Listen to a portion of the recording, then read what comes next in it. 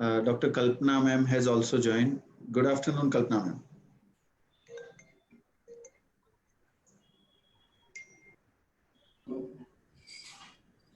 Good afternoon, everybody. Good afternoon.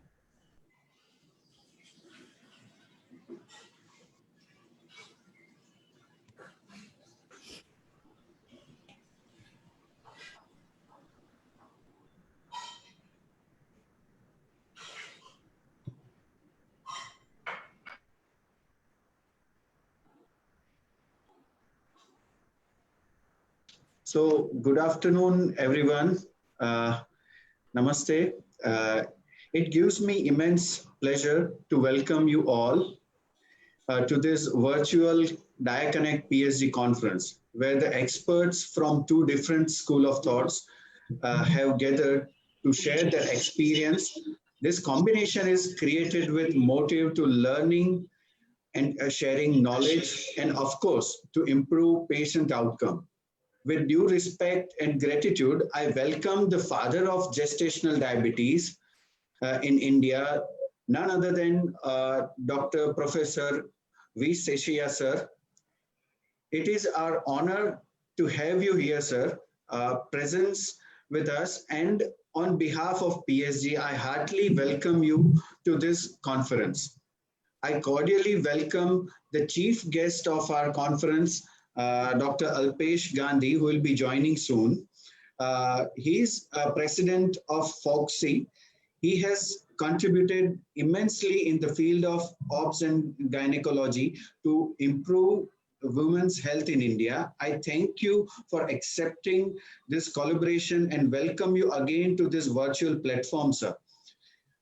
Further, I welcome the patron of our conference and current president of RSSDI and our mentor, Dr. Bansi Sabu, sir. And thank you very much for being with us today here. Now I welcome Dr. Rajiv Chawla, sir, who is current president of DIPSI and immediate past president of RSSDI. Then I welcome Dr. Sunil Gupta, sir. He is president-elect of DIPSI. Dr. Kamini Patel, who is vice president of AOGS. And lastly, I welcome Dr. Shalini Jaggi, Dr. Purvi Chawla, our scientific chairpersons, and Dr. Padmanabh Jinjuwadia, who is scientific coordinator for our conference. I welcome all speakers, panelists of the day, and wish them successfully deliberation. Lastly, I welcome all the delegates who have invested their time for being a part of this conference. And I hand over to Dr. Dharmendra Panchal for the next proceedings. And I sincerely hope you'll enjoy debating and delivering talks and networking virtually. Thank you very much. And I hand over to Dr. Dharmendra Panchal.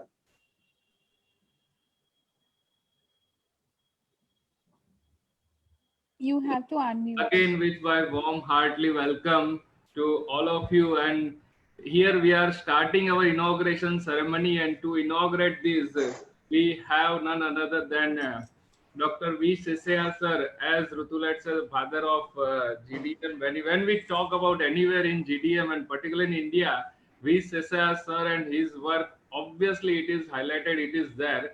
It's really an honor, sir, to have you here. And would like if you can have few words and inaugurate our PSG second summit. Thank you, sir. Please, Rutul. Let us have lamp lightning with that.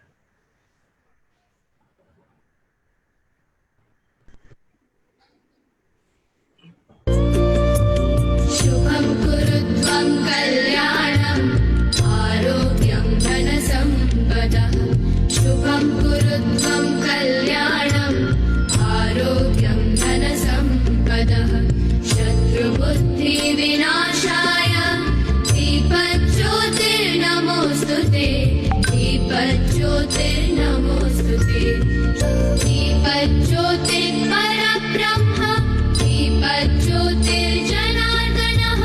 Dipajyotir parabrahma. Dipajyotir janardanah. Deepo har tume pa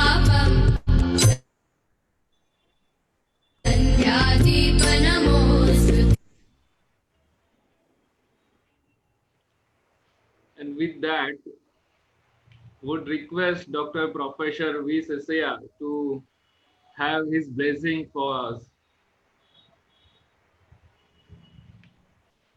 Sir got disconnected, I think. He is not there. I guess, yes, sir, got disconnected. We welcome Dr. Alpesh Gandhi, who is president of FOXC. Welcome you, sir. Good afternoon. Good afternoon. Good afternoon. Very good afternoon, sir. V. Sesaya.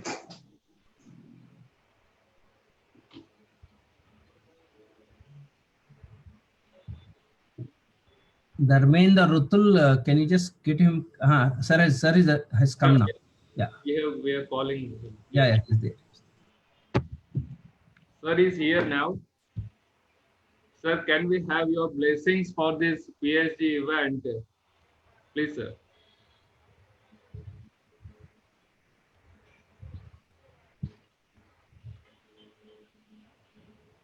So you are not audible.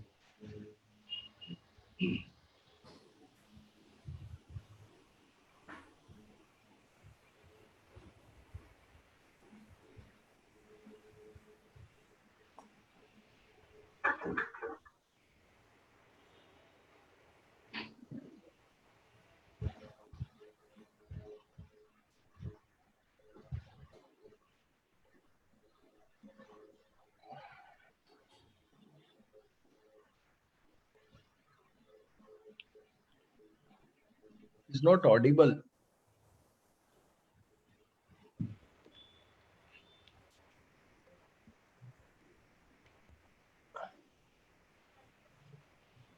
Sir, not audible. I think. Yes, I guess I will call to him, and till Now, that, sir, please speak again. I feel there is someone who's trying yes, to. Dr. Alpesh Gandhi will be next to have his words. Till we can Please. Till we can get connected. Yes. Welcome you, Dr. Alpesh Gandhi, sir. Will request you to have a few words and your blessing for this event. Thank you, Dr. Dharmendra. Thank you, Dr. Rutul. Respected Sesaya sir, President DIPSI Dr. Rajiv Chawla, President-elect DIPSI Dr. Sunil Gupta, President RSSDI Dr. Bansi, AUGS President Dr. Rajal Ben, and Organizing Chairperson Dr. Dharmendra Bhai and Secretary Dr. Rutul. A very good afternoon to all of you. I extend warm welcome on behalf of FOXC. I am thankful to organizers of this virtual conference for inviting me and giving me this opportunity to share my views. First of all, I would like to introduce all of you about FOXC.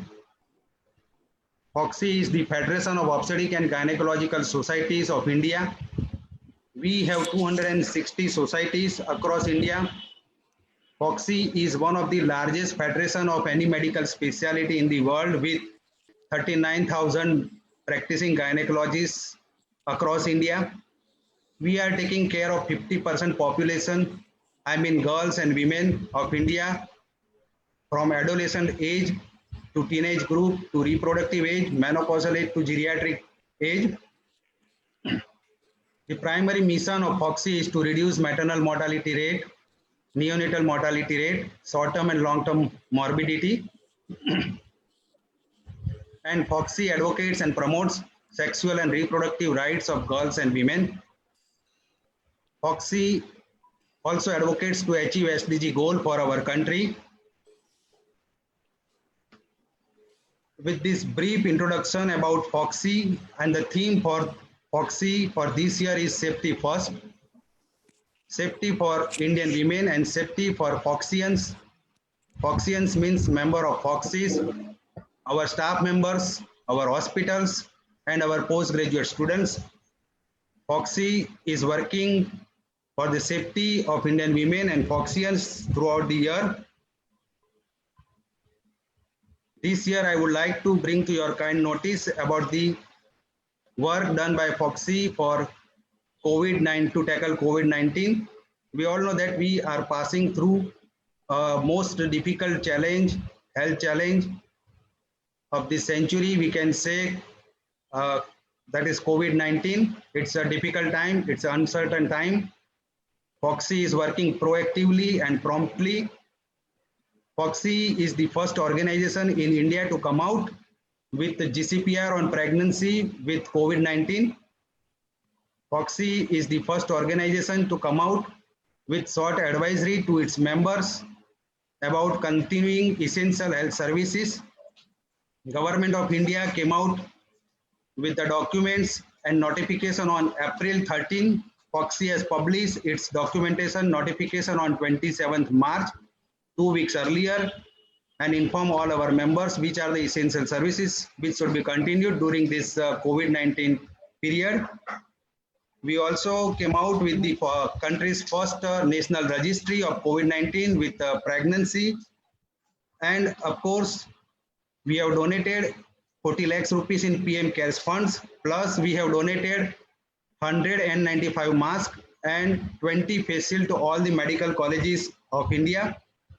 We have started helpline number for COVID-19 patient to help our members, and also we have started national task force. This is regarding the COVID-19 activities. Foxy believes in strong partnership and respectful, trusted partnership with collaborative work.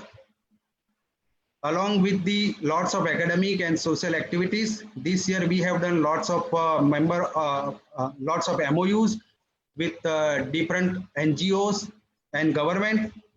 With Government of India, we have done 2-3 MOUs, particularly mainly for the tuberculosis in pregnancy and tuberculosis in infertility, plus to continue contraceptive services during this COVID-19 period.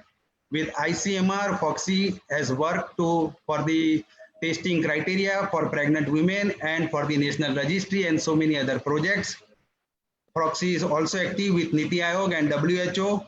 And as per the NITI Aayog recommendation with NNF, National Neonatal Federation and IAP, Foxy came out with the guideline on COVID with perinatology. Foxy has also done MOU with USAID, which is the historical MOU, first time in India, regarding the adolescent health services and to help premature deliveries and babies. Foxy has also done MOU with the UNICEF to continuing quality obstetric healthcare and maternity services during this period for next 1 year. Foxy has also done MOU with NACO for the HIV and AIDS activities.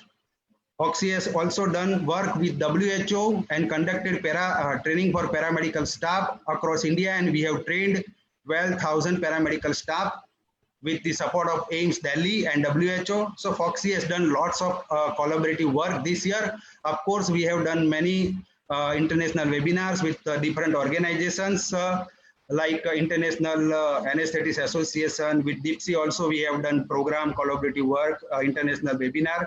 So Foxy is also believe in partnership, and I am thankful to organizers for inviting AOGS and Foxy for this webinar. We all are there for this work because we understand the importance of GDM.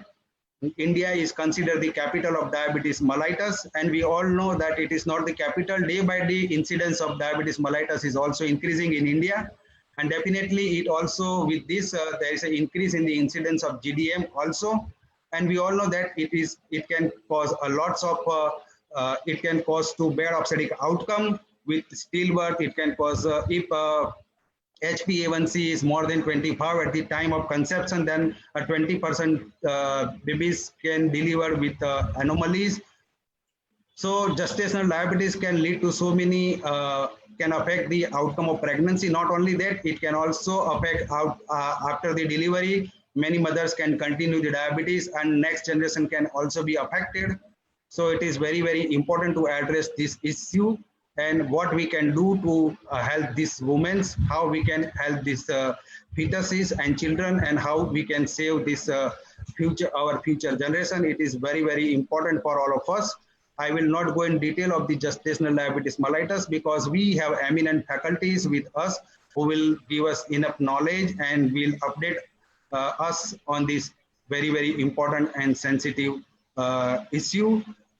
So with this, I once again congratulate Dr. Dharmendra Panchal and Dr. Rutul for this webinar. Once again, I am thankful for inviting Foxy and AOGS for this webinar and collaborative work. We are always there for any work related to GDM. We extend our full support for this work. And I wish grand success to this webinar. With this, I wish safety to all of you. Once again, thank you very much. Thank you. Thank you, Dr. Alpesh sir, for endorsing pregnancy study group and gestational diabetes mellitus.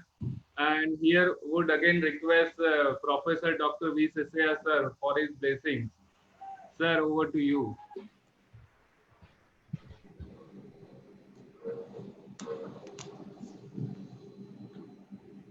You need to unmute, sir.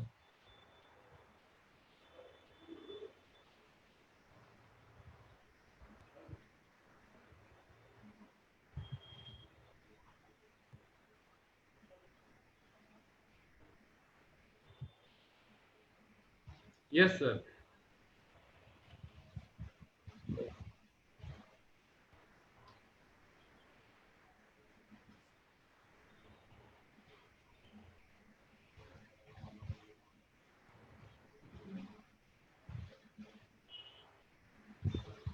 Has he tried disconnection, reconnecting it? I guess he has connectivity issues. I guess we can move forward.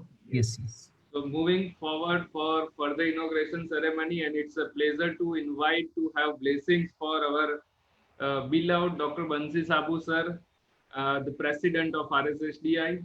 Would request Dr. Bansi Sabu sir to please come on the desk and give us blessings for this event. Over to you, sir. First of all, thanks Dr. Dharmendra and Dr. Rutul for inviting me. Respected Dr. V. Sesaya sir, sorry we are not able to hear you. And my dear colleague and friend Dr. Rajiv Chawla and Dr. Sunil Gupta from Gypsy side, but they are part of RSSDA. We have Dr. Shalini and Dr. Purvi and Foxy President Dr. Alpesh Bhai from Ahmedabad. As this pregnancy study group, which is last year they have done their first meeting in Ahmedabad, and this is our second meeting which we are continuing even during this COVID time on a digital platform, and I am sure it will be a great success. And this year, last year also we could get almost more than 600 doctors from Ahmedabad and nearby western part of India. But when it is a digital world, you know that number can be anywhere. So we may have more than 1,000 doctors who will be participating in this meeting. And many of the gynecologists and obstetricians will get a lot of knowledge through this pregnancy study group meeting. So the biggest advantage of doing a meeting with PSG and when it is along with Foxy or when a RSSDI or a diabetes, any association when they are doing along with Foxy group or any gynec or obstetric group, it can create great awareness because they are the one who are getting the patient with them, and if they detect at right point of time or rather before somebody, because there is a, we may detect them at a 24th week, but if you are detecting them earlier than that, and there are many patients who might be having a pre-gestational diabetes, if we are detecting them early, probably the complication related to diabetes in pregnancy can be significantly reduced. So it's a great initiative by Dr. Dharmendra and Dr. Rutul, who are my colleagues, and they started this activity since last 2 years. And not only this annual meeting which they are doing, but they are also creating a lot of awareness amongst the colleague of obstetric and gynec colleague who are doing the practice of obstetrician, as well as they are gynecologists of a nearby area of Ahmedabad as well as Ahmedabad district. So once again, congratulations Rutul and Dharmendra for a fantastic meeting. I'm sorry that today I could not download this PSG background, but you know, I have the background of the debate or IPL or IDL, which we are going to have from Monday. So actually that's an RSSDI debate, and since last almost 2 weeks, I am so much often with that RSSDI debate program. Every day, morning, evening, that Rajiv Bhai and Sunil Bhai are getting disturbed by me when I'm sending them lots of messages. Why you are not joining? Why you are not doing this? So, but this is the reason, my background is showing that, but it's an Indian Diabetes League and RSSDI program, which we are starting from Monday. So I once again welcome all the delegates who are joining for PSG, and I will request all of them to join for this Indian Diabetes League, which is going to be started from Monday, which is an RSSDA program from different states. They will have a diabetes battle. And once again, thank you to Rutul and Dharmendra. Thank you very much. Thank you, sir. Thanks a lot Thank you, sir. for your kind words. And moving forward, would request Dr. Rajiv Chawla, the president of DIPSI, for have his views and his blessings. Good afternoon. My pranam to Professor Shishai, Dr. Alpesh, Bansi, Sunil, Rutul, Dharmendra, Dr. Shalini, Purvi, everyone. It's a pleasure to be part of this second conference by Pregnancy Study Group from Gujarat under the domain of Foxy as well as DIPSI India with the blessings from Dr. Shishai. It's a wonderful program. I've been through the scientific program while it was being drafted, and I was in regular touch with Dr. Rutul, and a lot of suggestions and inputs we have given. I'm sure this is a wonderful consortium of Foxy with the Diabetes Study Group. And as Dr. Alpesh very, very rightly said that unfortunately we are in a very tough times, and we are witnessing very high prevalence of GDM in Indian population, or say in Asian population. It is close to 16 to 18%. And especially with this pandemic of COVID-19, when things have become all the more difficult, not only in terms of getting close to the patient, but also in terms of achieving good glycemic control. And we all know that glycemic control in every trimester is going to be extremely important. So I think it is a very, very challenging time for all those females, those who are pregnant, and they need to be in touch with their physician, either virtually or through 1:1 visit. So I think it is very, very important. And I'm sure through this DSG second study group, second conference, there are going to be great learnings for all the practicing physicians as well as gynecologists. So I wish everyone a great time. And just to share with you, Professor Shishai, I don't know whether he can hear us or no. Today only we had IJJDC publication, which is already available online since last week. This is a diagnosis and management of GDM during COVID-19 pandemic. So it is very, very relevant. I'll request everyone to go through this consensus, which has just got published in IJJDC, and I'm sure this is going to be extremely helpful for all practicing gynecologists and physicians. So once again, I convey my good wishes, and I'm sure we are going to have a wonderful scientific feast down the line over next 6 hours. Thank you very much. Thank you, Rajiv sir, for your kind words. And for moving ahead, here we have Dr. Sunil Gupta sir, the president-elect for DIPSI. Over to you, sir. Please have us your blessings. Respected Dr. Seshaya sir and all my colleagues here, Dr. Rajiv, Bansi Bhai, Purvi here, and Shalini. Congratulations, Rutul and Dharmendra. And I can just share one thing that very important before I share that there's a message from Dr. Seshaya that unfortunately there's a problem with because of bad weather there in Chennai. He is not able to, he tried 2 different laptops, but still he could not manage to have the audio there. And he said he can listen everyone, and he's there online otherwise.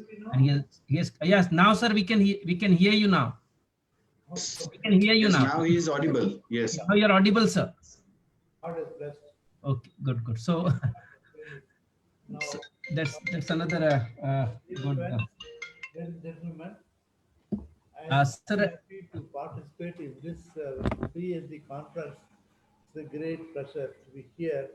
And I see so many faculties in what do you call that, galaxy of spectators here to listen to you people in the conference now. Now, as I heard Alpesh Gandhi, the party's president, beautiful discussion is made, what is going to do, what is there to happen. Now, I'll just touch few minutes with what we did in those days.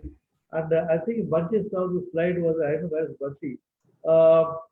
I remember the slide he put long vision of by 2030, diabetes will be almost disappear. But it's not true. Now, if you look at the last 2019 IDF publication, the prevalence was so high, 413 million. It is going to go 400 million. That means about 53% increase. That is, I don't know how we are going to tackle the matter. One. Second thing, and the second thing is again about pregnancy. If you think about 1 in 6 pregnancy are all GDM. Again, it's going to be as the president has also told, it is the biggest problem now. Now, what is happening is what to do with such amount of number of people getting a GDM. And I think the clue comes from David Barker. He told long ago, his hypothesis, the fetal organ diseases. So it shows that everything starts from pregnancy. That is the message is conveyed. And unfortunately, we, Foxy and Dipsy together, and we organized a meeting in Ahmedabad, second meeting, diabetes pregnancy group meeting. Now, there's one more statement was made by Billy Asmaria. GD may play a crucial role in increasing prevalence of diabetes and obesity. That is, GD is the root cause for everything. So you have to take care of these people. Now, what happened is now all women should be screened for pregnancy. Now, I would like to share with you as the Foxy president is here. Way back in 2007. Long time ago itself, our government of Tamil Nadu, those days, declared, they made mandatory, I think few of our colleagues is going about that, they made it mandatory to screen diabetes, GDM pregnancy. It is the first time in the country, this for Tamil Nadu model. So the third. Then what happened in 2011, Sanjay Gupta was the president of the, those days, president of the Dipsy.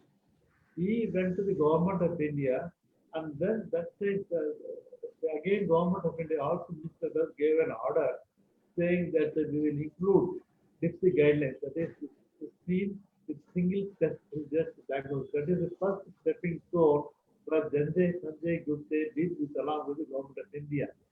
So this was 2011. Then in 2014. That time, Ashok Kumar Das, myself, and then Hema Joker, we sat with the Minister of the Government of India.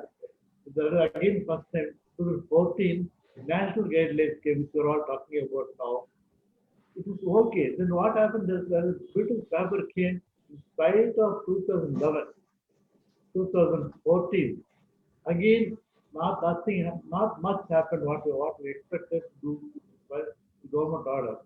Then 2018, again, I revised, again, national guidelines came out, but I don't know how much is going to be implemented everywhere. So the problem came here, and Stanley is going to speak on that. There's not any controversy in Stanley, or we should do a single path, mono path. That is good for us, because otherwise it will be again for 2011, 2014, 2018. What is the problem in this country? Why they are not following the same procedure given by the government of India? So, friends, ladies and gentlemen, here now I think this is an excellent opportunity where our Rajesh Chawla, Salvi, Bharti Sabhu, and Sunil Gupta, I think all of us knowing, I all know it so many years. Now it is better to all of us speak in one voice and say we will do only this test and this test is followed, so that what our President of Foxy is dreaming or suggesting is probably we can overcome the dream which Bharti has told in his vision to the 30. That is not possible. At least by 2060, we should be able to get rid of this problem in this country.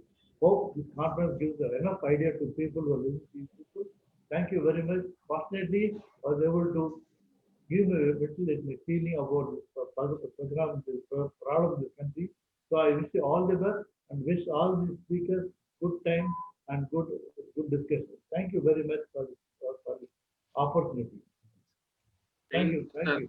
Thank you very sir, much. for your blessings. Thanks a lot.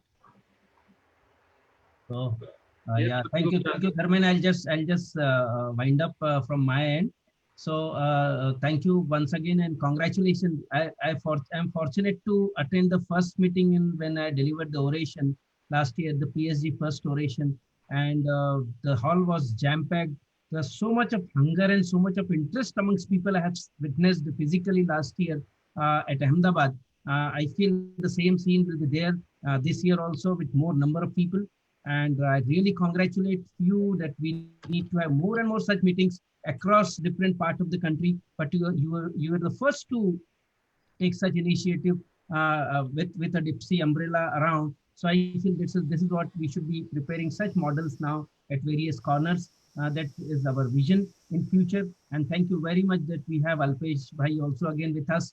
Like you were there in Hello Diabetes Academia, and we had around 28,000 people that time. So we have, it's really nice to work together in this particular domain of pregnancy diabetes. So congratulations once again, Rutul, Dharmen, Bharat Bhai, everyone who's working together here. And hopefully we'll have good academic feast subsequently. And next year, PSG should be having a physical meeting. That's what we pray to Almighty. Yes, sir. Thank you. Thanks for this work. Yes, sir. And of course, we are looking forward to have it next year on board. And to move further, would like to invite our scientific chairperson, Dr. Shalini Jaggi ma'am.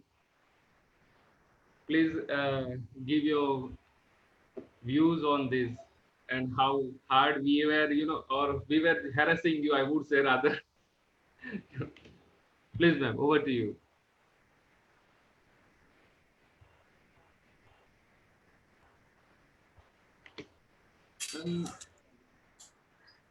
Not audible. Am I audible now?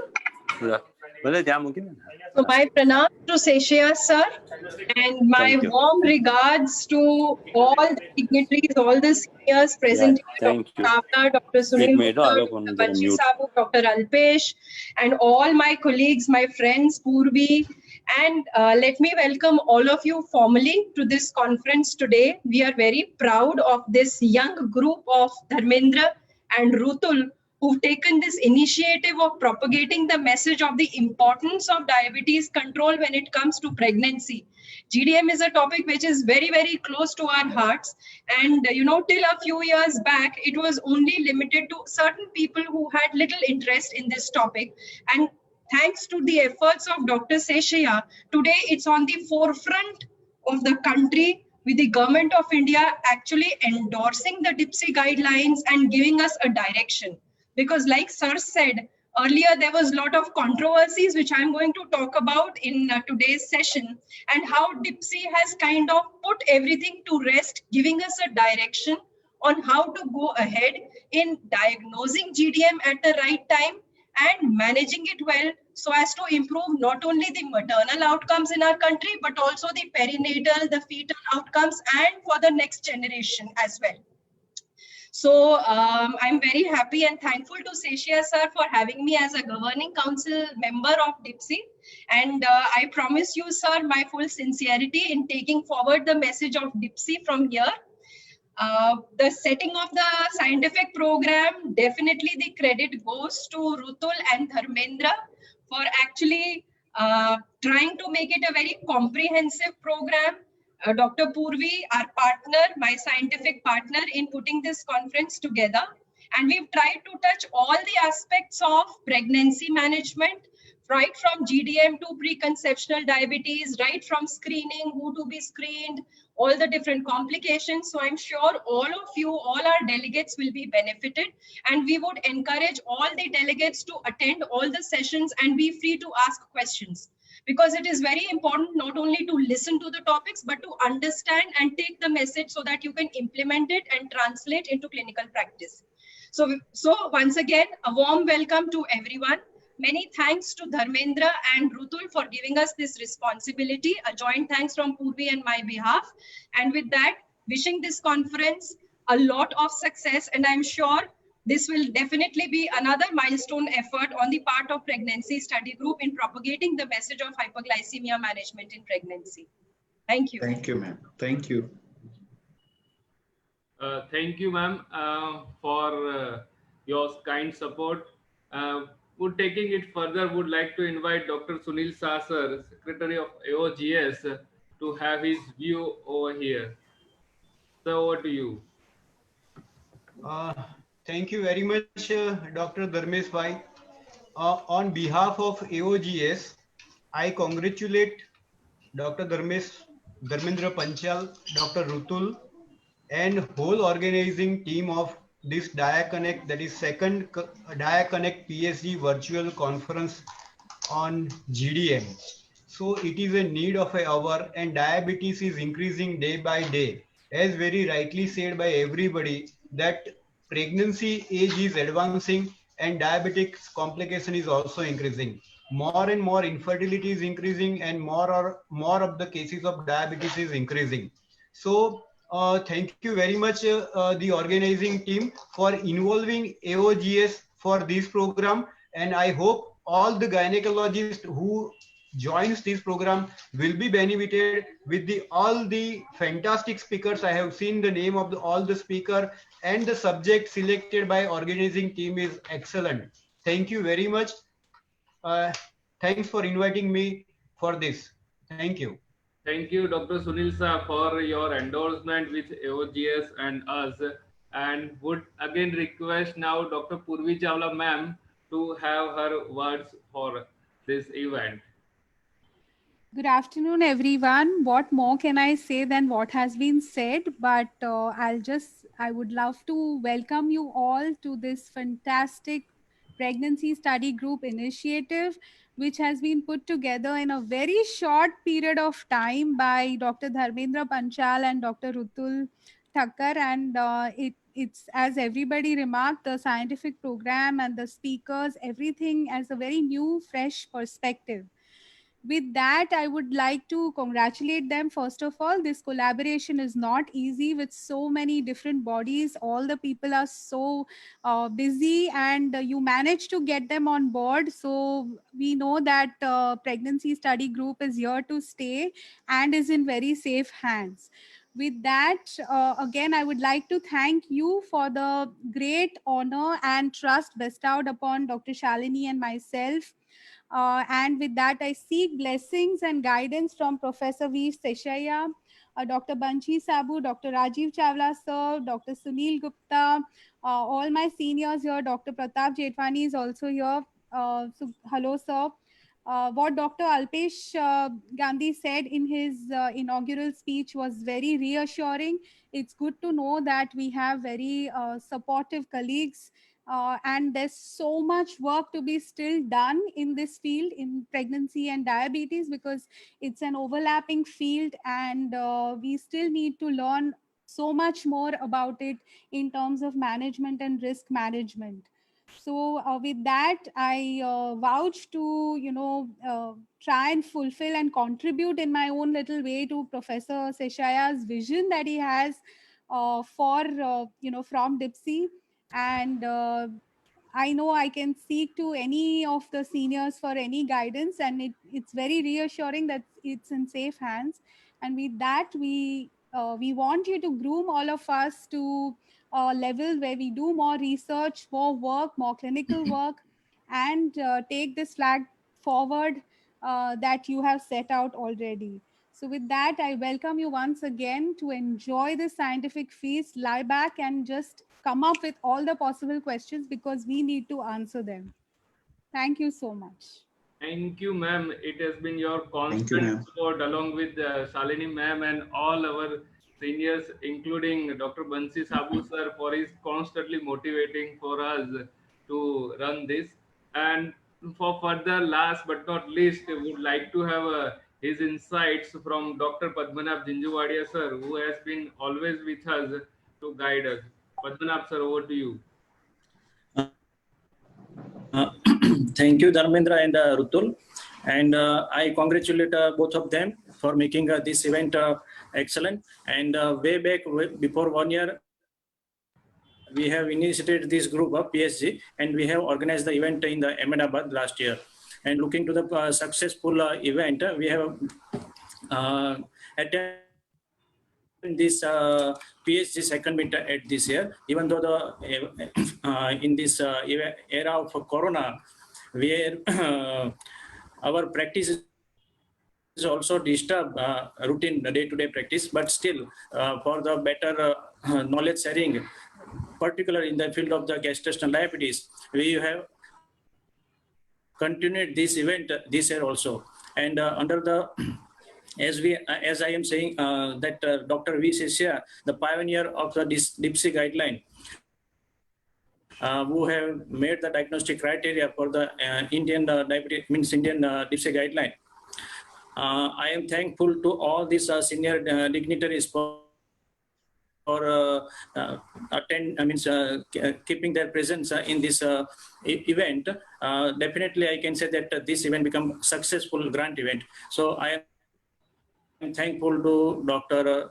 Rutul and Dr. Dharmendra for keeping this event, and also for gathering all the doctors on this platform. Thank you. Thank you, Padmanabh Bhai, for your kind words, and would just ask Dr. Rutul to conclude this inauguration ceremony and take us forward through the journey of this meet. Thank you very much again, everyone, for joining on time. And we are so much on time that it's 2 p.m. and we can start our next session. But I cannot, I could not speak to some of my colleagues, and I cannot say is their name. Some of the names like Dr. Bharat Sabu, Dr. Dishank, Dr. Minakshi, everyone who has joined as a faculty, Dr. Pratap Jethwani sir, Dr. Sanjay Phatak sir, who everyone has joined for our inauguration, and now we can move forward, further to our sessions. And our first session is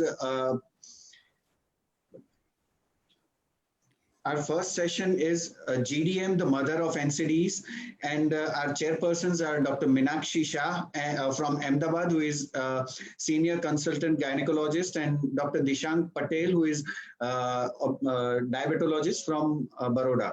Over to you.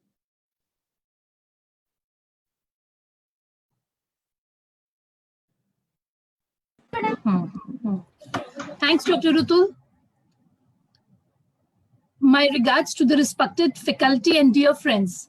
Good afternoon, everybody. Hello, I am audible? Hello? Yes. Am I audible? Yes, Okay, Dr. okay. Minakshi. Okay. Good afternoon, everybody. I welcome you all on the behalf of PSG committee. First of all, I would like to congratulate Dr. Dharmendra and Dr. Rutul for organizing such an interesting conference, including both the faculties of diabetologists and obstetricians. With the blessings of Goddess Durga on the eve of Navratri, let us start this brainstorming session today. The first speaker for the day is our esteemed guest, Dr. Sanjay Phatak sir. Dr. Sanjay Phatak sir is a renowned endocrinologist in the field in the city of Ahmedabad. His name needs no introduction. He has been credited as being the first diabetologist to use insulin pump. He's a director of Juvenile Diabetes Association, Gujarat Diabetes Association, and in the past, the Association of Physicians of Ahmedabad. Besides, he has been making vital contribution in latest medical ideas and developments through national level diabetes conferences, including the EPICON. Mr. Sanjay Phatak, sir, please. Thank you, Dr. Manita, and thank you, Chairperson Dishank. At the outset, let me congratulate and thank the team of PSG, Dr. Dharmendra, Dr. Rutul, Dr. Padmanabh, Dhruvi, and of course, Vipul, and of course, the mentors, Dr. Banshi Sabu, Dr. Seshaya, Dr. Sunil Gupta, the whole team, Dr. Purvi Chawla. So it's really an honor to be part of this platform talking about diabetes and pregnancy. Am I allowed to share my slides? Yes, sir. Yes. Yes, sir. All right. Is my screen visible? Yes, sir, visible. So the first topic which I am going to talk about in next 10 minutes is the GDM, the mother of all the non-communicable diseases. Why is it so? I'll try to explain in next 10 minutes. Well, previously we knew that men probably have more incidence of all these non-communicable diseases, including diabetes, hypertension, coronary artery disease, obesity. But over a period of time, due to lifestyle changes, due to urbanization, due to more and more physical sedentary lifestyles, women are also facing the brunt. And soon women are going to outnumber men in everything, in obesity, in diabetes, in pre-diabetes, as well as for the cardiovascular disease. If you look at the prevalence of obesity, the ICMR in-depth collaborative study, it shows that in India, in Tamil Nadu, if you look at, the women have much more obesity compared to men. Same is true for Chandigarh, and probably in our own state, Gujarat also, the figures may not be much different, which means that the abdominal obesity is becoming more and more common in women compared to men. Not that the men are spared, but now women are catching up, and they have actually overtaken men as far as the central obesity is concerned. And we very well know the relationship between BMI, central obesity, and diabetes. And because of this increased BMI and because of this increased central obesity, women have actually much more risk of developing type 2 diabetes compared to men. This sedentary lifestyle, we previously knew that women used to have a very, very active lifestyle, but the things have changed in last couple of decades. Even in rural areas, and especially when they get transgressed to the urban areas, the rural to urban migrants and the urban women, you can see the prevalence of the sedentary lifestyle, what is defined according to the epidemiological studies, is about 70 to 80%, which means most of the women in the urban centers live a sedentary lifestyle. The things are not so good even in the rural areas also. Even in the rural areas, except for few women, they still also have a lot of sedentary lifestyle. So is diabetes different in women? Yes, definitely. Diabetes, we know that it erases the pre-menopausal protection that is given to the women by the Almighty. If you have diabetes, you have higher mortality, more heart disease, more risk of stroke. Less awareness is there also amongst females. They are not that much careful about their own disease. They try to ignore or intend to ignore their own disease for the family reasons. There's more depression and the factors related to that, and there are more socioeconomic challenges also. Because of all these reasons, more women die of diabetes than men in all continents, and it is even more grave in our subcontinents, that is Southeast Asia. In women, the mortality of diabetes is definitely more, and that's why we need to pay more attention to the women health, especially when they are obese or when they are having pre-diabetes or diabetes. Traditionally, we know that GDM is defined as any degree of glucose intolerance first identified during pregnancy. I'm not going into details because there's a full-length sessions today afternoon. What is the importance of diabetes in pregnancy? We know if a woman develops GDM or type 2 diabetes, 2 generations are at risk. Not only the women, because she is at more risk of developing future diabetes as well as future cardiovascular disease or future atherosclerotic disease, but the offspring which is going to come, probably that offspring may be overweight and may have increased risk of childhood obesity and later on getting type 2 diabetes at a very early age. We have seen even children at the age of 10, 12 years developing type 2 diabetes of young age these days, which was very, very uncommon or unheard of in the 2 decades earlier. The incidence of and the prevalence of hyperglycemia in pregnancy, according to the IDF Atlas, is about 16%. And the proportion of cases due to GDM amongst this 16% is 86%. Which means of all the diabetes patients we encounter during pregnancy, almost 90% of them are having GDM, which is a precursor to insulin resistance as well as type 2 diabetes. Only about 10 to 15% of the diabetic pregnancy are actually type 1. And the scenario is worse in our country because the prevalence of type 2 is much, much higher. If you look at these charts, the crude prevalence of type 2 diabetes is about 25%. Crude prevalence of pregnancy in diabetes is about 25%, of which 90% is GDM itself. Overall, if you look at the prevalence in the different studies in India ranges from 7 to 19%, highest being reported from the Chennai, and Dr. Sesai has been one of the investigators for that. Even in the women who live outside India, maybe in UK or USA, the prevalence of diabetes in pregnancy is much higher in Indian women compared to the Caucasian women. Probably we have more genetic predisposition, more central obesity, and lifestyle factors, the urbanization, the stress also may be playing a significant role. GDM, we know, increases the risk of diabetes and CVD, and that is why it is the mother of all the non-communicable diseases. It is the driver of type 2 diabetes. We know that pregnant women with diabetes gives rise to infant which is overweight, and this infant in turn can become diabetic in future when the child grows up. There is risk of overweight and abdominal obesity at age 16 associated with prenatal exposure to maternal pregnancy, pre-pregnancy overweight, and gestational diabetes. You can see very well that in women who had GDM, the risk of overweight at the age 16 is much higher. Similarly, even if they had abnormal glucose tolerance, their abdominal obesity is much higher compared to one who does not have these features. So the vicious cycle, the life cycle of diabetes in women is like that. Mother with diabetes gives birth to a baby which is large or even small sometimes. If it is a girl child, then the girl child may become overweight or may gain weight later on and become insulin resistant. Once she gets married and becomes pregnant, again this cycle gets repeated. If she is young, she may develop PCOS, obesity, malnutrition also because of the protein energy imbalance.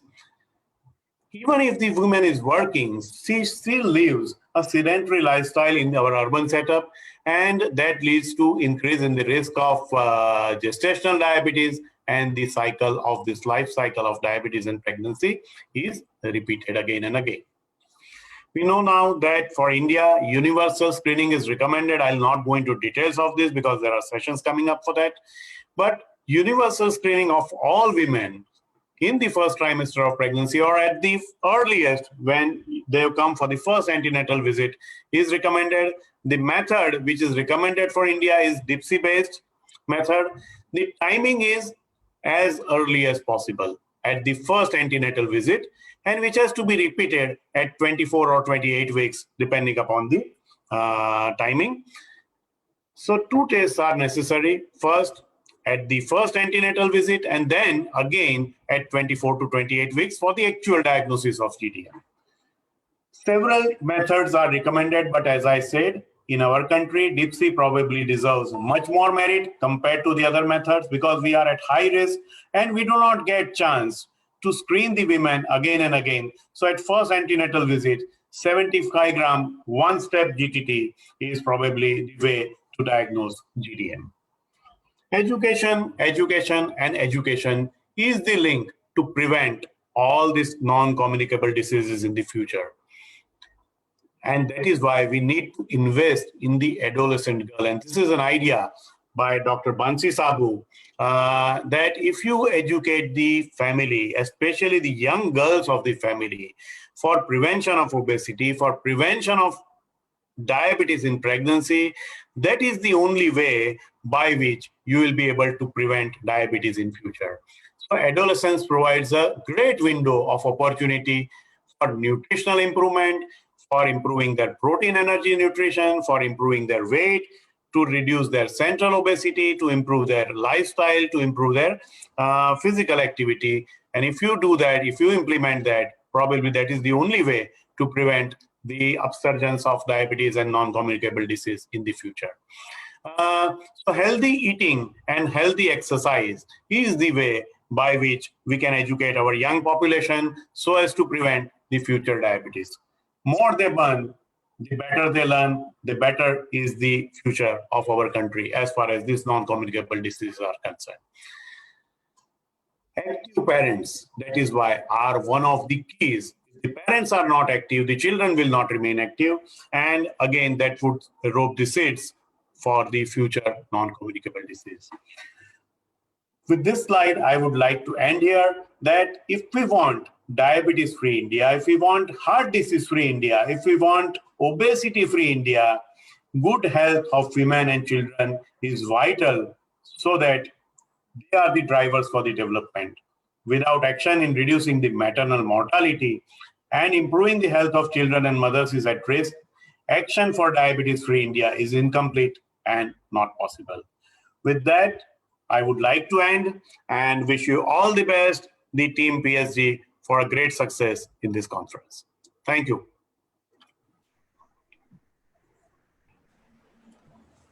Thank you very much, sir, for the lucid presentation as always on the very interesting topic of GDM, the mother of all NCDs. So here participants can have any questions, they can type in the chat box. Meanwhile, I can ask one question to Dr. Sanjeev Phatak, sir. Sir, what is the cutoff birth weight beyond which there will be absolute increase in the risk of the future NCDs, particularly diabetes, in the Indian context? I think there are different studies, but according to me, 3.2 kg, if the child weight is more than 3.2 kg or above, I think one should suspect that these women may be having diabetes during pregnancy. Right. And sir, how should we monitor such babies who have born to the diabetic woman with high birth weight in the future? So I would like to answer that, but I think there are sessions coming up for that. So better we reserve this for the future sessions as the organizers may demand. Dr. Dharmendra? Sir, one thing I would like to add, as you said, 3.2 kg. As an obstetrician, I'm seeing that the routine birth weight with the newer lifestyles and proper antenatal care, many pregnant females, they are getting live births of like a birth weight of 3.5 to 4 kg without any diabetes. So this screening, this 3.2 kg weight is valid in these days with proper antenatal care and proper diet and everything. We are moving towards the Western criteria where actually the birth weight was initially lower in our country, but now the birth weights have increased because of proper antenatal care. In my clinics, I'm witnessing an average birth weight of 3.2 to 3.5 kg in almost normal patients. 3.5 to 4 is also seen around 10% of patients without diabetes. So 3.2 kg would work in. We have with us Dr. Shalini, Dr. Purvi on platform. Right. So I would like their comments on that, and then we can proceed. I can't see Dr. Bansi here. Yes. Fantastic talk as always, sir. Dr. Sanjeev Phatak. Yes, Bansi, you are there. Let's hear it from Dr. Bansi. So now I have to give talk? No, sir. We wanted your comment. No. I'm at 3 o'clock. I'm seeing in between patients. I'm sorry for that. Okay. Shalini or Purvi, you can answer.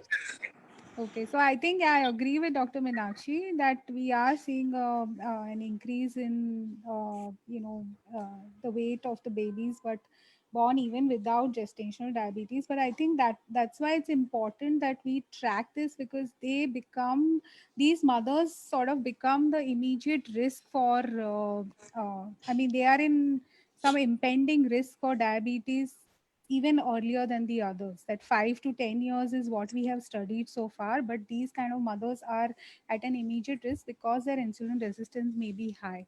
So they need to be, they are almost always lost to follow up. But we need to educate them immediately and intervene, because and educate them about the child's growth also, because already starting with that kind of a birth weight is not helping the future risk of obesity and metabolic disorders. So that education and behavioral intervention at this stage will be extremely important. And Dr. Sanjeev, this is Dr. Ravi Chandani. Can I have a comment? Yes, sir. You're always. It was a pleasure listening to your brilliant talk. And I think in India, we are accepting across the length and breadth a cutoff of something more than 3.5 kg as a risk factor for that born child to develop future metabolic disturbances, and for the mother also to probably convert into a frank diabetic lady, maybe 5 to 10 years down the line, to the tune of almost 35 to 60% conversion rate. So, Yes, sir. Right. I missed that. I missed that one part. I think yes, that's right. 3.5 to 3.8 also is okay, but definitely not beyond that. The 3.5 cutoff, I think, still makes sense, because beyond 3.5, obviously these babies have been shown to progress to obesity and an earlier age preponderance of all the metabolic disorders that we talk of. Childhood obesity, childhood dysglycemia, even pre-hypertension is very common by the time these children grow up as obese, overweight teenagers. So definitely a baby which is born beyond 3.5 kilograms definitely needs follow-up, like Dr. Purvi said, because the problem is we Indians as it is have visceral obesity. So, Dr. Yajkin's studies have very clearly shown us that children that are born to our Indian mothers, the kind of genes that we have too much of visceral adiposity. Yeah, irrespective of the BMI, irrespective of the weight we have. The YY paradox proves that. So the amount of visceral fat in our babies is much more than the amount of similar weight babies born abroad. So that is why any baby born with a weight of 3.5 or beyond definitely is at high risk for developing metabolic syndrome and all its manifestations, and needs to be followed up. Thank you. Thank you. Thank you very much, all the faculties, for your inputs on this very important topic of birth weight, body weight. I think we can conclude that 3.5 kg is the cutoff beyond which we can definitely have a high risk of future NCDs. So with this, I think there are no more questions for this session, and we can proceed further for our next session. I hand over the session to Dr. Rutul for further proceeding. Thank you.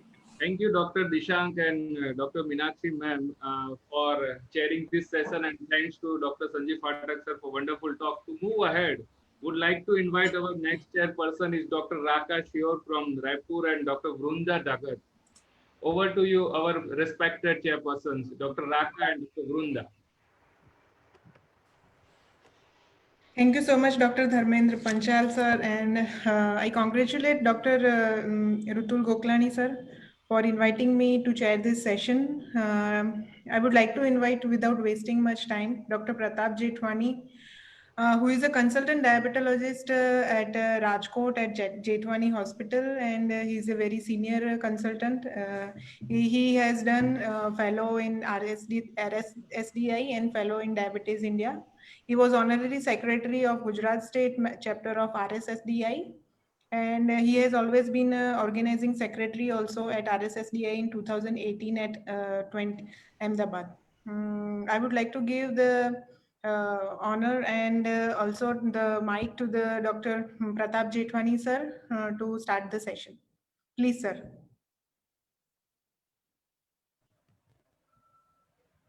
Good afternoon, friends. Am I audible? Yes, sir. Yes, sir, you are audible, but your voice is low, sir. Okay.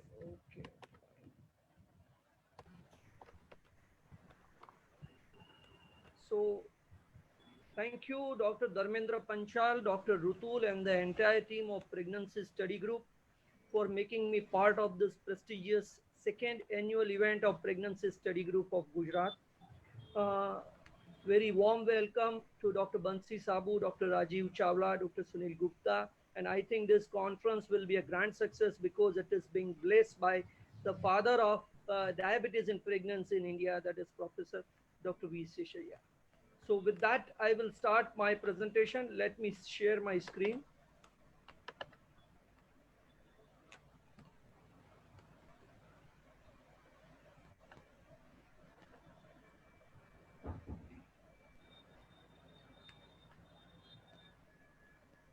Is it visible? Hello? Yes, yes, sir, it is visible. Okay. Okay, fine.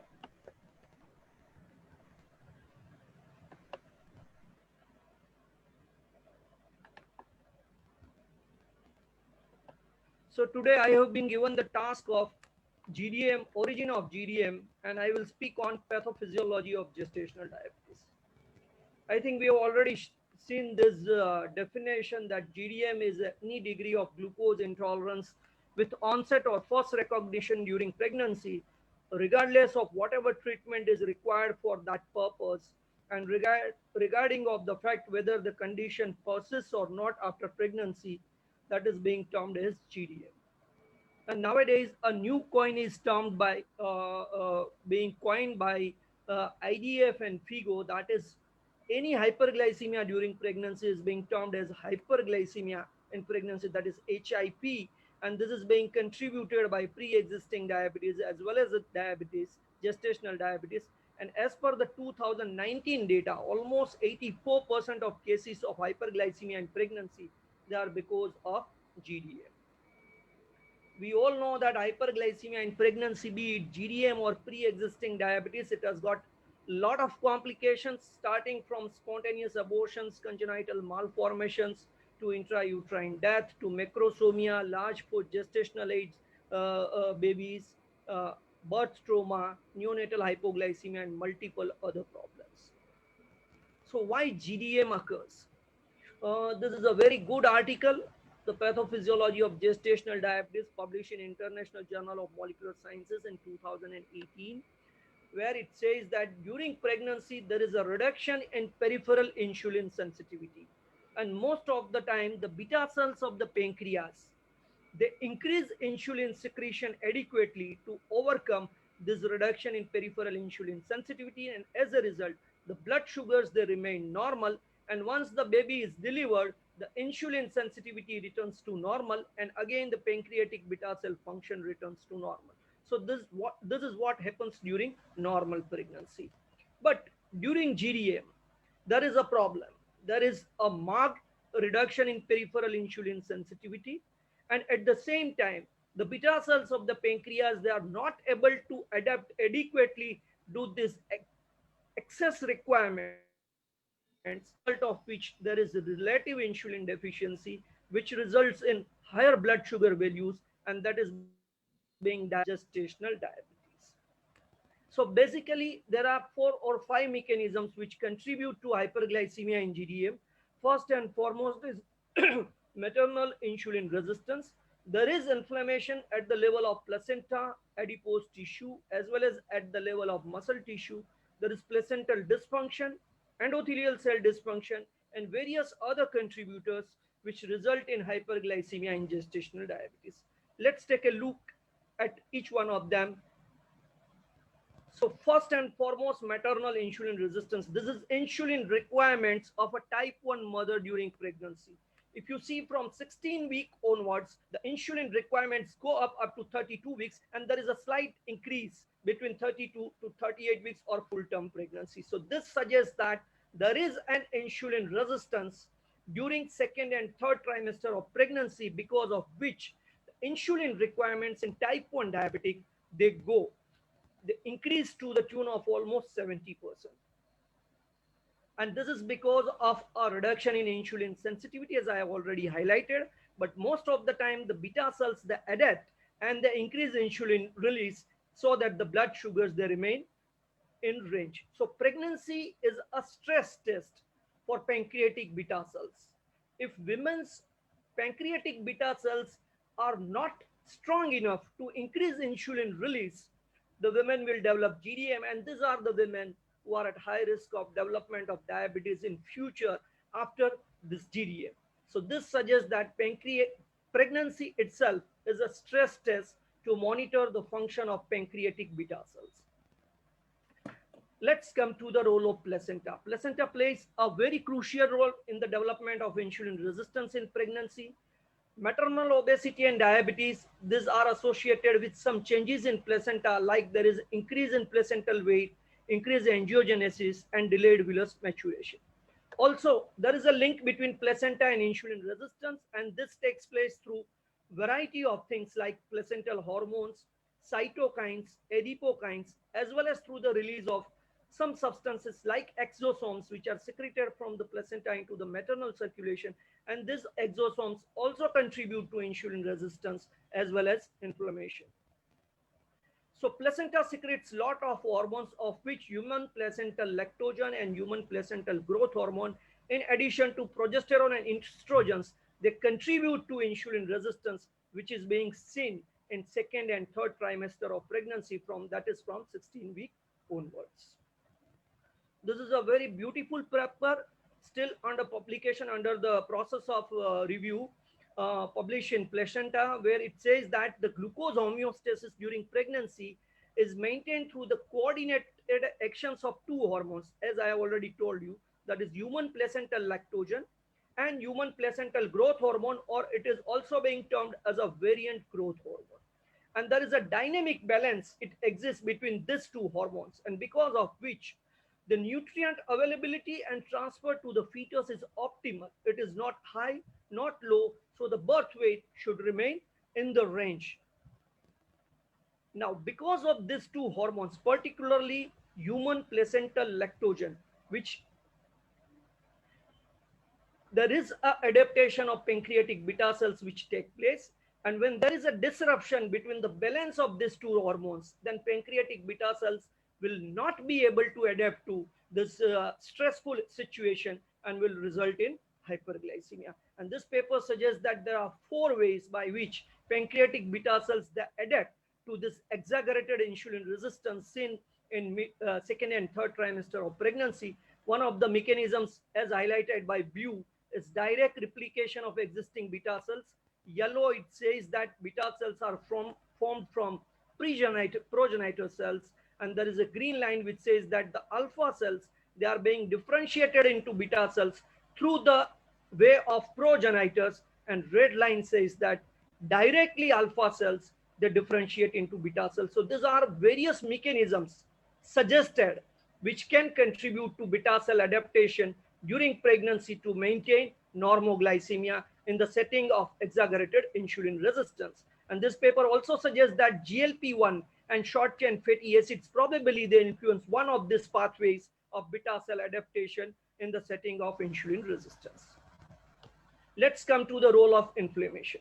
When there is obesity, there is a chronic low-grade inflammation as evidenced by increased TNF-alpha, IL-6, HSCRP, and IL-12.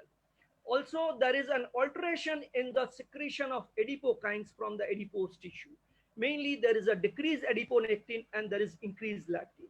Now, when these obese women, they become pregnant, there is further insult in the form of alteration of immune response.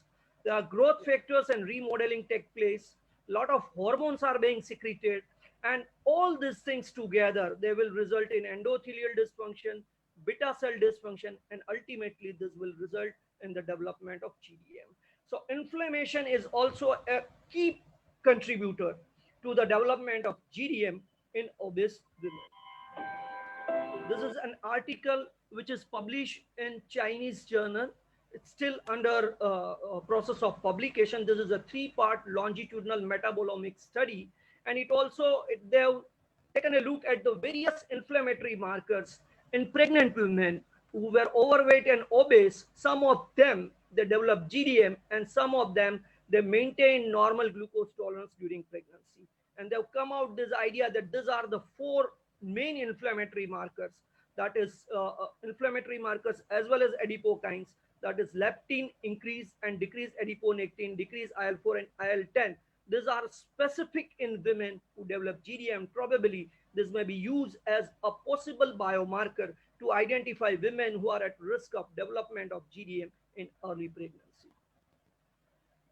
So inflammation contributes to all the things. There is an inflammation at the level of placenta, at the level of adipose tissue, at the level of skeletal muscle, and all this, they result in either down regulation or up regulation of various inflammatory and metabolic pathways, and ultimately they will result in placental dysfunction, endothelial dysfunction, further aggravation of inflammation, further aggravation of insulin resistance, and ultimately they will result in macrosomia or high fat mass in offsprings which are born to this GDM mother.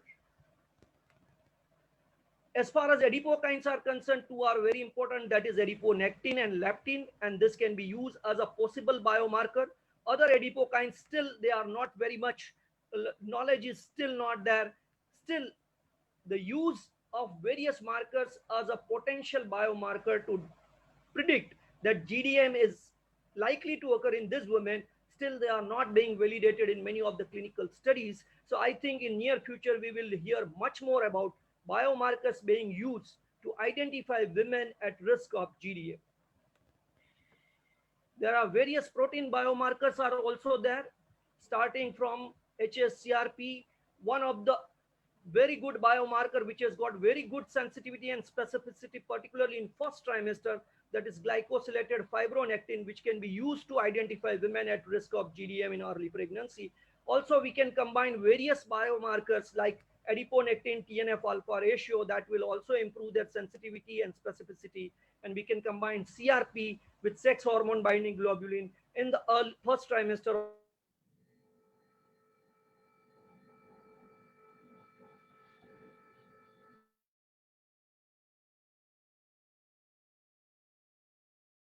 Genomics, transcriptomics, proteomics, metabolomics, these are various markers which are being explored to be used as a biomarker to identify women at risk of GDM, and they contribute to the pathophysiology of gestational diabetes.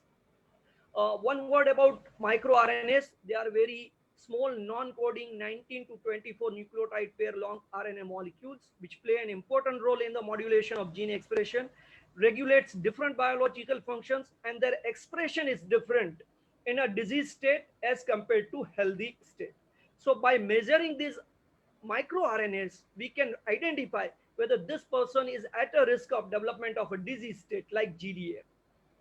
And these are various microRNAs which are either upregulated or downregulated, but this is still primitive in its experimental stage, because still the standard operating procedures for their measurement, sample collection, still they are not being standardized across the globe. So probably in near future, they will be explored much more in research settings so that they can be used as potential biomarker, not only for GDM, but also for type 2 diabetes.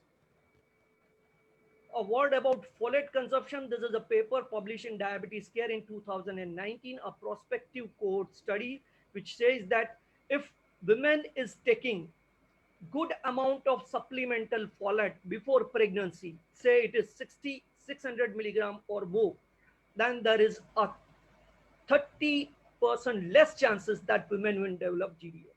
So by altering the micronutrient as well as the macronutrient composition of the diet women are taking, we will be able to reduce the risk of development of GDM. And probably Professor Yagnik's group from Pune, they are already conducting study on this aspect in a Pune. In near future, we will have idea about how this impacts the development of GDM as well as the indices of the babies which are born to mother, with micronutrient and macronutrient composition being altered during pregnancy. What are its effects? So ultimately, all these things, they will result in maternal hyperglycemia, which will result in fetal hyperglycemia, and this fetal hyperglycemia will result in fetal hyperinsulinemia, which will be episodic, and that will result in the development of macrosomia.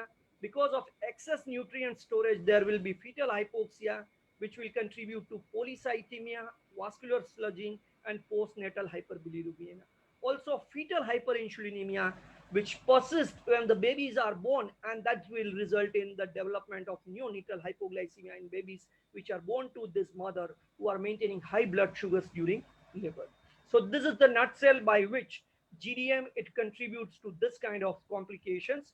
And as already highlighted by Dr. Sanjeev Phatak, that these babies, when they grow into children and adults, they are at risk of development of obesity, IgT, diabetes, and variety of cardiometabolic disorders. There is enough evidence to say that babies which are born to this mother, they are at high risk of cardiometabolic disorders when they become adults. And this is because of epigenetic modifications which occur during intrauterine environment, and this is being contributed not only by nutrition but also by hyperglycemia and various other factors. And because of that, these babies, they develop certain phenotype, and when they become adults, the risk of NCDs, they increase. So as already highlighted by Dr. Sanjeev Pathak, not only women, but the babies which are born to GDM women, they are at a high risk of development of future type 2 diabetes. So 2 generations at a risk. So to conclude, I will say in GDM, there is a contribution of muscle, liver, placenta and adipose tissue, as well as the pancreatic beta cells in the generation of hyperglycemia. On the top of that, there is upcoming role of gut microbiota as well as brain in contributing to the development of hyperglycemia and gestational diabetes. With this, I end my talk. Thank you very much for making me part of this PSG second annual conference, and congratulations to the entire team. Thank you so much. Thank you so much, Dr. Pratap, sir. It was a wonderful session by Pratap, sir. Yes. Yeah. Dr. Pratap, sir, it was a very, very nice elaboration. Such a difficult topic. Only you can do the justice. Sir, I want to ask as a take-home message that what are the simplest biomarkers which we can do in our clinical setup for deducing this in Indian setups? Being young diabetologists, young physicians who are working all through the rural part of India also, what is the simplest biomarker as a message, take-home message? I think it is very difficult to say because there are currently no validated biomarkers which we can use to predict GDM, particularly in early pregnancy. So there are some suggestions, some reports are that one of them is uric acid, second is high triglyceride to HDL ratio. These are simple biomarkers. If you find them in early pregnancy, then these women, they are at risk of development of GDM in second and third trimester, because these are the markers of insulin resistance. What I have learned from this literature is HSCRP, sex hormone binding globulin, these are the markers which can be used. Glycosylated fibronectin, which is not available in our country, but in Western countries, they are having point of care instruments, particularly in research settings, to identify women who are at risk of GDM. They do this in first trimester and they identify women are at risk of GDM and they modify. We all know that dietary intervention is the main thing, not only for the treatment, but also for the prevention of GDM. So by modifying diet, by improving the lifestyle of the patients, we will be able to prevent GDM in many of our women. But in our setting, I think our women are at very high risk, so universal screening should be done. And as such, the cost of oral glucose tolerance test, and nowadays non-fasting oral glucose tolerance test is being recommended. So that is so cheap that I personally feel we do not require any biomarker. We should screen all women for GDM by subjecting them to oral glucose tolerance test first trimester at 20 to 24 weeks, and if required, again repeat at 30 to 34 weeks. Pratap, yes. I don't think there is any biomarker is required. All yes, those Bansi. who are at the risk, already you are saying that, Pratap, we Indians are at the higher risk of developing GDM.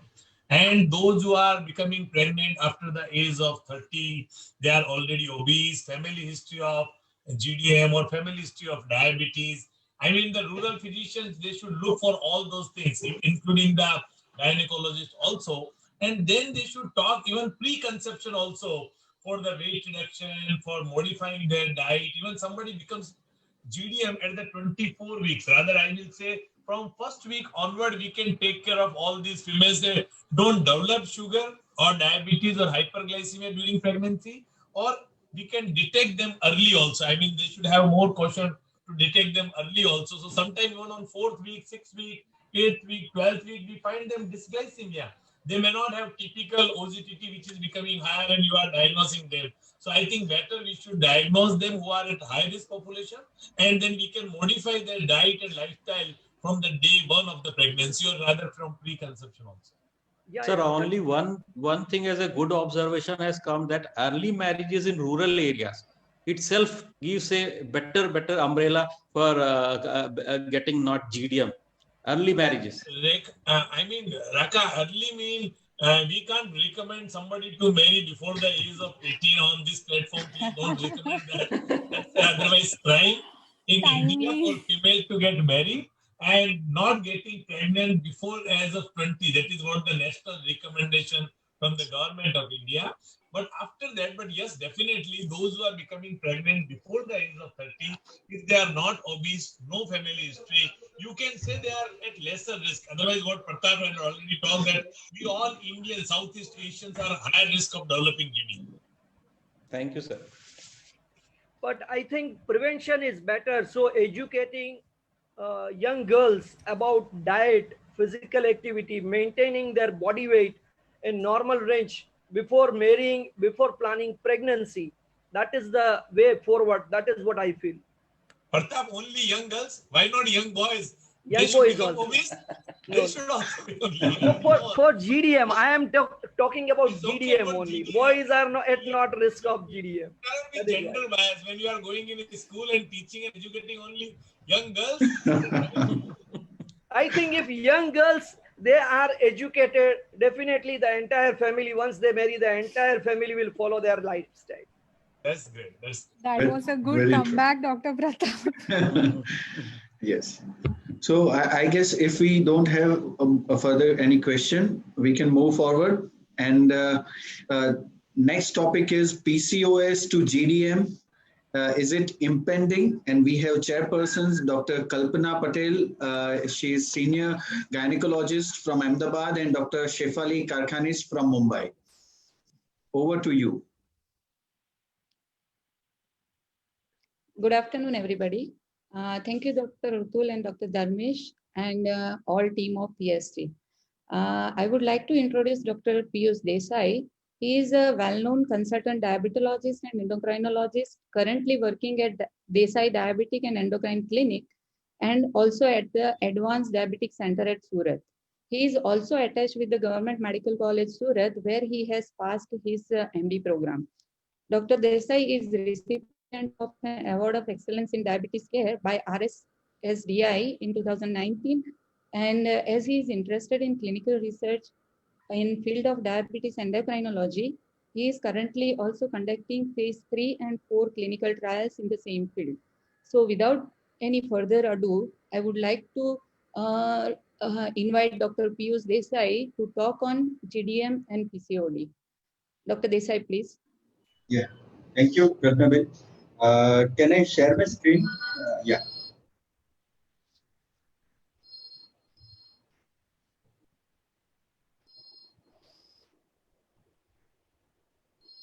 So I will talk further in exactly the view what Dr. Pratap Jethwani has already elaborated. That we Indian are having very high risk of GDM, but at the same time there is a new, I will not say new now because it is now there for more than 15 years, but comparatively new disease, or classically I would like to say it's the syndrome where people are also having high risk, not only for gestational diabetes.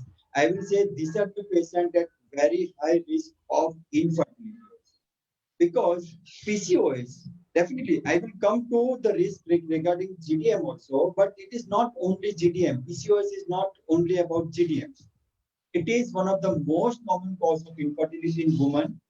It was classically described by Stein-Levenson, and that's why it is known as Stein-Levenson syndrome also. But now, because of multiple potential etiologies, it is considered as, instead of Stein-Levenson syndrome, it is considered as polycystic ovarian syndrome. It is not a disease. So PCOD is also not a right term. It is PCOS, what exactly we are talking about.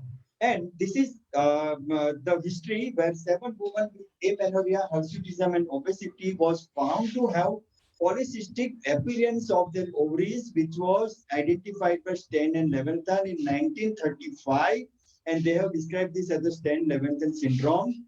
But it is specifically characterized by oligomenorrhea or amenorrhea, and laboratory criteria of hyperandrogenemia or hyperinsulinemia. So what exactly the guidelines suggest? AEPCOS Society 2016 is having that criteria. It is Rotterdam criteria is also there. Then there is another modification. But what is the core of diagnosing PCOS? One core thing is hyperandrogenism, either in form of hirsutism or either in form of laboratory hyperandrogenemia, along with ovarian dysfunction in form of oligoovulation or anovulation and over and above polycystic ovary. So though the name is term, the coin term is PCOS, it is not polycystic ovary, which is the center of the disease. It is hyperandrogenemia, which is the center of the disease. And you have to exclude the other androgen excess disorder also. What exactly happens? There are two-way mechanisms specifically. One is through pituitary. So pituitary is playing a distinct role by increasing LH secretion, which leads to ovary hyperstimulation, which ultimately lead to increase in androgen. But at the same time, adipose tissue having adiposity will increase hyperestrogen, hyperandrogen, insulin resistance, and this will lead to this problem. So circulating increased LH level is very important, which increases ovarian stroma stimulation, ovarian androgen production. It in turn increases estrogen production secondary to peripheral conversion of androgen, which leads to pituitary insensitivity for LH receptor, and ultimately there will be a loss of pulsatile LH release. So this is the normal thing. This is happening in a normal menstrual cycle, that at 12 to 14 days there is a distinct LH surge, and this LH surge will cause surge in the estrogen level, but that is followed by rise in the progesterone level, and ultimately patient will have ovulation followed by menstruation. But this normal menstrual cycle is deranged because there is no LH surge. LH is high. LH FSH ratio is high. And because of that hyperstimulation, you can see the ovaries is having small follicles, but not optimum enough to have proper rupture, and this ovary will enlarge as far as volume is concerned. And this will lead to not only hyperestrogenemia, but it is leading to hyperandrogenemia also. So hirsutism, acne, male pattern baldness, alopecia is very common. More than 50% of the patients are having elevated serum androgen level. Actually, in our endocrine clinic, we are getting almost 70% of the patients from skin or cosmetic center, because people are going to skin and cosmetic center for their hirsutism treatment, and they refer us for PCOS rather than a gynecologist for oligomenorrhea. So this is very important marker, and free testosterone is one of the most sensitive tests, but you can go for total testosterone. Free testosterone is a bit a test which requires a very specific controlled measurement also, otherwise it may go wrong. So you can rely on Metropolis or SRL like standard laboratory, but otherwise total testosterone is also good enough if free testosterone not available, with DHEAS level, with AMH level, and sometimes other factors like 17-hydroxyprogesterone to rule out congenital adrenal hyperplasia also, if these all hormones are very high and you are suspecting different pathology. At the same time, increasing muscle mass, deepening of voice, clitoromegaly may be there, but it is rare, because these are not a routine symptom of PCOS, and this suggests ovarian tumor. So that also you have to think in the mind. But today's my topic is this PCOS is causing GDM? Is it impending GDM? I will say it's 50-50. You can see insulin resistance is not equivalent to glucose intolerance. Many insulin-resistant PCOS have normal glucose tolerance. So what are the occurrence? What is the prevalence? 30 to 40% prevalence of glucose intolerance in PCOS women, and 7 to 10% of the patient will have type 2 diabetes in PCOS patients. So this is important. Why it is important? You feel it is only 7 to 10%, but in normal population, when there is no PCOS, it is 1 to 2%. I will show two recent study also in between my lecture, but this is very important that overall PCOS increases metabolic syndrome risk by 3 times in comparison to general population, and that's why it is important. So now, what is the exact etiology in PCOS patient as far as insulin resistance is concerned? If you ask me, I will say unknown. Because even in diabetic patient, there are multiple things which is causing problem as far as insulin resistance is concerned, and that is the same thing happening in PCOS also. And I feel it may be a variation. One thing going towards diabetes, and one way it is going towards PCOS in young reproductive age female. Just because of the mutation in insulin resistance, or there may be reduced tyrosine autophosphorylation of insulin receptor. Sometimes anovulation, androgen excess is related to metabolic syndrome, and more precisely with abdominal obesity. Insulin resistance leading to android obesity, that is perceived obesity, will increase lipid storage. Hyperinsulinemia is the cause for more and more fat production, increase in the fat mass, and alteration in fat metabolism, which also lead to altered steroid hormone metabolism, which in turn lead to PCOS. And definitely usage of other drugs, lifestyle, aging, because just Dr. Pratap has already discussed that early reproduction and everything is also saying, so definitely aging is also fair, and genetic predisposition. If father, mother are diabetic, if father, mother are obese, and now a young girl is having obesity, she is having more chance of insulin resistance followed by PCOS. So that is through pancreas, which is hyperinsulinemia, but at the same time, this hyperinsulinemia is having direct insulin receptor in pituitary, which causes hyper LH secretion, and FSH stimulation is lesser than LH. So LH-FSH ratio is high. And this all leads to the increased DHEAS level from adrenal, increased androgen level from stroma as well as follicle because of the thickening of the stroma, and there is reduction in sex hormone binding globulin through liver, which increases free androgen.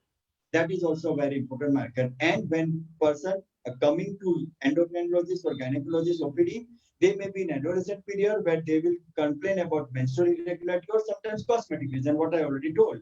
But if patient is in reproductive period, they are coming mainly to gynecologist for infertility, or sometimes with early pregnancy loss, or sometimes with history of PIH or GDM, they are having long back history of PCOD treated in their early ages. And sometimes metabolically derangement lead to diabetes, dyslipidemia, cardiac disease, and not only this cardiovascular disease, carcinoma of endometrium is more common in patients with PCOS in menopausal age. Prevalence of obesity is almost, I will say, 2/3 to 3/4 of the total patients are having obesity. There are very lean, there is one terminology called lean PCOS also, but that comprises maybe less than 20%, I would like to say. So 2/3 of the patients are having more excessive fat, and that is important because the male are having pear-shaped, apple-shaped OPD, obesity, and female are having pear-shaped obesity. But instead of pear-shaped obesity, they develop more and more central visceral fat, which also in turn lead to hyperinsulinemia and hyperandrogenemia. And one important marker I would like to discuss, that's why I specifically put this photograph of acanthosis nigricans. Many times skin doctors are treating acanthosis nigricans because people are coming, "Kisko skin ka problem ho gaya and we have to treat." But actually, it is not a skin problem, it is hyperinsulinemia. It's a marker. The way Dr. Jetwani discussed biomarker, this is a clinical marker of hyperinsulinemia. Sorry. So this is important, and along with that, two very important comorbidities that also we should look after. That is derangement in the dyslipidemia, sleep apnea, non-alcoholic steatohepatitis, and future risk of elevated CRP followed by heart disease because of advanced atherosclerosis. That all are there. But gestational diabetes is one of the important markers, and we have to screen patients for metabolic syndrome as per the ATP criteria. Now, what about gestational diabetes? You can see this very recent study of John C. Law Group, where they have studied diabetes mellitus and following gestational diabetes pregnancy in women with polycystic ovarian syndrome, and you can see that it increases the 5-year incidence of diabetes was 13.1% overall and higher in the pharmacological treatment group who requires treatment. So definitely not only gestational diabetes, they become proper type 2 diabetes. And as far as factor is concerned, one of the most common factor is, as per this recent study, suggests that it is obesity, overweight, age more than 35, and mother's history of gestational diabetes is very, very important. And PCOS causes GDM to 10.4% of the people in comparison to 7.4% who are not. So before I end my lecture, there are few slides regarding management because we have to manage PCOS for hirsutism, regularization of menses, fertility issue mainly taken care by gynecologists, not by endocrinologists or diabetologists. But along with that, what we are actually doing is long-term issues like insulin resistance, cardiovascular risk, and management of sleep apnea, as well as future malignancy risk reduction. And the cornerstone is diet, exercise, and lifestyle modification, and you cannot go back just only with metformin alone. So this is important because not only it improves metabolic parameter, it improves sex hormone binding globulin level, it reduces hyperandrogenemia, it reduces hyperinsulinemia, it reduces insulin-like growth factor also, and that's why weight loss is important. But weight loss should be more than 5%, and preferably around 10% or more than 10%. Then only it is important. So less than 5% of the weight loss is not going to help much. At least 5% of weight loss is important.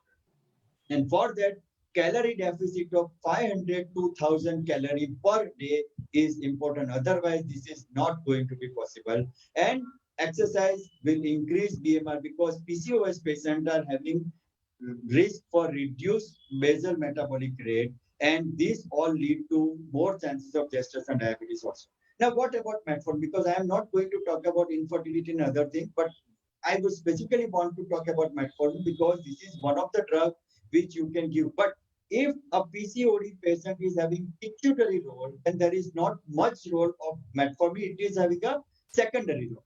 But if patient is having hyperinsulinemia, they are having higher chances of GDM and they do well with metformin. Metformin to be given like diabetic patient from 1 gram to 2 gram. You can increase, you can step up the therapy. It not only help to reduce weight, actually it restores ovulation, it improves menstruation properly, and along with that, you can give cyclic progestin, or even sometimes with hirsutism, we are giving cyproterone acetate with low estradiol combinations also for regularization of metformin. But it works by reduction in hepatic glucose output, it improves insulin sensitivity as well as secretion, and it is having more importantly anti-lipolytic effect, which is also important in PCOS. As far as anovulation is concerned, definitely we requires other drugs also like clomiphene citrate or even letrozole. So it's not a very good drug for fertility per se. But for overall metabolic parameter, it is important, and that's why we have to use metformin. For metformin, I would like to say you have to counsel patient, advise regarding their gastrointestinal side effect, and step up slowly from 1 gram to 2 gram as per the tolerance of the patient. That will help patient. But along with that, if hirsutism is there, if high risk of carcinoma is there, if dyslipidemia is there, we have to treat other symptoms also. So this is all about PCOS. More than 10% patient of PCOS are going to have GDM. So definitely I would not say it is directly impeding GDM, but yes, they are future GDM. And at the end, I would like to ask all of you that whenever you come across a gestational diabetes person, especially in a gynec, I would request gynecologists, always screen them for GDM at 5th month of pregnancy, irrespective of what Dr. Bansipai told, that if the Indians are anywhere at high risk, we have to screen them. So any PCOS patient now having pregnancy, screen them from gestational diabetes. Thank you.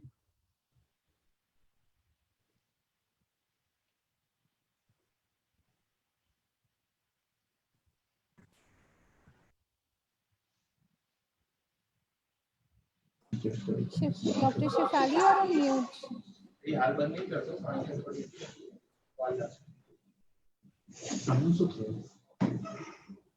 Can't hear you still. Thank you.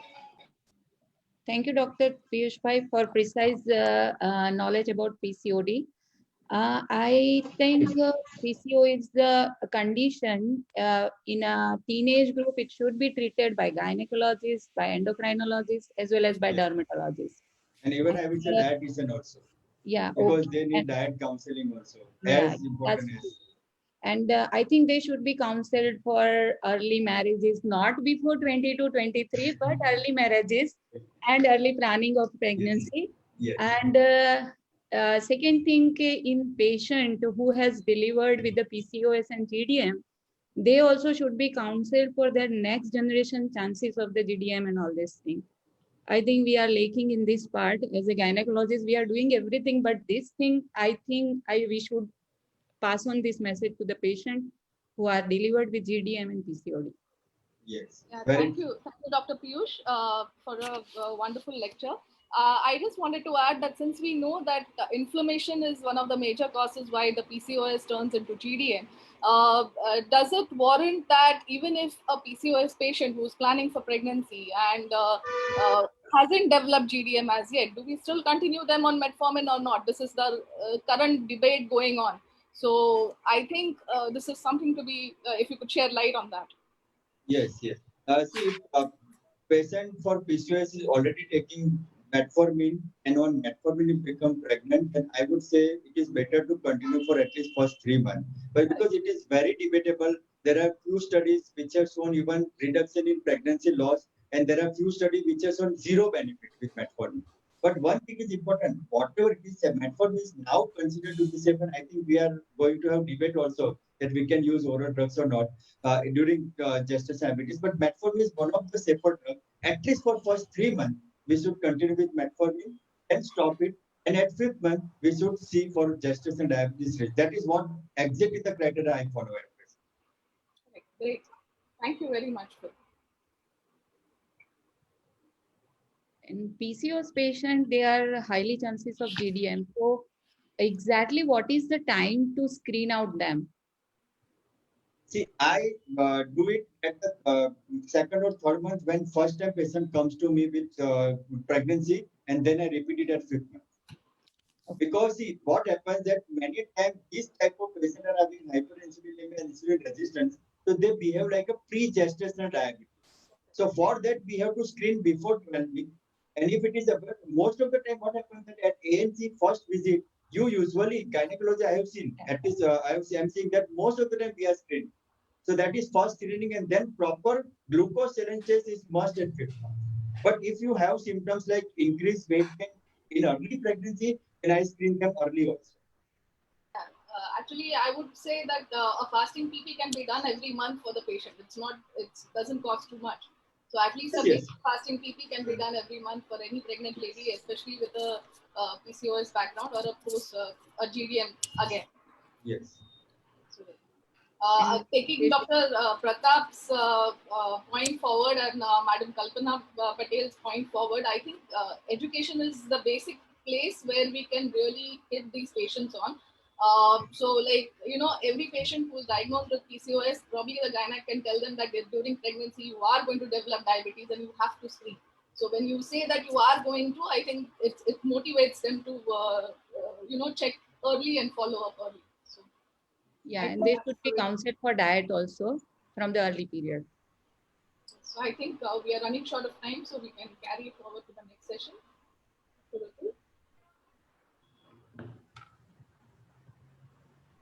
Dr. Dharmendra?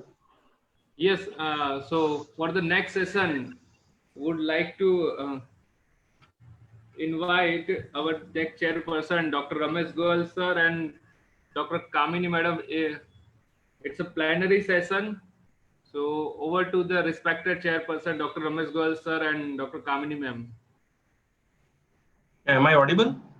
Yes, sir. Good afternoon, friends. At the outset, my thanks to Dr. Rutul and Dr. Dharmendra Panchal for making me faculty for this conference. and it's my honor to introduce Dr. V. Balaji. He is MD FRCP with fellowship in diabetology, and he is honorary founder secretary general Diabetes in Pregnancy Study Group of India, that is the DIPSI, and that's what he is going to talk about. So it's going to be very interesting. He is also Indian representative of Indian International Association of Diabetes and Pregnancy Study Group.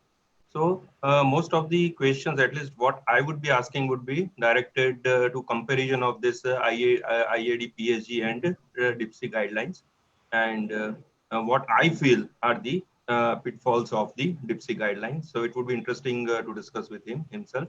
He's co-president of the South Asian Initiative for Diabetes in Pregnancy. He is recipient of International Diabetic Federation Fellowship Award in 1995. Also recipient of J.C. Patel and Dr. B.C. Mehta Best Original Research Paper Award in 2004. Awarded the Orator of the HEX Senior Leadership in Diabetes in 2009. He is awarded with Professor Sam G.P. Moses Oration Research in RSSDI in 2010. He is awarded with Dr. B.R. Sengupta Oration in 2011. Dr. C.D. Srinivasa Murthy Golden Oration in 2016. Lifetime Achievement Award as Best Doctor in 2017 from the Institute of Competitive Exams in 2018. He received a Legend Award from Healthcare Achievers, Times of India 2018. He is also member of Expert Group Committee on Gestational Diabetes, Ministry of Health, Government of India, ICMR, and he has over 300 papers published in national and international journals. So I invite Dr. V. Balaji to start with his presentation. Thank you very much. Good afternoon, everybody.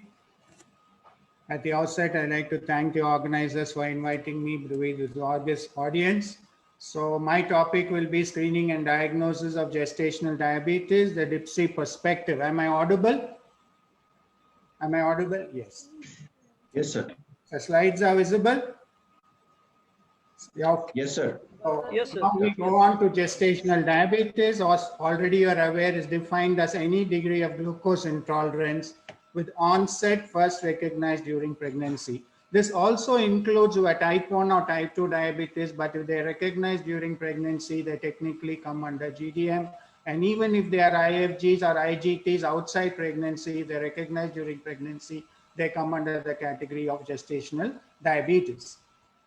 The concern, so why are we bothered? Because GDM represents a detection of chronic beta cell function, which can subsequently lead to the evolution of type 2 diabetes.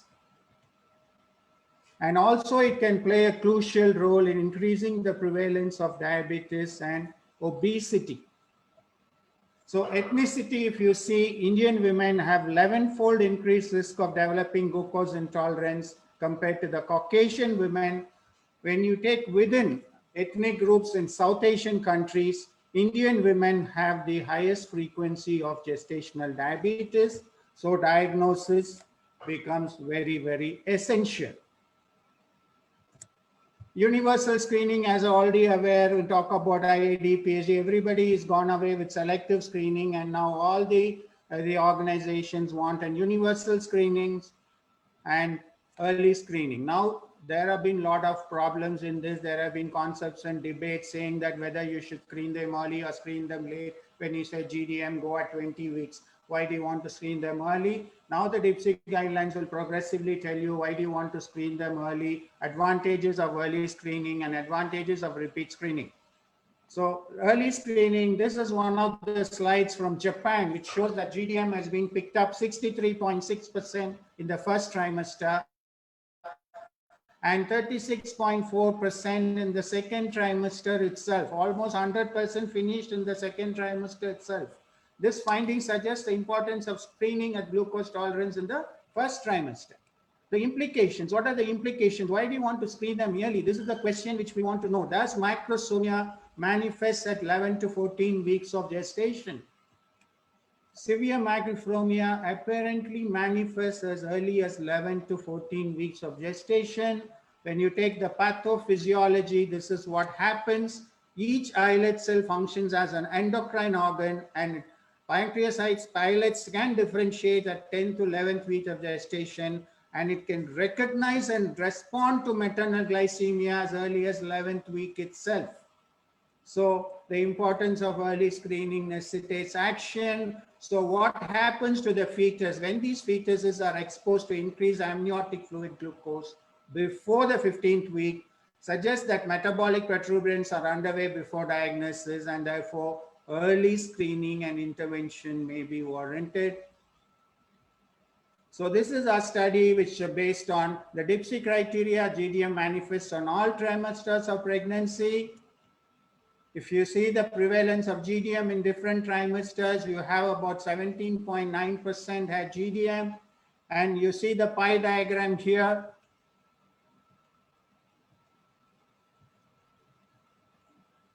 If you see making the long story short, 38% of GDM women were diagnosed before the recommended weeks of screening. So of all the people, even the WHO has endorsed this view, saying that testing in early trimester is recommended. There is also another study. If you see, this was again shows almost 1/3 of all GDM cases. One second. Have been diagnosed during testing in the first trimester. Sorry, my slides are not complete. So this is a study by the Western group which says when you do early glucose tolerance screening, could avoid some diabetic related complications with women with gestational diabetes such as hydramnios, preterm deliveries, premature rupture, and fetal anomalies. The implications here suggest that maternal metabolic imprinting may affect the fetal growth and subsequently lead to problems in gestational diabetes. Now, when we talk about early detection, I told you about early detection. Now, this is one of the RCTs which we published to show the importance. Now, you ask me, what is the importance? Why do you want to screen them early? You can early anyway pick them at 20 weeks. Is there a problem? Yes, when you see this, when these people, 207 pregnant women were tested for GDM, and we had 40% because of a referral center, and here they were divided into two groups. Group 1 detected between 0 to 23 weeks of gestation, and Group 2 detected beyond 24 weeks of gestation. When both of them were given the same point of care, and when they are given the same, treated with the same HbA1c, you find the outcome of birth weights. When people who are picked up early, they had the weight of normal gestational women as 3.28, whereas people who are picked up late and treated the same way, they had a birth weight which was much higher. This shows that early treatment can definitely benefit and preventing macrosomia in GDM patients. I told you the reasons why.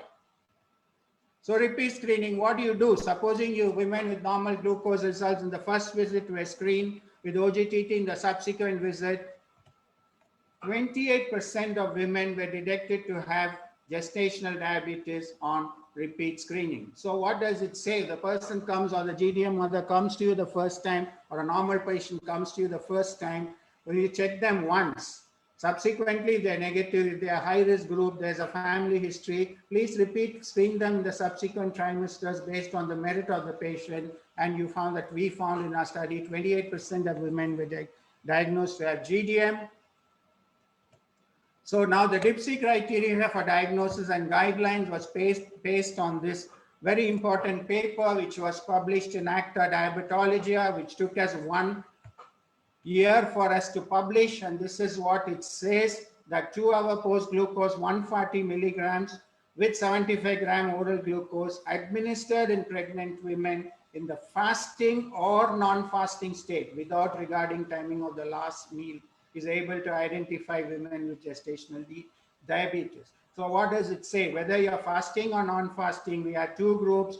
People who were GDM were negative, they are positive in both fasting and non-fasting, and people who were GDM negative were negative in both fasting and non-fasting. It had 100% sensitivity and 100% specificity.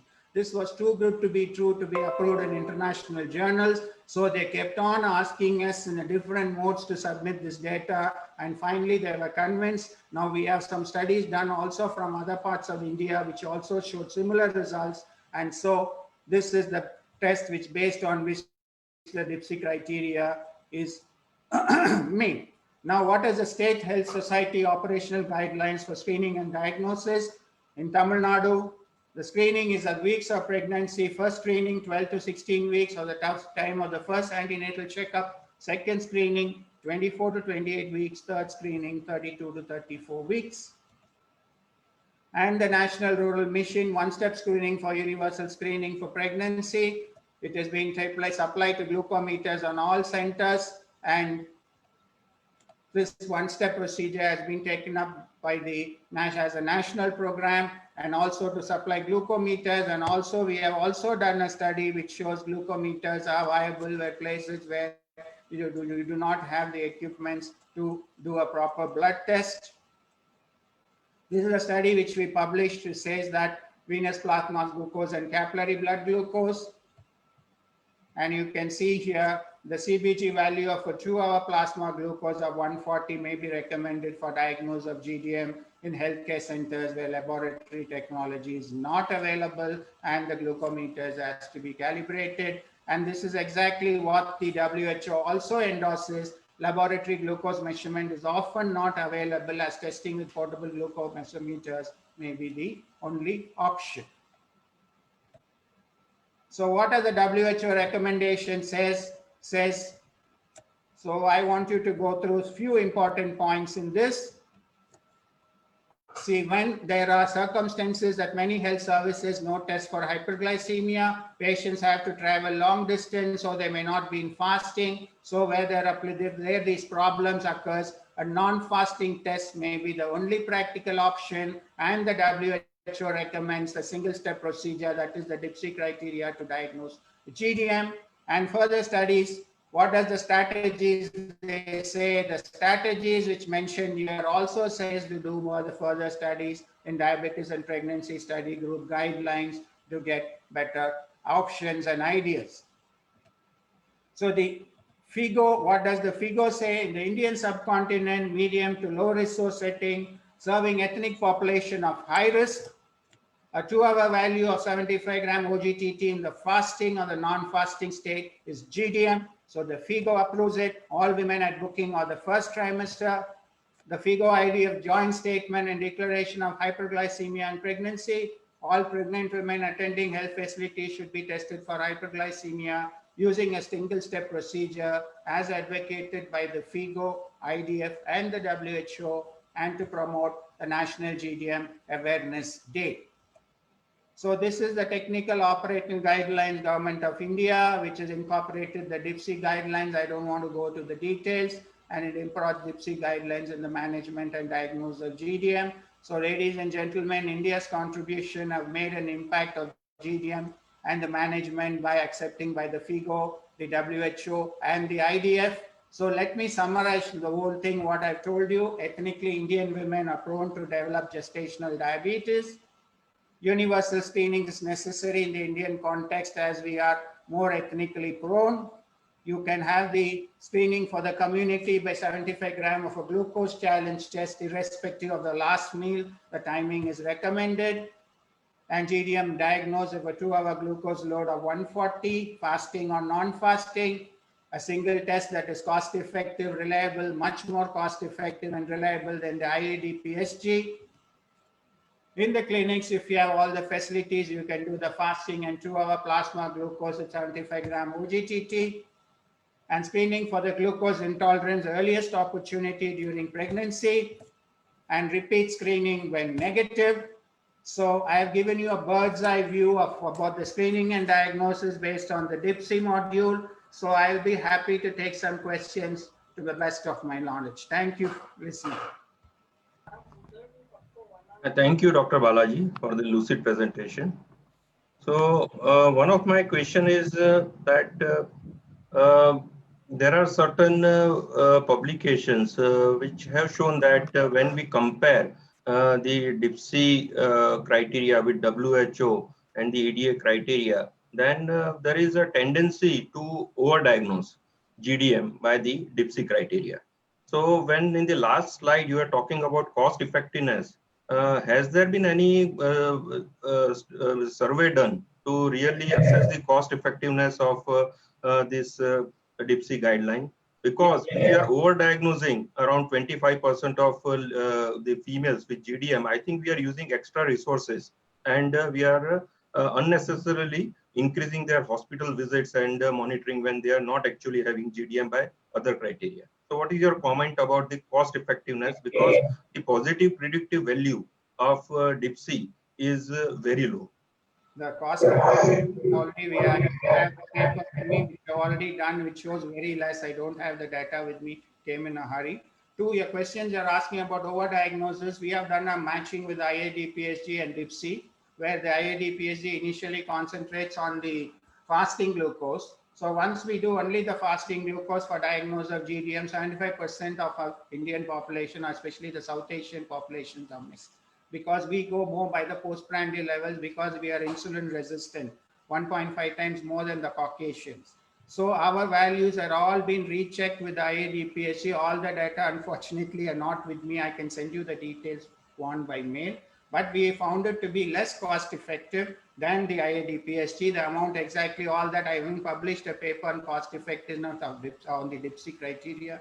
And as far as the predictive values, I don't think, because we use what is the old WHO criteria, which is 140, which is the IGT outside pregnancy. So when you compare the IGT to the level of GDM, the percentage match is almost the same. So we are not getting 40% of GDM and then 20% of IGT in the community. It almost matches. So I will not say it's overdiagnosed, but we have high percentage in Indian population when it's being tested properly. Okay, and the second question is, if we test in the first trimester, say in the first prenatal visit, then what diagnostic criteria we should use to diagnose glucose intolerance? Should we use the routine WHO or should we use the No, that is exactly what I said. If we use the IAD, PSG criteria for diagnosis in the first trimester, we miss 75%, which you already published in the ACTA diabetology, and which shows 75%, because the IAD, PSG use the fasting criteria. We should use only, if at all possible, DIPSI criteria will be ideal to our settings. So we should follow Indian problems, Indian solution.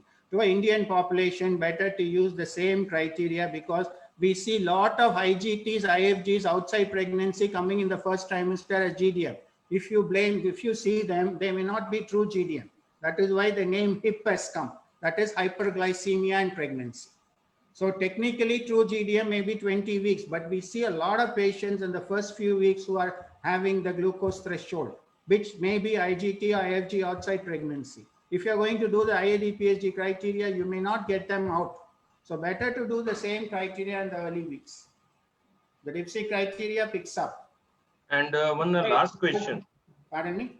And one last question from my side, that if we are ignoring the fasting blood glucose, then there are publications that we might underdiagnose a lot of cases of GDM, because fasting blood glucose is also important in diagnosis. I'm not saying no. What we say, when we compare between the fasting and PP, when you do only the fasting and not do the PP, you miss only 12%.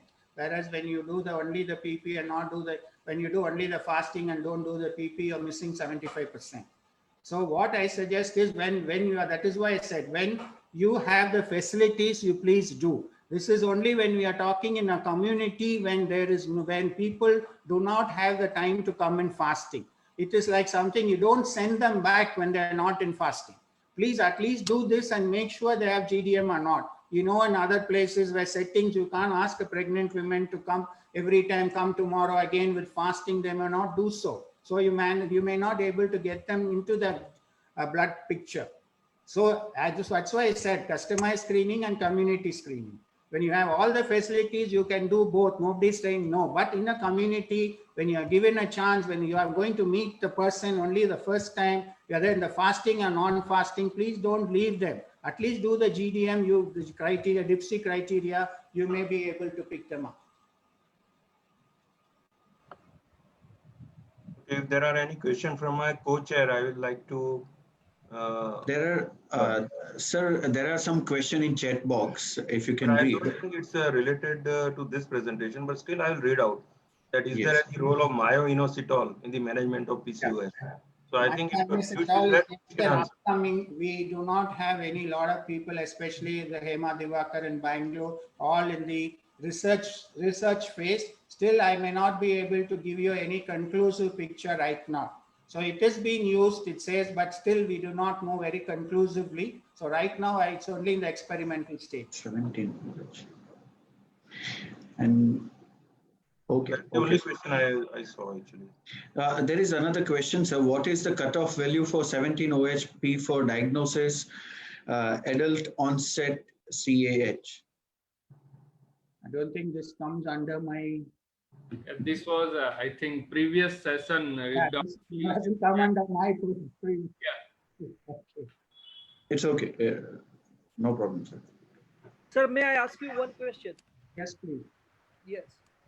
Sir, do you feel that the current classification of hyperglycemia in pregnancy by IDF, which divides them into GDM and diabetes in pregnancy, and diabetes in pregnancy, it comprises of both the things, pre-existing diabetes as well as diagnosed, which is diabetes, which is diagnosed new in pregnancy.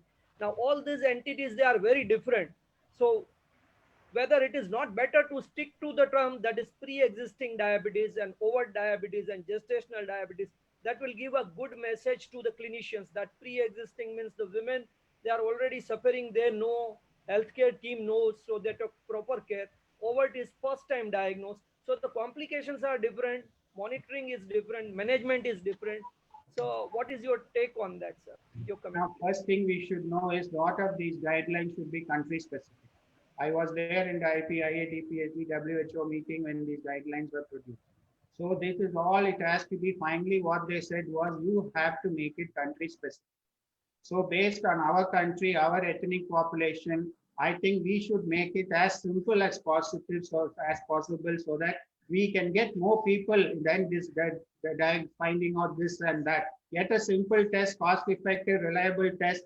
Put more people inside as early as possible so that we know that we are in high risk group. So we have a lot of people in the early trimesters itself, not like if you take the Caucasian, they say we hardly see anybody before the 20 weeks. It doesn't mean we follow the same criteria because we are not them. So we should be country specific based on the Indian ethnicity, Indian population. I think we should tailor make it to our situation. So I feel we make it as simple as possible. Either we can have a GDM or a pre-GDM, and then testing is also to be made as simple as possible. The single test, single diagnosis will be very, very easy in a country like ours where the resources are less and we have to pick up more when the cases are more. Sir, one another question from chat box that after 2 weeks of MNT, medical nutritional therapy, if fasting and 2 hour post 75 gram glucose is within target, but 1 hour is not in target, then what to do? No, you see, 2 weeks of MNT and you have to maintain 90 and 140. Post glucose, it has to be 140, your fasting to be 90. So 2 weeks of MNT gives you a good result, you please continue.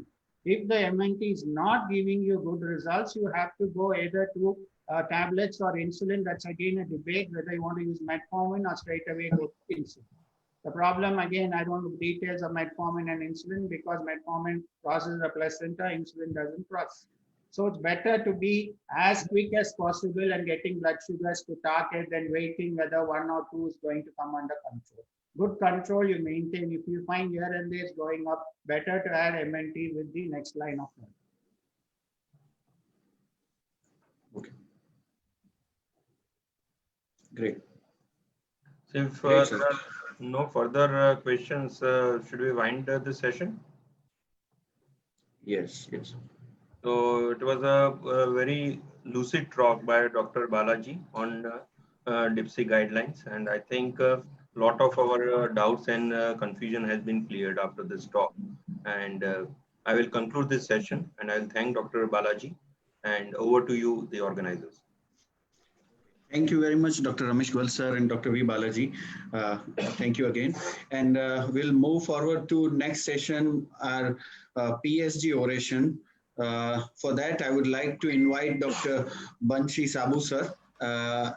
it is actually our privilege to invite our mentor, teacher, and guide, Dr. Banshi Sabu sir. When it came to our mind for first to an oration, it was just his name this time, because it was only the name. When we approached him and he just said yes, and as usual, we never hear a no from him.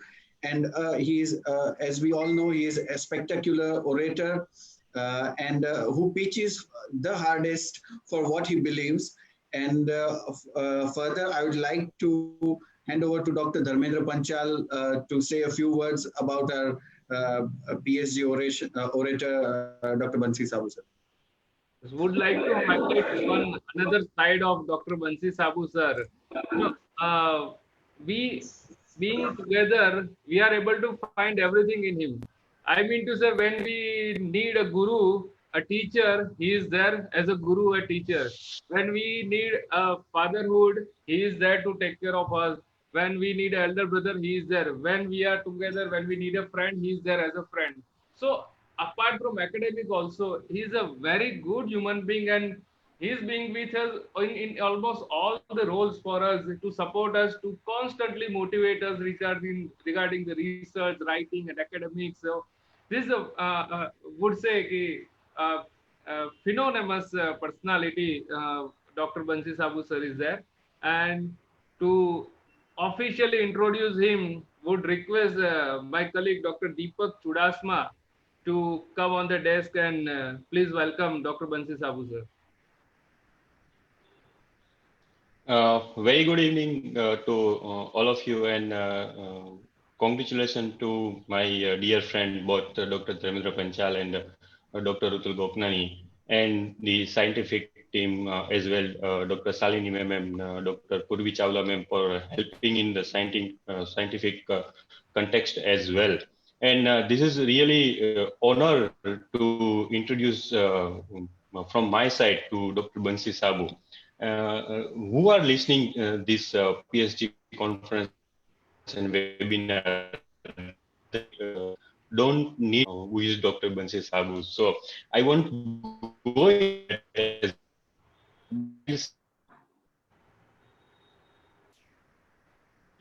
is a mentor for of diabetology in particular. Diabetologist is how they can the field of and guide. And second thing is he's an oceans of ideas. So whenever you have some time and to interact with them, they have always a vast majority of ideas in the field of diabetes. If you go with one ideas to him, he will definitely help in that idea, and he will give 4 to 5 more ideas as well. So I welcome him, sir. Screen is all for you, please, sir. Dr. Bansi Sabu, sir. First of all, thanks Deepak, Dharmendra, Rutul for giving me narration and for very nice introduction. Let me share the slides.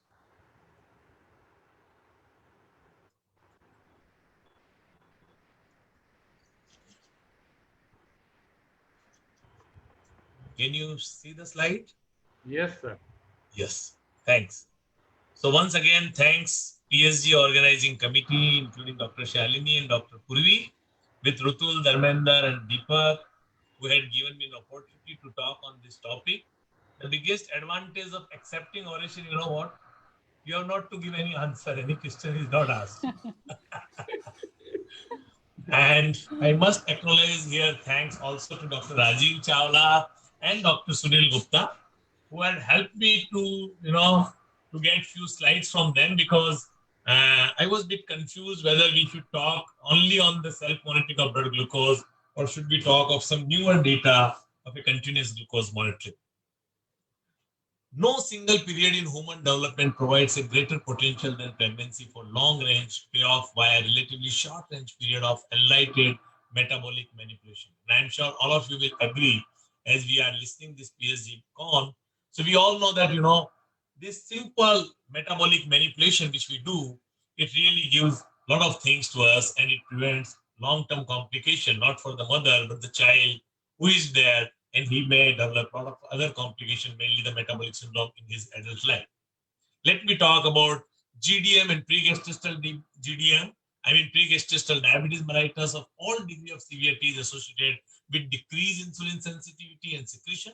The majority of women with GDM are prone to develop metabolic syndrome, type 2 diabetes later in life. They have short-term neonatal complications, long-term neonatal complications, which may include obesity, future diabetes, early onset of metabolic syndrome, and intellectual impairment. Proper control of situation has been proved to be satisfactory, and results have particularly improved after the advent of self-monitoring of blood glucose, ultrasonography, and newer insulin. So these three things are, I think, very important, which have really changed the way what we are treating now. And I don't know before 50 years or 40 years how they used to treat. The glucose monitoring, there is a strong association between a hyperglycemia and a fetal overgrowth, long been established.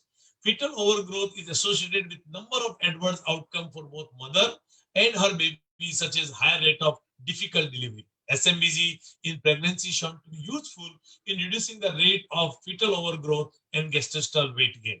So one of the most important intervention is glucose monitoring, but it is optimal frequency and timing is still not settled. So we don't know how frequently and we should do and what should be the ideal time, whether we should do before meals or after meal, it is still not settled. So what are the unsettled issues as far as glucose monitoring is concerned? Does the glucose monitoring improve outcome in women with GDM? That's one. But I will show some of the data which have shown really good benefit of doing a glucose monitoring. So I mean, we have now the data and that is too much settled, but we don't know by what method. Which glycemic parameters are associated with adverse pregnancy outcome, and they are the best. What is the cutoff for normal and abnormal glucose value, which are appropriate in glucose monitoring? How important is the utility of measuring glycated hemoglobin during gestation, and is a CGM is helpful in pregnancy? So these are some of the points which are not still is concerned.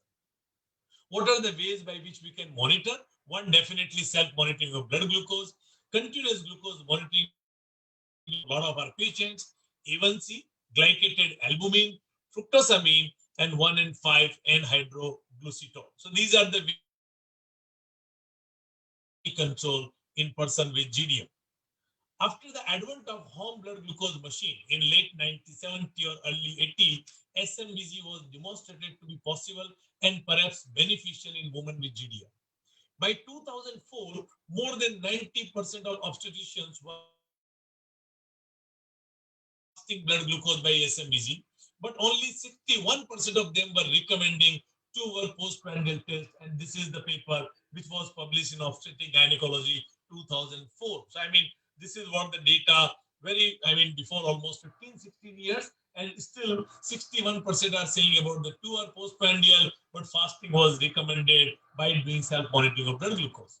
This non-uniformity in approach to glucose monitoring may be due to several factors. One is uncertainty about the frequency and utility of daily testing, necessity of SMBG in all women with diabetes during pregnancy, timing of SMBG, whether pre or postprandial testing was superior, and ideal threshold for implementing changes in therapy. A total of 670 women who underwent weekly monitoring were compared with 315 women who performed SMBG 4 times a day. So I mean, this is weekly versus 4 times a day. SMBG associated with number of maternal and fetal benefits. So there were more benefits were in the women who were doing more regular self-monitoring of blood glucose in compared to those who were doing once in a week. So this was a paper in 2009. The similar observation was there by finding of Wilson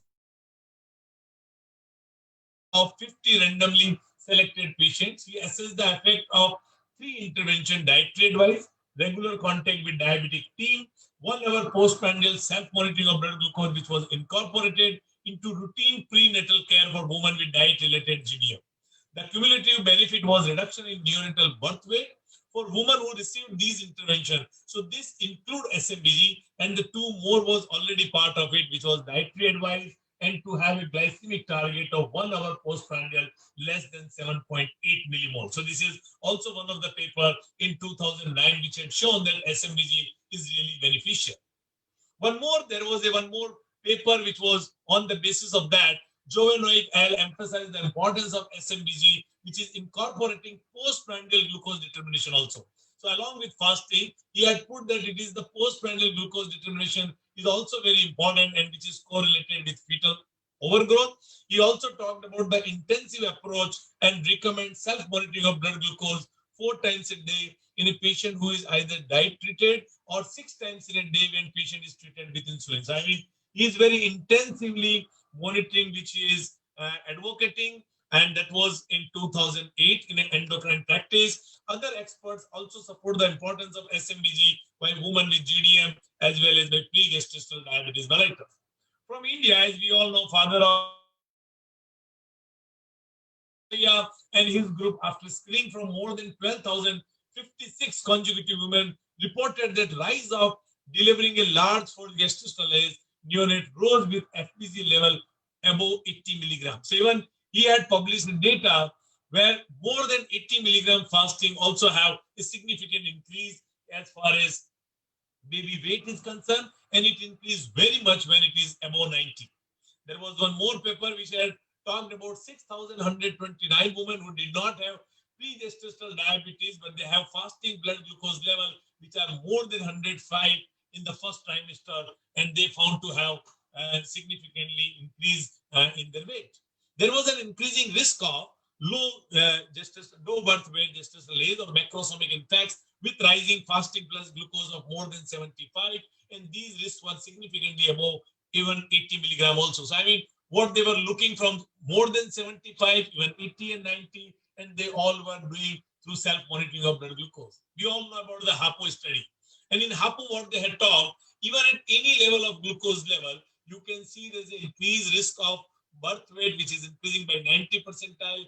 Primary cesarean section was increased as the fasting glucose increase, or 1 hour glucose is increased, or 2 hour glucose level is increased. At any level which is more than 80 milligram of fasting glucose and 1 hour glucose more than 120, more than 140, and 2 hour glucose more than 120, they all had shown increased risk. And as the glucose level is increasing, the risk of increasing birth weight, more cesarean, clinically more neonatal hypoglycemia, and blood serum C-peptide was also higher in the patients who have higher fasting, higher 1 hour glucose, and higher 2 hour glucose level also. So this HAPO trial of 23,316, they reported with blinded result of 75 gram glucose GTT, which was performed on 24 to 32 weeks. There were continuous association between increasing maternal glucose level. As I told you, there is a direct correlation with more the glucose level and more with the birth weight. The reference group was composed of women with fasting glucose level more than 75. But question arises after HAPO, whether lowering the threshold for the diagnosis and treatment, like before me, Dr. Balaji was talking about the same, and then Dr. Ramesh Goyal had asked that if we are diagnosing more, how it can be cost effective. But at the same time, you try to understand with the fasting glucose going more than 75, found to have increasing in the birth weight of a child. So this is the whether lowering the threshold for the diagnosis and treatment of GDM would confer a benefit. That's a big question. After the HAPO, we don't know whether we should decrease or lower the value of the fasting plasma glucose, but potentially increasing the risk of poor fetal growth. The ACOG, which is American Association Practice Bulletin on Gestational Diabetes, whether daily testing is essential for women with GDM, has not been tested.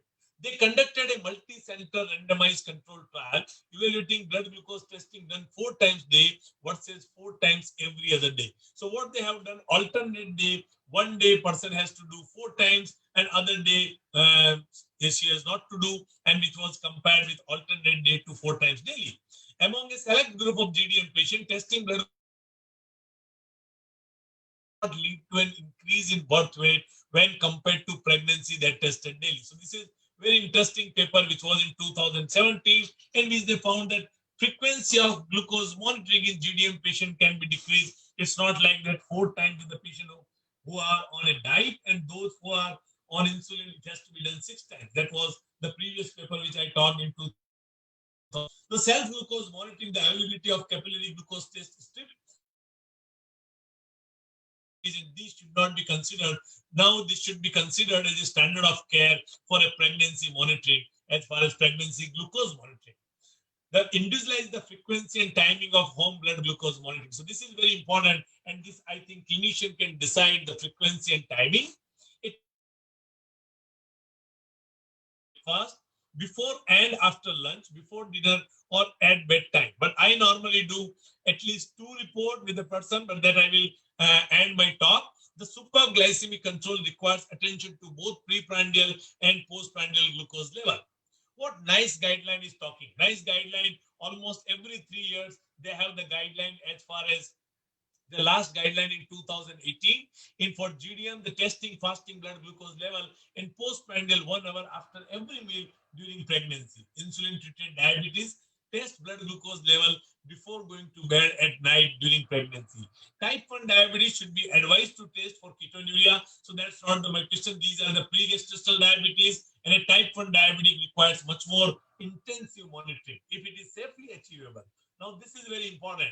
If we can achieve the fasting plasma glucose less than 3.5 or between 3.5, between 3.5 to 5.9 millimole and postprandial 7.8 millimole, not more than that, then it's great, but not without any hypoglycemia. A1C should not be used routinely for assessing glycemic control, even in the 2nd and 3rd trimester of the pregnancy. This is very important. In 1st trimester, you may do not for the getting confirmation of GDM, but whether the pre-gestational diabetes is there or not. So this is what NICE guideline from UK. The 5th International Workshop Conference on the GDM, which was there and which was published in 2017, they are talking of the treatment target should be fasting between 90 to 99. 1 hour PP should be less than 140 and 2 hour PP should be less than 120 to 27. 127, so less than 130. This should be a target if we are telling our patient to do self-monitoring of blood glucose. The role of other monitoring, which is like A1C, no clear guidelines for frequency of testing of A1C. In type 1 and type 2, those who are pre-gestational diabetes, the most study report the relationship between the 1st trimester A1C and the risk of spontaneous abortion and congenital malformation. The goal in pre-gestational diabetes, A1C should be less than 6. As we know that RBC lifespan during pregnancy is shortened to less than 90 days, so it can be done 2 months or even 1.5 months also. So the measurement of A1C more frequently during pregnancy may be used to guide the therapeutic decision in all pregnancy which are complicated by diabetes, including GDM. So we can do it, but we don't have any clear-cut guideline for the same. A1C is not suitable as since it yields false positive results in 41 and false negative in 26. This is from a handbook of from V. Sasaya, Diabetes Mellitus, Handbook on Diabetes Mellitus. And this slide I got from Dr. Rajiv Chawla. A1C estimation is useful in pre-gestational diabetes to know the retrospective blood glucose control at the time of conception. If performed in the early 1st trimester, it indicates poor glycemic control. A1C is also useful in monitoring the control during pregnancy, but not for day-to-day management. And if A1C is more than 6 in the 1st trimester, the woman may be having pre-gestational diabetes. Now, the very important point is CGM is beneficial. By taking readings throughout the day, that is what the continuous glucose monitoring gives you the information every 5 minutes. And if you are doing a Libre Pro or the Libre of the Abbott, then it gives you every 15 minutes. How it is unclear that by getting 288 readings, which are generated to improve the clinical management. CGM require an uninterrupted insertion of glucose oxidase tip into the subcutaneous tissue of anterior abdominal wall or at the arm. CGM is thus considerably more invasive and expensive. I will not say it is more invasive, but yes, once you have to prick it and then you are over for the 7 days or 14 days, in compared to traditional SMBG, it is definitely costly. But then again, I will not say the costly because 14 days, if somebody is doing 4 times in a day, it is almost like a 56 strip which he is going to use, and if we put the cost of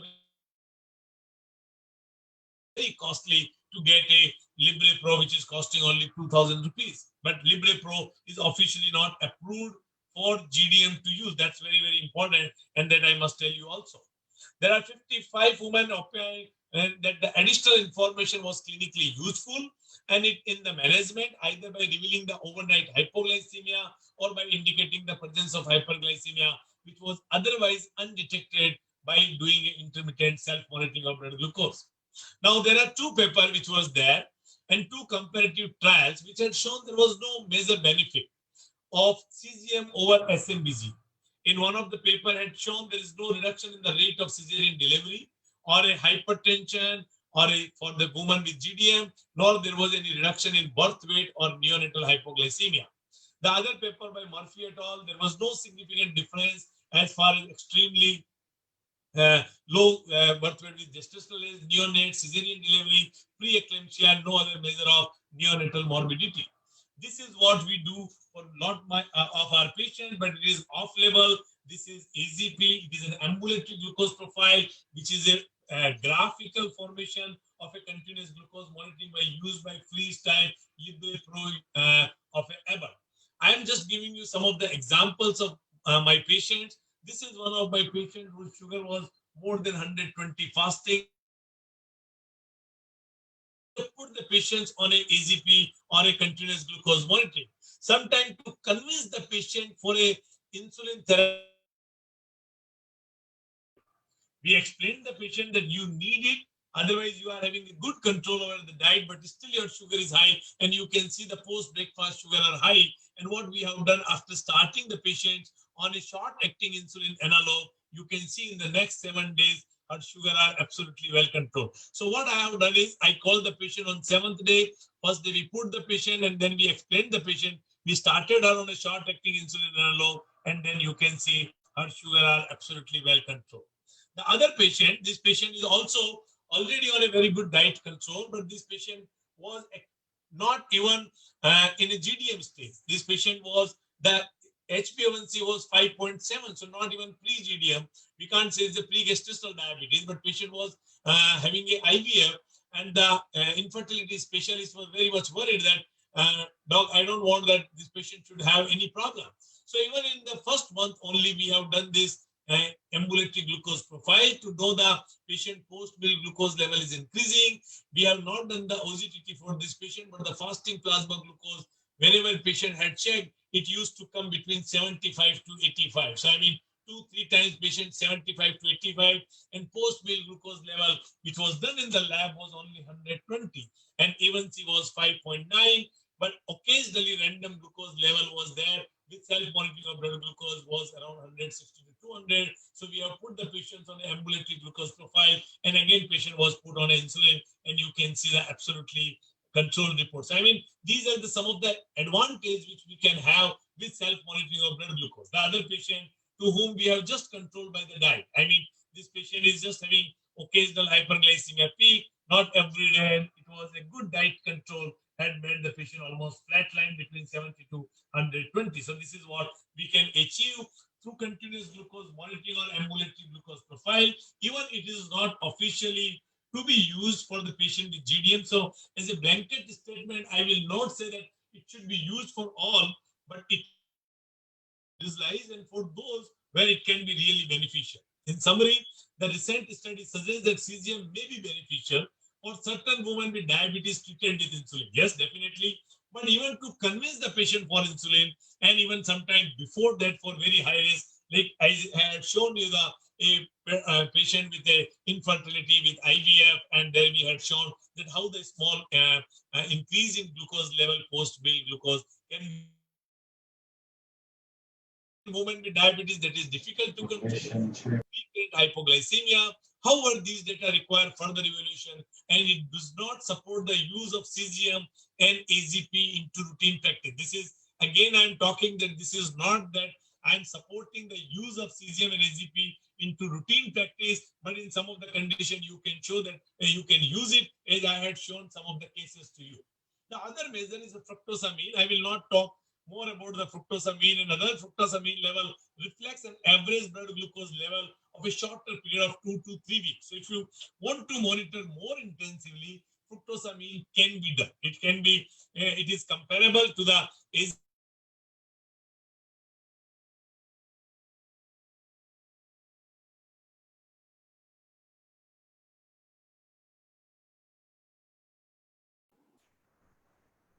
What happened? Level have linked to higher risk of complication. So this is again we can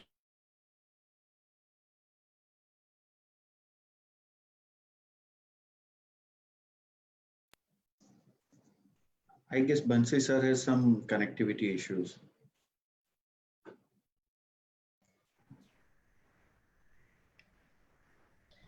Bansi sir is very interactive and connective. The problem is with net.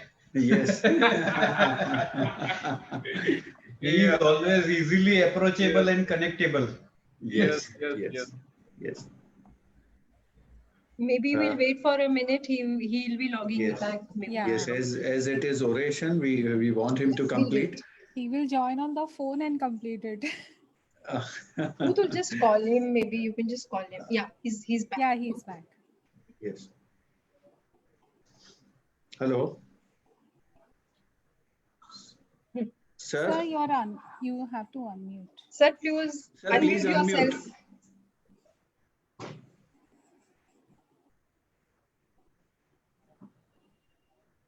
Rutul, just call him maybe.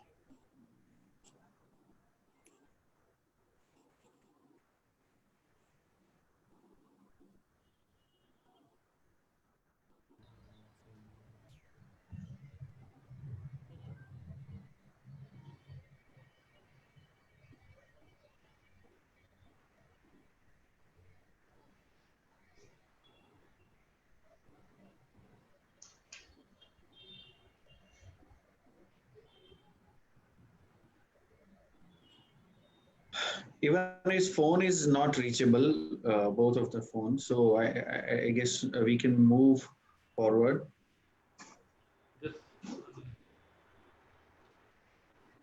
Dharmendra bhai? Yeah. Once he logs back, maybe then you can just thank him for the oration. Yes, yes. Yeah, true. Quite clear. Is it there? He's back. He is back. He's back. He's back.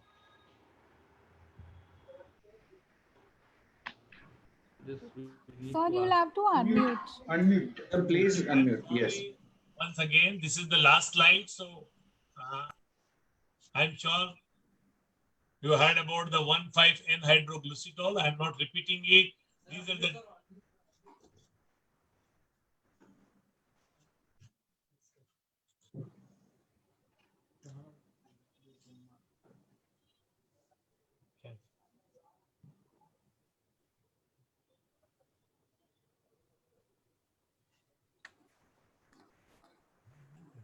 Can you listen me?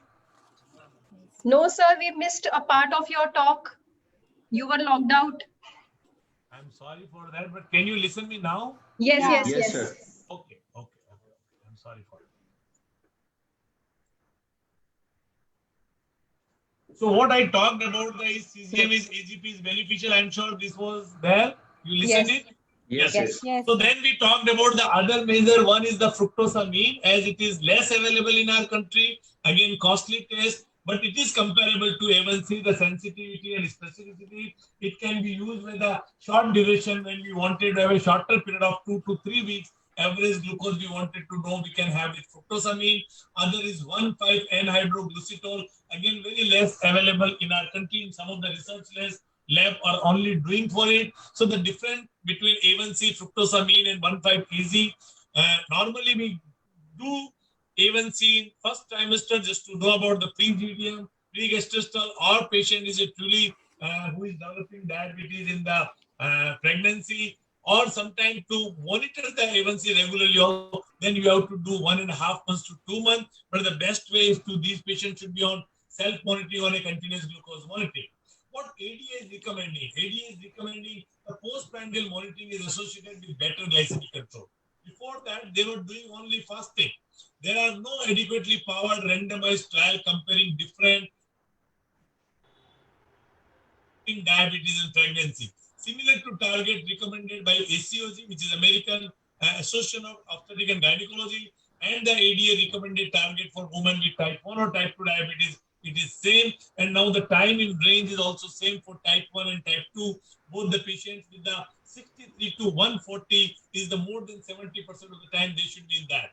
I like this is very much, it is in 2013 by Endocrine Society, what they are saying, the preconception, the A1C should be as normal as possible, lesser than 6 or less than 6.5.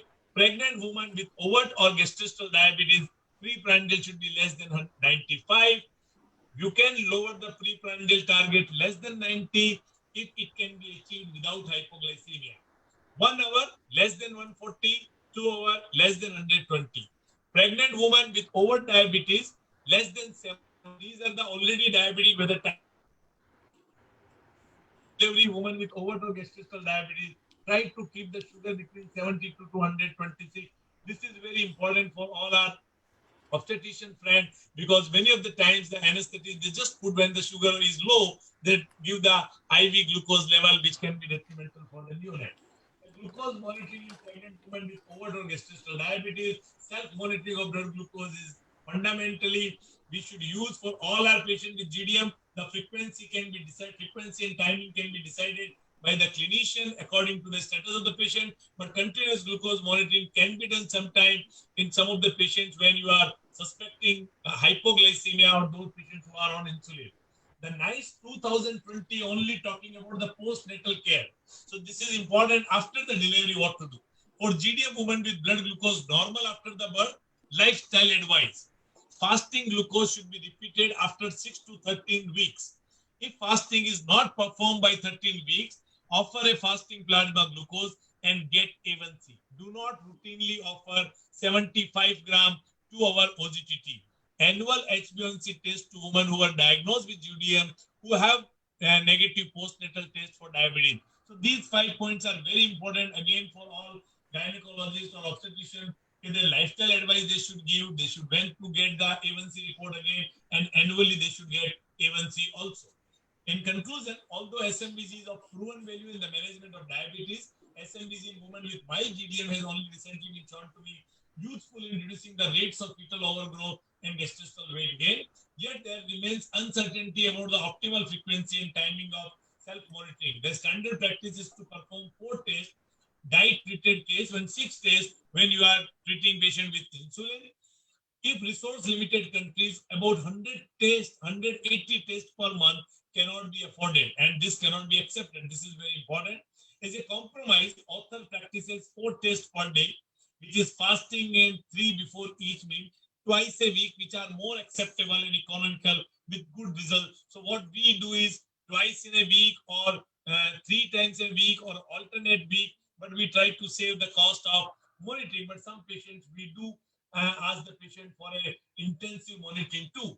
ACOG recommends a value of 95 be used as a threshold for a fasting hyperglycemia. The utility of testing glycosylated hemoglobin is limited, but in periconceptual measurement in evaluating the risk of congenital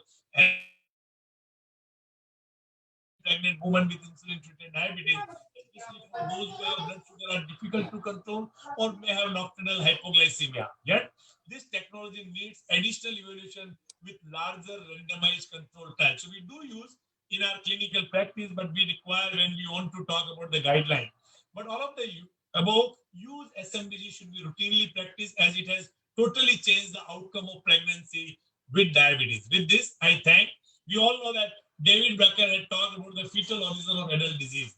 It is V. Sasaya, a fatherly figure from India. He is talking about the focus on the fetus for the future. And that is what we are trying to do here through this PSG and different DIPSI program across the country. And primary idea is that we can prevent the diabetes, or we can do even primordial prevention of diabetes if we get a normal, healthy baby. With this, I thank once again, thanks to PSG organizing team and scientific team for giving me narration. Thank you very much. Thank you, sir.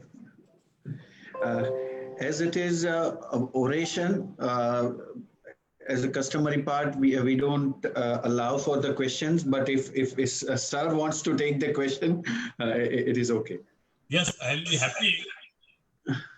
Because Shalini is there, Purvi is there, so if I will not be able to give the answer, they can give on my behalf. I can see my good friend Sunil Shah.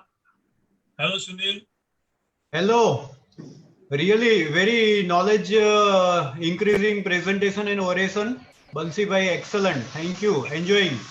Your voice is so loud and clear. The connectivity problem has gone away.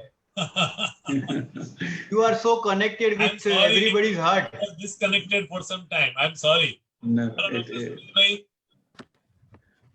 but you Excellent. look lovely in that stadium of IDL. Yes, I'm looking for it, So I don't have a question, but I would like you to comment. PSD, but I don't have the background of green, so I could not get it downloaded. I mean, So we don't have a question, but we'd like just one short comment from you on what is your vision for reducing the incidence of GDM, because that's linked to so many other morbidities later on in life. So one is, I think what we are doing, we are trying to diagnose in GDM, which is again a very late stage of intervention. As a diabetologist, what I can do as a prevention part, we should start talking or educating, as Pratap was talking, educating the young female or young girls. I mean, from the pediatric age group, we have to make healthy mom.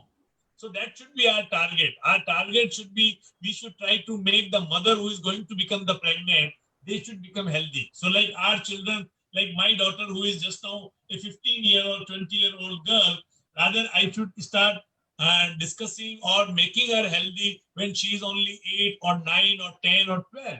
And at that point of time, she should not develop a pediatric obesity, no chance of getting PCOS. Her linear growth should be more, no increase in visceral fat. We should not try to make them more insulin resistant. If you are making someone an unhealthy child, probably when she will be pregnant in her 20s or 25 or 30s, whatever the age, the chances of becoming GDMR will be more, and not the GDM. It is not, we are talking of the GDM for that particular female. Because what she is going to deliver a child, which will be low birth weight, again, it will be a thin fat Indian. The concept, actually, what we are doing is, actually, we are getting a baby of 2.2 kg, 2.5 kg, 2.8 kg with a 45% of fat in it.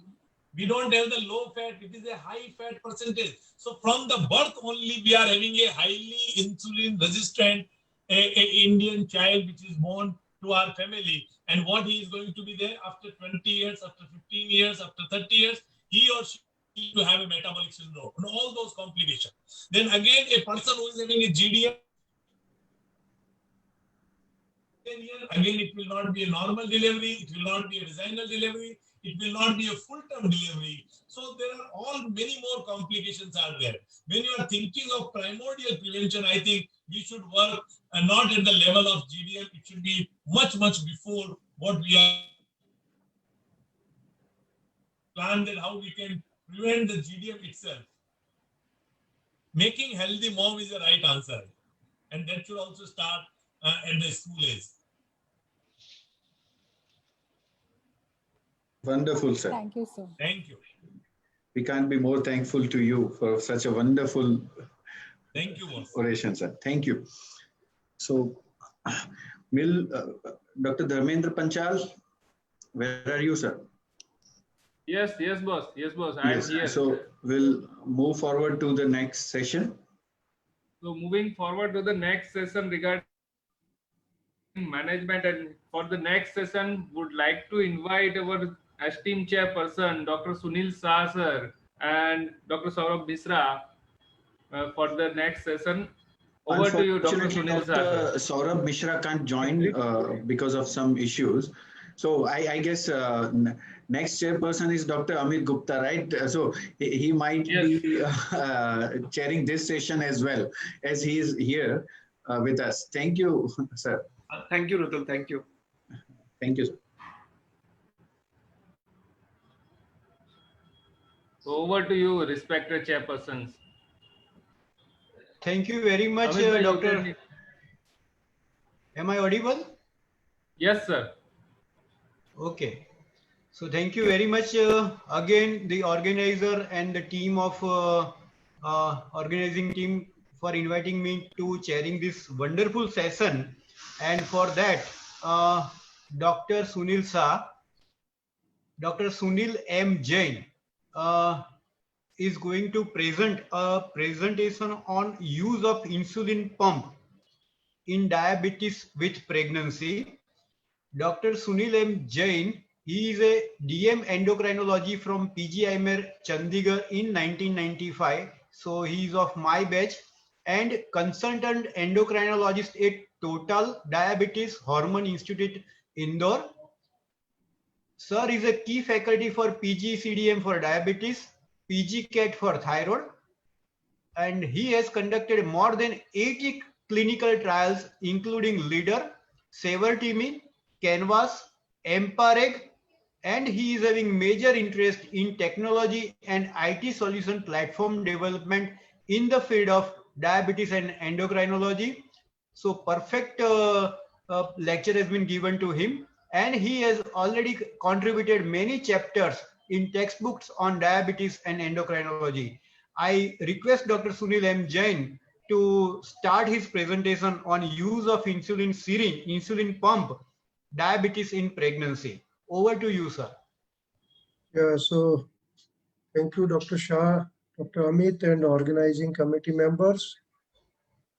Now I am going to share my slides.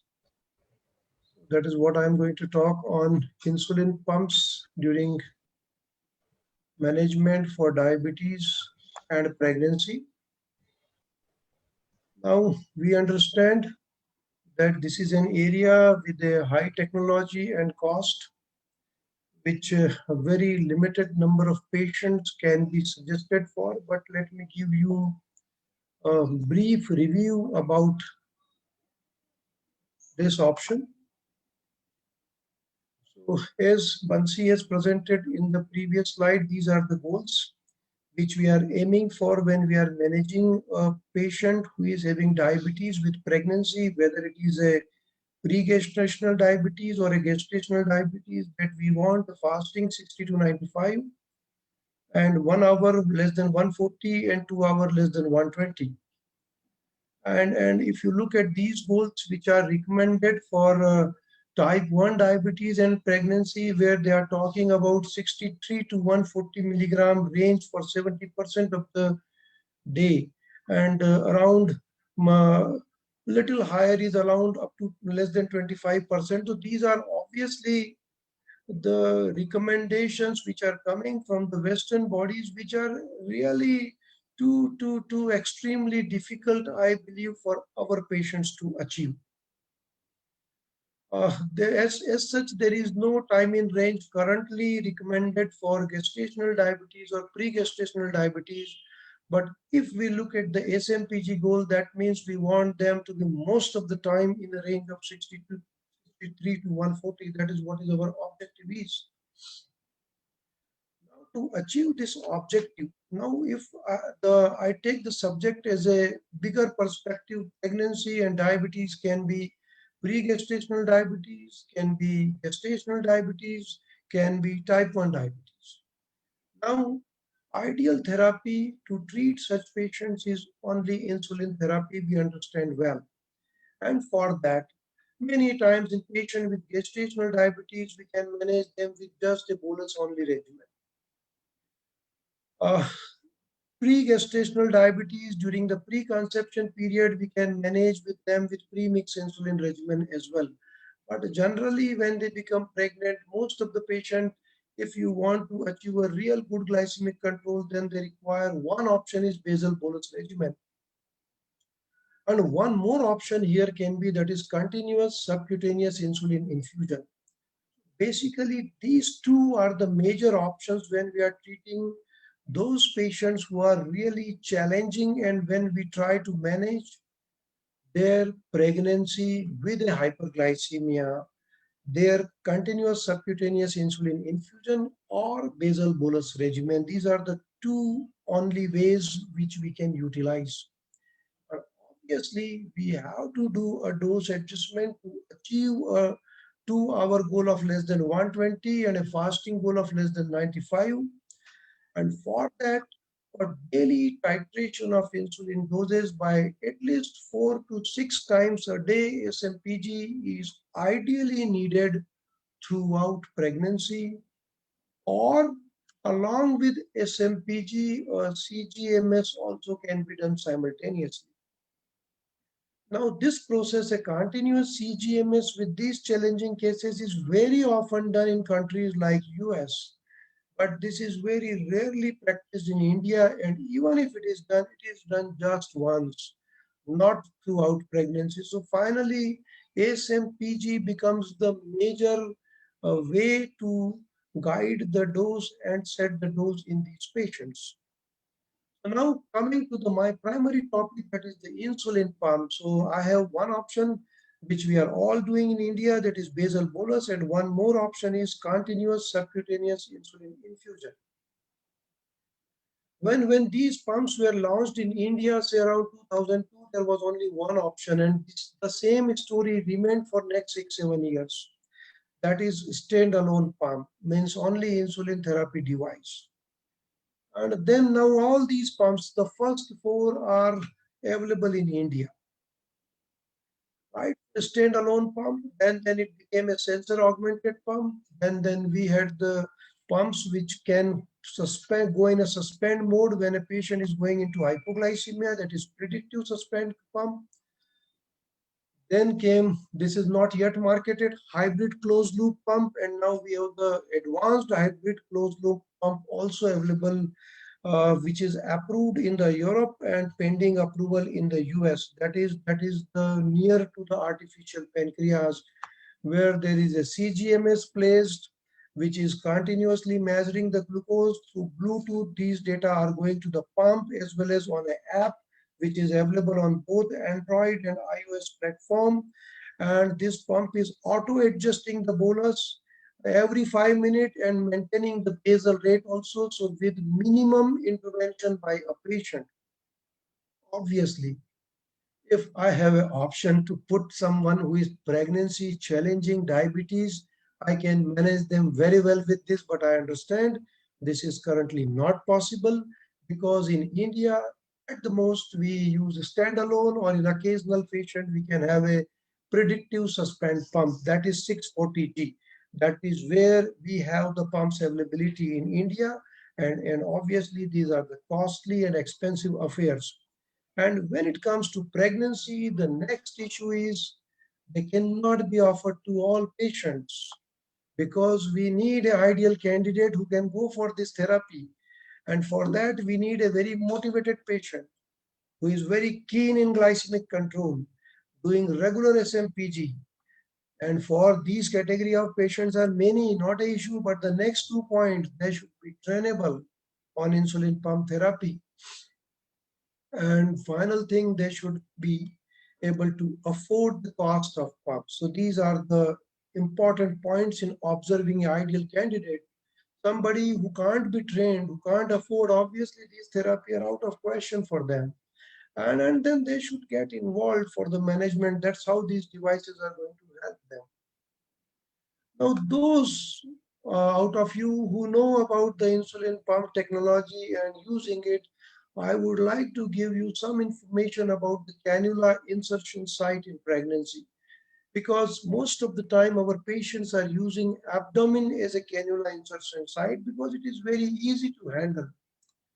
But we understand here that it is now pregnancy, and once in the 3rd trimester, there is a prominent abdomen tight area, and that's how the 9mm cannula can prick the uterine wall as well. So we can't use this cannula once the abdomen is such that now cannula insertion is not possible. So after 22 weeks or maximum 24 weeks, we have to take for the alternative sites, which can be side of abdomen.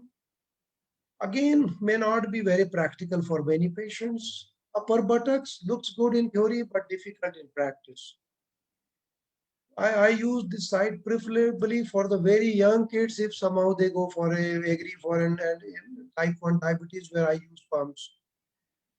Thighs, many times patients with pregnancy can have edema on the thighs also, and that's how that site is also gone. So we are finally left with the only arm region where I use the outer side of the arm as well as the triceps area. There we keep the cannula and then hold the insulin pump in the upper part of the breast. That's how we manage the cannula insertion and the pump placement in pregnancy. The next important issue which I would like to discuss with you is which insulin to use. So you know that these 4 insulin are available for use during pregnancy. Regular insulin, though it's approved for use in pregnancy, but definitely is of no use when we are giving it to an insulin pump patient, because we understand this insulin has to be taken 30 to 45 minutes before meal, and not a good choice for insulin pumps. Now we are left with rapid acting analog and ultra fast insulin. So we have Lispro, Aspart, and Fiasp. Now at present we are using all these 3 insulin. Though when Fiasp insulin was launched, it was thought that this will become the ideal insulin for pumps. But in onset 5 trial, which was a specific trial done for insulin pump patient with Fiasp versus Novorapid, there not a big advantage was observed when patients were on Fiasp, and we really need a longer trial to understand this issue. Sometimes patients prefer to go back to Aspart, sometimes they continue on Fiasp. And similarly for Lispro, a new fast-acting Lispro is also made available, not yet in India. That has also been approved for the insulin pump, and its pump trial have shown similar kind of thing what has been observed with the Fiasp. So HbA1c wise, it was not having any superiority. Might be these faster acting absorption may be good for bolus, but when it comes to basal, there is some altered pharmacokinetics, but I don't know the right answer. Nobody knows today. So we have all these options, means Lispro, Aspart, Fiasp, and consider them equal as of now.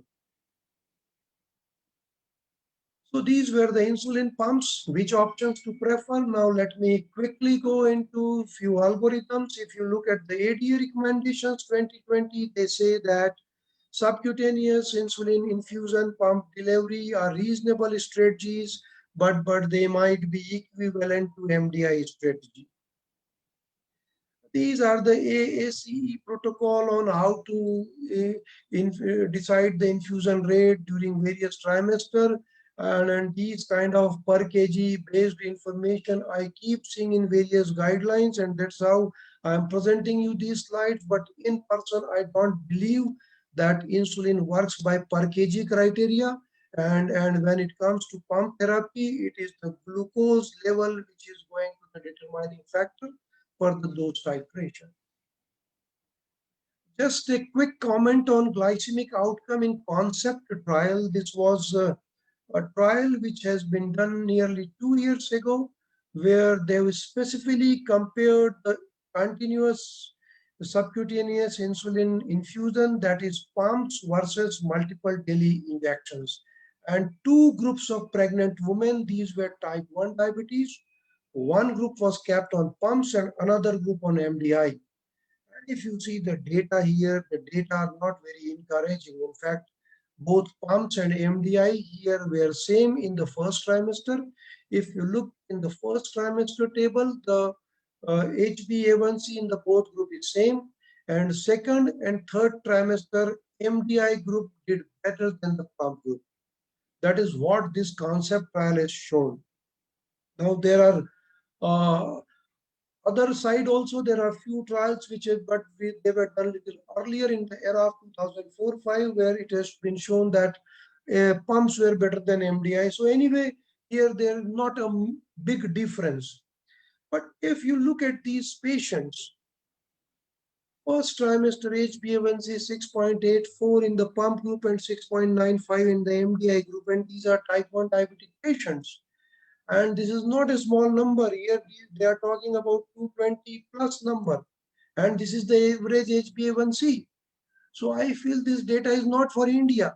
I don't have patients of my type 1 diabetes who are having this kind of HbA1c. So in our practice, this study may not be applicable. And that's how I believe that insulin pump in pregnancy for gestational diabetes, Western world, they say no. In India, also I say no, GDM I can fairly easily manage with just multiple daily subcutaneous injections. Extremely rarely I may have to consider insulin pump therapy. Somebody type 2 diabetes already on insulin therapy, planning pregnancy, Western guidelines are still not recommending them very high. But in India, we understand the limitations and what goals our patients are achieving. So many times I can consider insulin pump in type 2 diabetes in a select number of patients. In type 1 diabetes, the NICE guideline says that MDI, if it fails, then you can consider insulin pump therapy. ADA says they are equal, not superior. And one recent trial which I have shown you says that no superiority of the pumps. But as I told you, the patient population is different over there. Versus to India, I believe in type 1 diabetes pregnancy, insulin pump therapy should have a good positioning, because MDI in India is 3+1, not 6+1 or 6+2, which may be required in type 1 diabetes in pregnancy. And that's how my consideration will be there for insulin pump in pregnancy. So we understand insulin is an ideal therapy in diabetes. We need a physiological insulin delivery to achieve near normal glycemia. And we have, for this, in a patient where really there is a significant insulin deficiency, we have two options, MDI and insulin pump. One way, if MDI fails, then insulin pump can be considered. And it's very important that we should have a selection of right patients. So that's all from my side. Thank you very much. Thank you, sir, for a very, very brief and very descriptive account as well of the insulin pump therapy in patients with diabetes, and you covered all the categories of the diabetes in pregnancy. So we can take any questions if there are any from the in the chat box or the question box. I guess we have Saurabh Mishra with us, and he must have questions Yes. on pump always.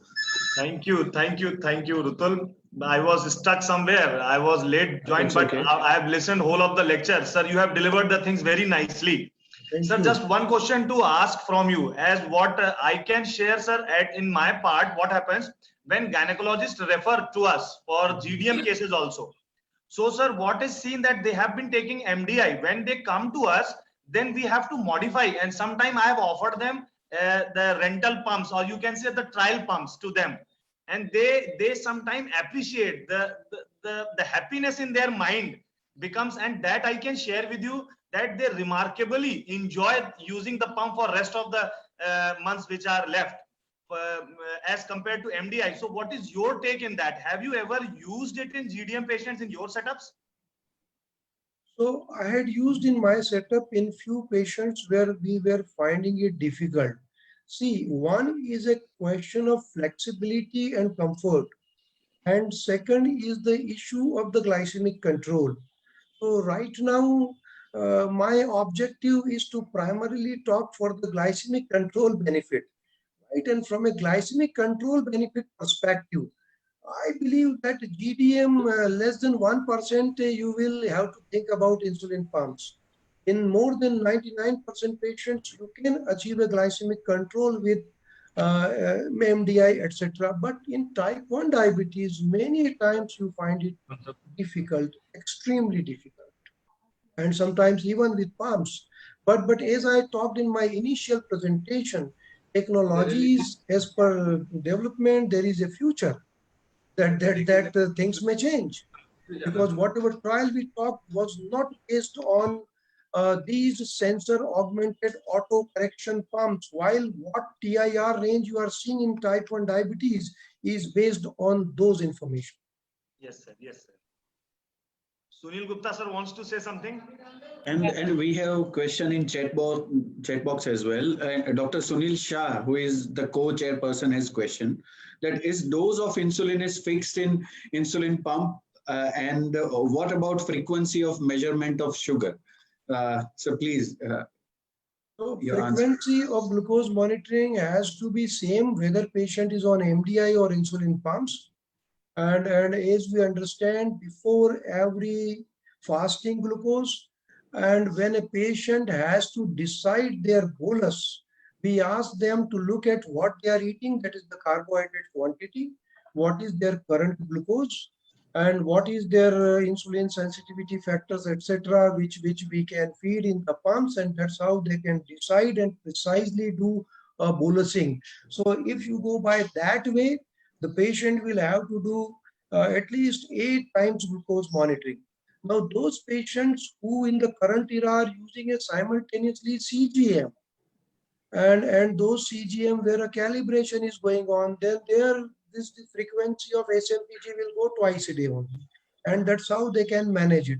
While with patient on a MDI, unfortunately, pre-meal monitoring doesn't help much, because that much dose adjustment and accuracy phenomenon may not go. So with the MDI, we stick only to the post-meal, though pre-meal can be done. But insulin pumps, because they have another area that we have different kind of bolus options also, which also can be utilized. So one more question is there in chat box regarding use of ambulatory glucose profile and whether it can replace SMBG or not during pregnancy. This AGP basically a CG. Let me talk in a CGM or pump technology. AGP is nothing but a CGMS which is coming from Abbott, right? Which is giving this ambulatory glucose profile. So consider it of no use in a insulin treatment decision making. It's have 0% role currently. So at present, we can't use this for insulin decision making. For that, we need something prospective, ongoing, continuous information, and there the preference still is a Medtronic or a Dexcom sensor, which is calibrated twice a day. Sir, one thing just I want to say, suppose there is a person who is financially 100% willing for pump, and 100% he can maintain the sensor augmented pump. Having GDM or having pregnancy with type 2, type 1 completely is innovative, is understanding the science, is realistic to the approach, is understanding the thing. So would you recommend it as in comparison to MDI or insulin pump in pregnancy? What is better in your perspective if everything he can do very nicely? Yeah, I got it. So somebody who is an ideal candidate, and now MDI versus pumps. That is the question now, right? Yeah. Now, see, how you know that MDI will fail in this patient unless you have tried it, right? So definitely I will go first with the easier strategy. And if it is working very fine, I won't do anything. But suppose my easier strategy is not working, now this is the candidate to whom I will definitely talk of insulin pump. Yes, sir. That's it. Sir, yes, sir. Sunil sir, please go ahead. Sir Gupta ji, your comment, please unmute. Yeah, I was there in your lecture, so congratulations, Sunil, wonderful. Achha, this is regarding the comment, two things importantly, but that pump should not be, it's not like a luxury that you have money and that's why you should go and just buy it and put it. It should be a requirement. It should be a need. Then I feel pump should be indicated where it is required, and not just, there are people who are coming millionaires. I feel Sunil and every one of us who are treating Amit, everyone at their place, once a day they are taking just one insulin therapy bolus, and somewhere they read about pump and they said, "Sab mere ko pump kyun nahi laga dete? Once a day basal therapy, why should you go for pump?" We are talking about pregnancy here. There's different situation, but it should be taken as a requirement and need, not the luxury. That's first message. We have used Saurabh in some of two of our patients where it was a brittle diabetes on rent. Brittle diabetes, just you increase 1 or 2 units and blood sugar goes down. If you reduce it, it goes up. So in such patient she was on almost, I feel, 7 pricks per day from morning 6 o'clock to 11, 12 in the night. She was taking 6 pricks per day, type 1 diabetes, brittle diabetes with associated mild retinopathy and all that. And she badly wanted to go for conception. So such patient we have used on rent. That is type 1. Another type 2 patient who was on very high dose of insulin, around 80 units of insulin, 85, which went up to 135 units of insulin after in progress with the progression of the pregnancy. She was also put on pump on rent. So we are doing it where it is required.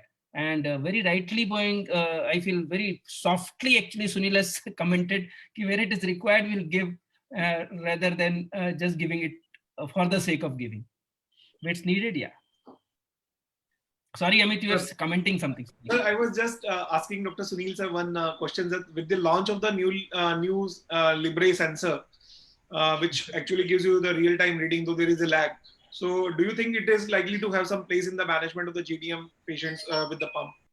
So see, currently what is in India is not that one which you are talking. India, they've launched the older version, which is not Bluetooth enabled in real time. So it is still retrospective. So if they launch their newer version in India, then we will have to see into it, because for pregnancy will be a very specific situation. So currently, whatever versions we have in India, they are still retrospective. You got my point. Once that which is a Bluetooth enabled pump, CGM, that too with alerts, high, low, etc., that is more near to the real time monitoring. But I tell you, it's still as far as I understand, the CGMS technology is still the non-calibrated versus calibrated sensors. Calibrated sensor will have an edge over non-calibrated or factory setting calibrated. Thank you, sir. Thank you. It is Libre 3 which is going to come, which had already come in European market in one country, at Italy, where they had launched, where it is approved for the even using in GDM. In India, they had used Libre. Libre 2 is a real-time glucose monitor, which is not available to our country. At present in Libre, they have just the same algorithm which you can use and which you can see in the Libre. That's the only advantage. But it's very costly and it is not approved in patient with GDM. Thank you, sir.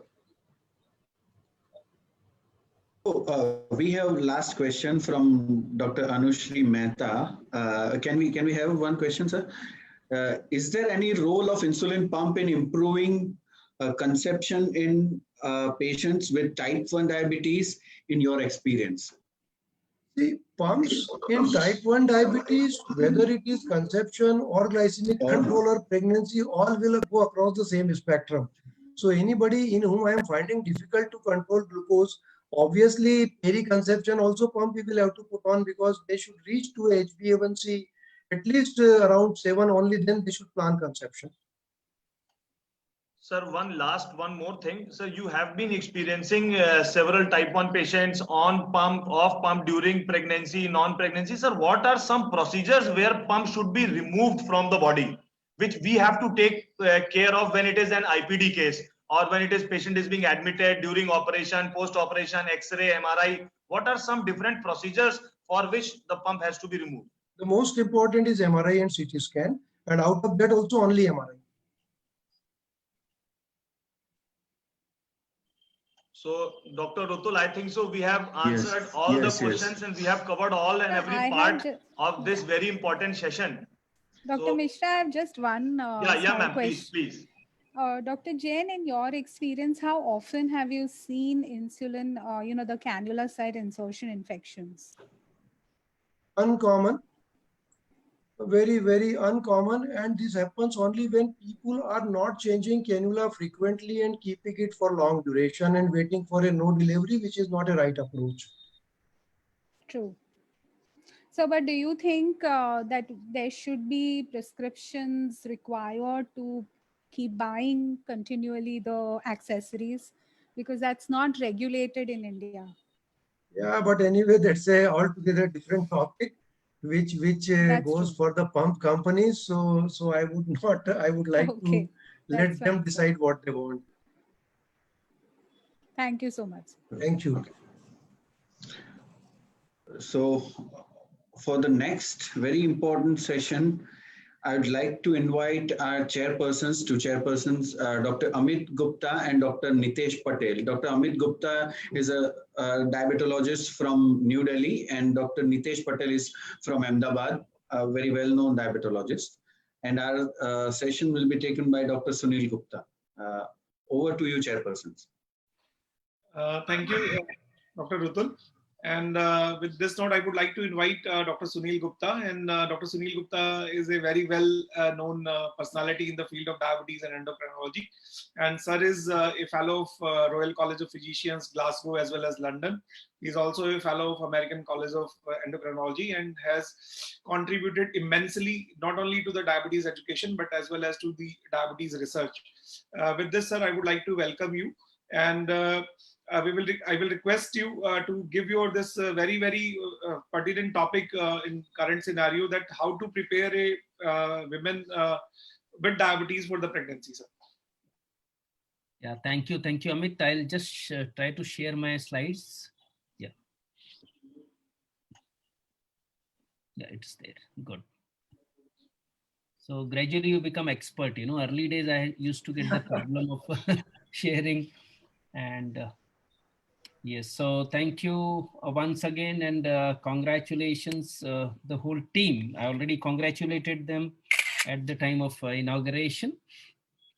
So now my today's talk is a little different than GDM and diagnosis and pathophysiology and other issues.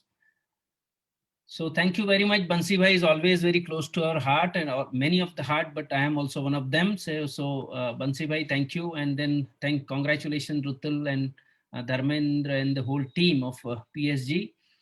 There is no conflict of interest for this session.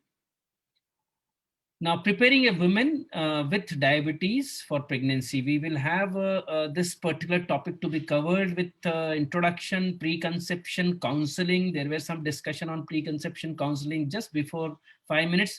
Risk related to pregnancy, there are a lot of ifs and buts people have in their mind. There's something which has been put into question answer. We'll try to answer most of the queries of the patients and their relatives, how to prepare them for conception, and what are the indications and contraindications for pregnancy, and then what is the carry home message we have.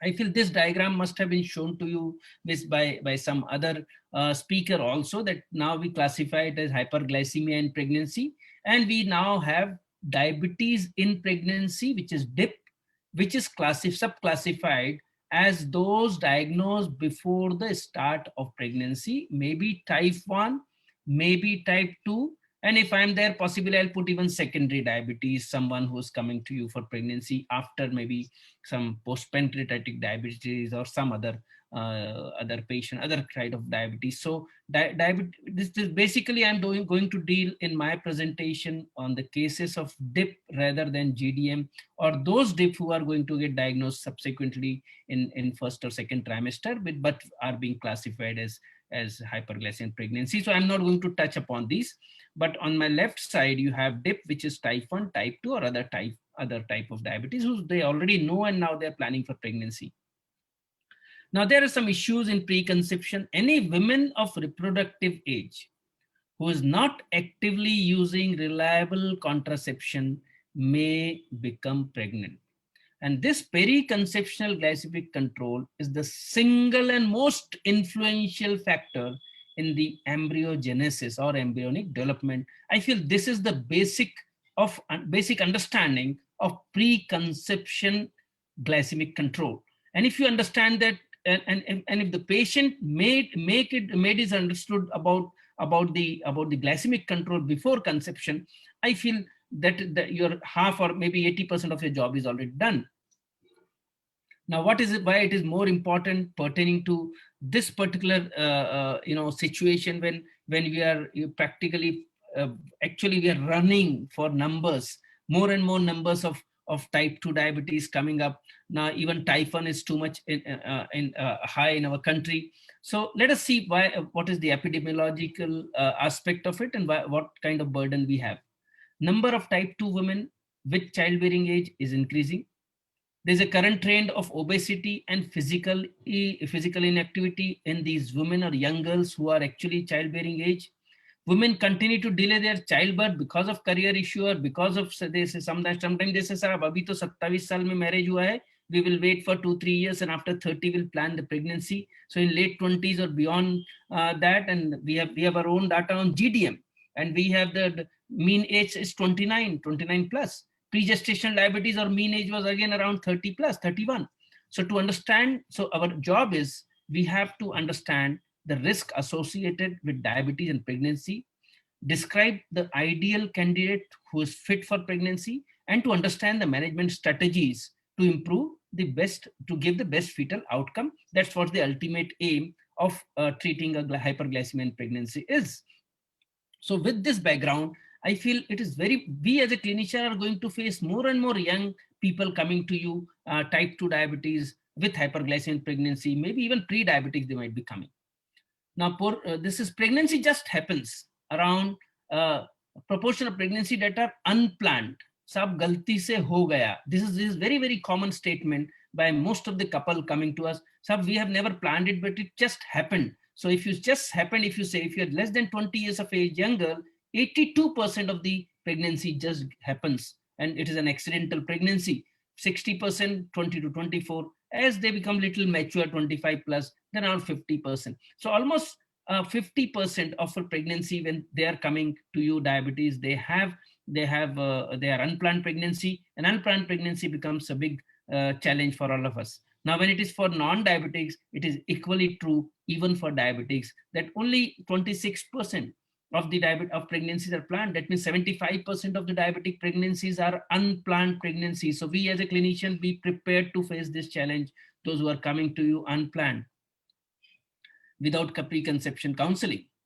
Now, what are the preconception goals? Assessment of patient's fitness. We have to see whether she is fit for pregnancy, obstetric evaluation, intensive education of the patient as well as partner. When we say partner, it's not only husband. Husband doesn't remain at home throughout the day. It is only the mother-in-laws and sister-in-law and maybe other people. So even they need to be educated for attainment of optimum diabetes control before they get conceived, and timing and planning of the pregnancy.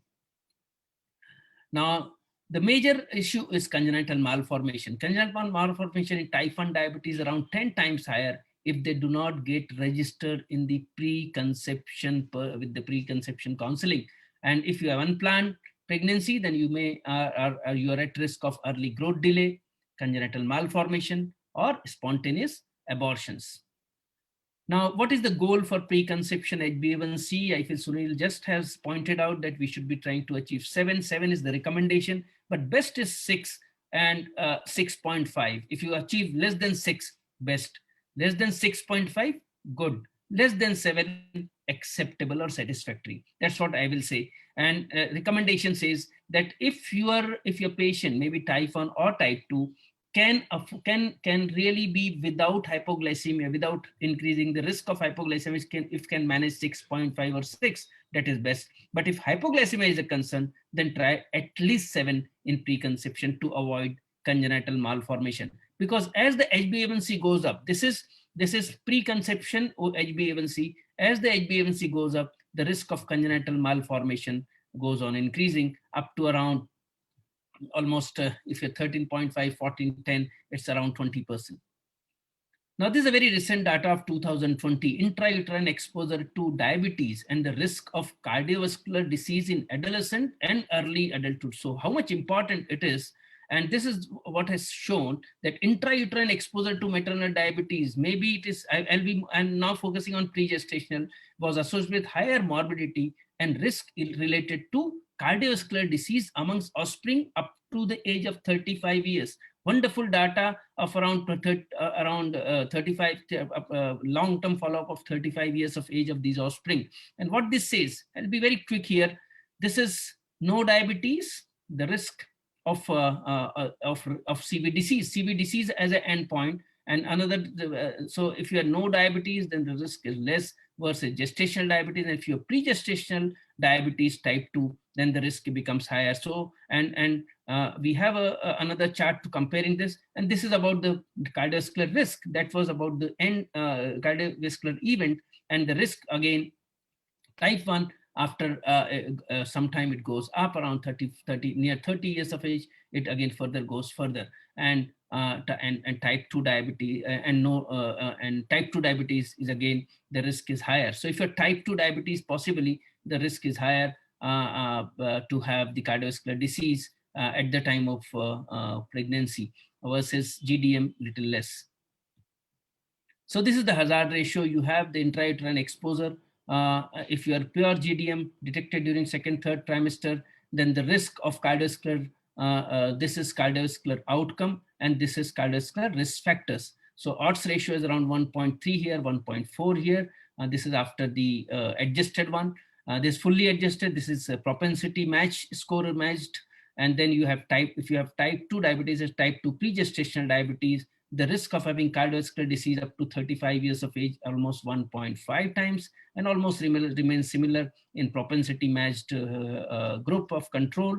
Those who have risk factors, if you see risk factors in these patients at 35 years of age, GDM almost 1.85, propensity almost 1.9, statistically significant, and those who have type 2 diabetes pre-gestational, 3 times, 3.4, 3.4 in patients. So highest risk, if you have pre-existing type 2 diabetes, the hyperglycemia exposure to these offspring of diabetic mother who had type 2 diabetes, the risk of cardiovascular disease up to 35 years of age is 3.3 and 3.4, because we are not dealing with GDM here. So and an event is again 1.5 times higher versus those who did not have hyperglycemia in pregnancy and normal.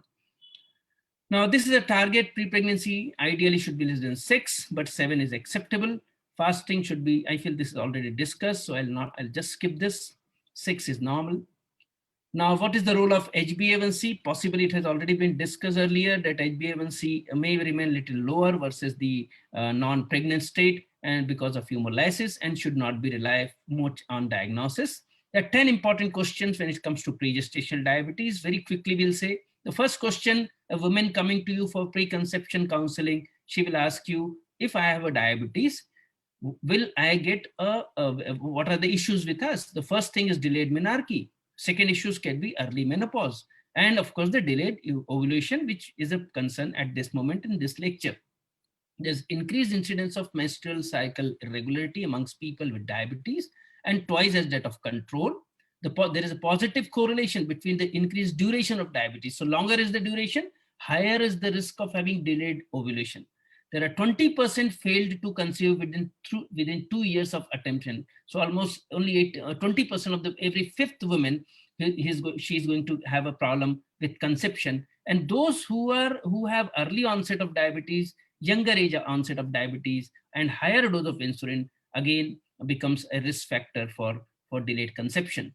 Second question, what is the risk of diabetes to the infant of diabetic mother? This question is invariably almost 100% person will ask you whether it is type 2, type 1, or even GDM. So I have a type 1 diabetes. My husband is not type 1. I have type 1 diabetes. My husband is also type 1 diabetes. Now tell me, doctor, how much is the risk for my child to become type 1 diabetes or type 2 diabetes, or they will remain non-diabetic? Now, if she has type 1 diabetes, which is more than 25 years of age, means the age of a mother is more than 25, then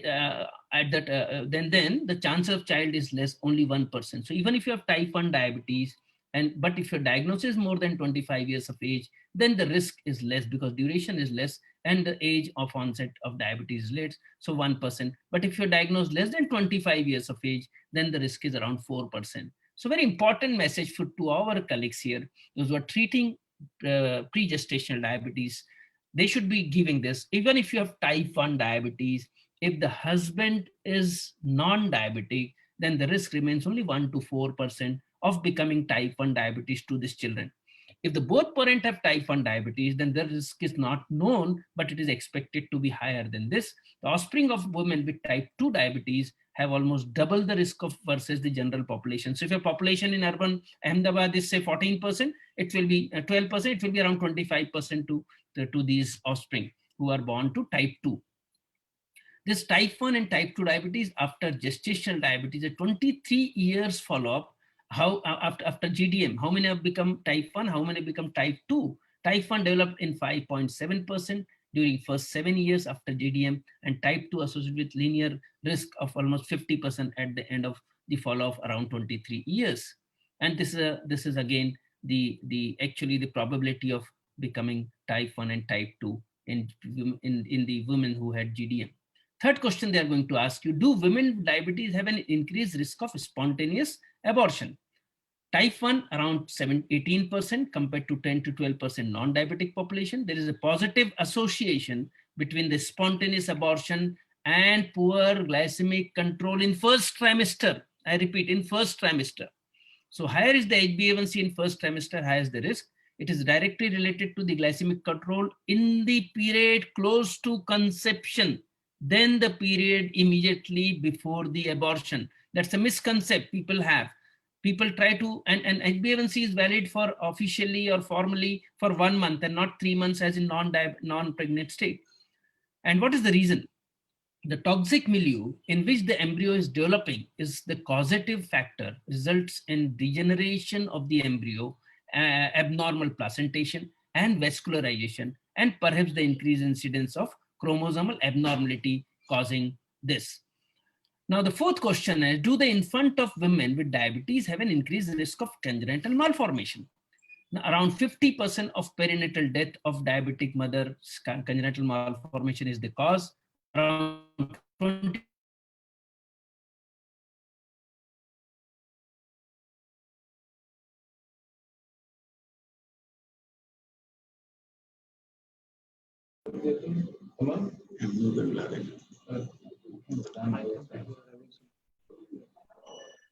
I guess I think there is a network issue at the end of Dr. Sunil sir. We will just wait for him to rejoin.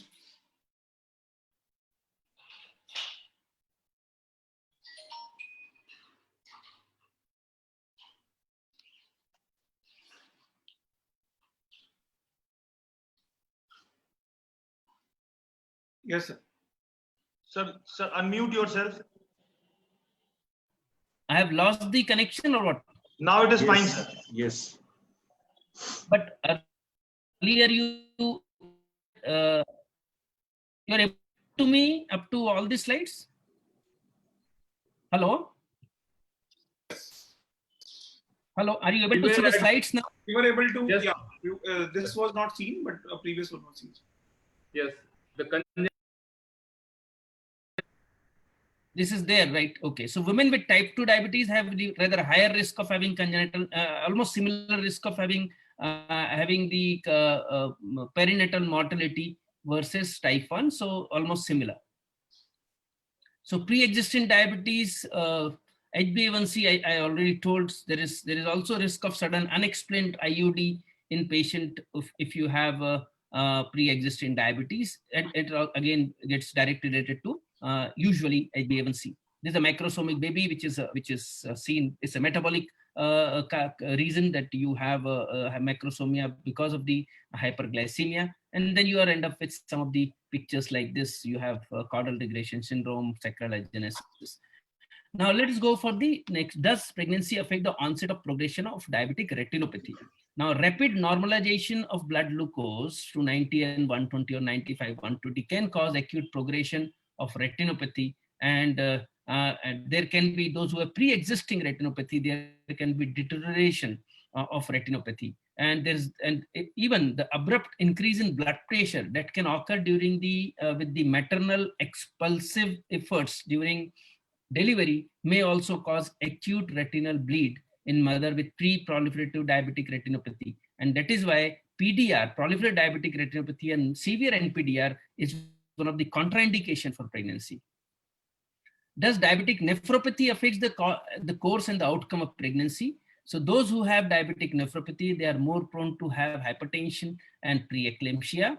And preeclampsia develops almost in 50% of the patients who have pre-existing diabetic nephropathy. And there is also increased risk of fetal distress, IUGR, in 20% of the pregnancy who had nephropathy. What about neuropathy? Neuropathy, the course and manifestations, it is the 8.5 to 32% of them, the prevalence of diabetic neuropathy, and there is this little exacerbation of autonomic neuropathy may have been reported in some papers. In summary, pregnancy does not alter the natural course of neuropathy as a whole, but in some cases you have. But if you have pre-existing autonomic neuropathy, gastroparesis, it is again another contraindication for pregnancy. Last second question is, how does the hypertension affect the course of the pregnancy? Aggressive control is required, and it should be preconceptionally done. Try to achieve 130/80. ACE, ARB during pregnancy is contraindicated, and preferred medication is methyl-dopa, nifedipine, labetalol, and maybe alpha blockers. Target 130/80. Last but one is, should women with diabetes expect an increased incidence of obstetric complication? Acute hypertensive complications occurs in almost 50% of women with diabetes microangiopathy, and versus those who are other 30% without microangiopathy. So if you have associated microangiopathy, then the risk is high. Preeclampsia, normal it is 5.7. Reducing HbA1c both before and during pregnancy can reduce the risk of preeclampsia. Each increment of 1% of HbA1c during pregnancy increases 37% risk of preterm delivery, and that is why HbA1c blood sugar should be tightly controlled. The last question women is going to ask you during preconception counseling: what are the risks associated with pregnancy in women with diabetic coronary artery disease? After microangiopathy, diabetics, they have threefold increase of CVD. In women with pre-existing CAD, the delivery can result in inadequate myocardial oxygenation, leading to myocardial infarction and even heart failure. And there is absolute or relative decrease in ability of the coronary blood flow to meet the demand of the myocardium during labor. And there can be pulmonary edema after a vaginal delivery. There is an immediate 60 to 80% increase in the cardiac output, and which again can be a risk factor for pulmonary edema and acute failure. So this is summarizing the maternal versus fetal complication. There can be increased insulin requirement in pre-existing diabetes, hypoglycemia risk is high, infection, ketoacidosis. We will have one slide on that. Deterioration of retinopathy. There is increase in the proteinuria and edema during pregnancy, miscarriage, preeclampsia, increased seizure rate, fetal complication, congenital malformation, spontaneous abortions, increased neonatal or perinatal mortality, macrosomia, shoulder dystocia, polyhydramnias, late stillbirth, neonatal hypoglycemia, polycythemia, jaundice, and IUGR. These are few of the complications. And then what about diabetic ketoacidosis, type 1 diabetes? If you have an episode of ketoacidosis during pregnancy, more than 50% risk of fetal death. I repeat, more than 50% risk of fetal death. I have fortunate enough to write a chapter on this diabetic ketoacidosis during pregnancy. I feel that will be worth reading. It is going to be published possibly in this coming year. Because of Corona, it got held up somewhere. Emergency LSCS during ketosis have high maternal mortality, even maternal mortality, and best is to treat decay aggressively and save the mother at least. Now COVID, without COVID, I feel there should be every presentation will be possibly incomplete.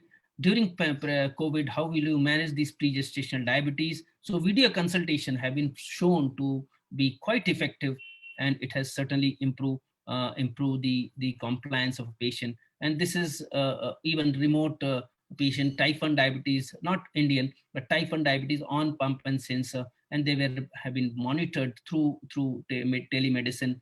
3rd May, 4th May, and 5th May. You can see they have achieved a good glycemic control within 3 days of adjusting all those therapies on teleconsultation. What are the potential contraindication to pregnancy? Those who have pre-existing coronary artery disease, significant coronary artery disease, active proliferative retinopathy if remain untreated. One important message is those who have retinopathy, photocoagulation or laser therapy is not contraindicated. They can be given photocoagulation even during pregnancy.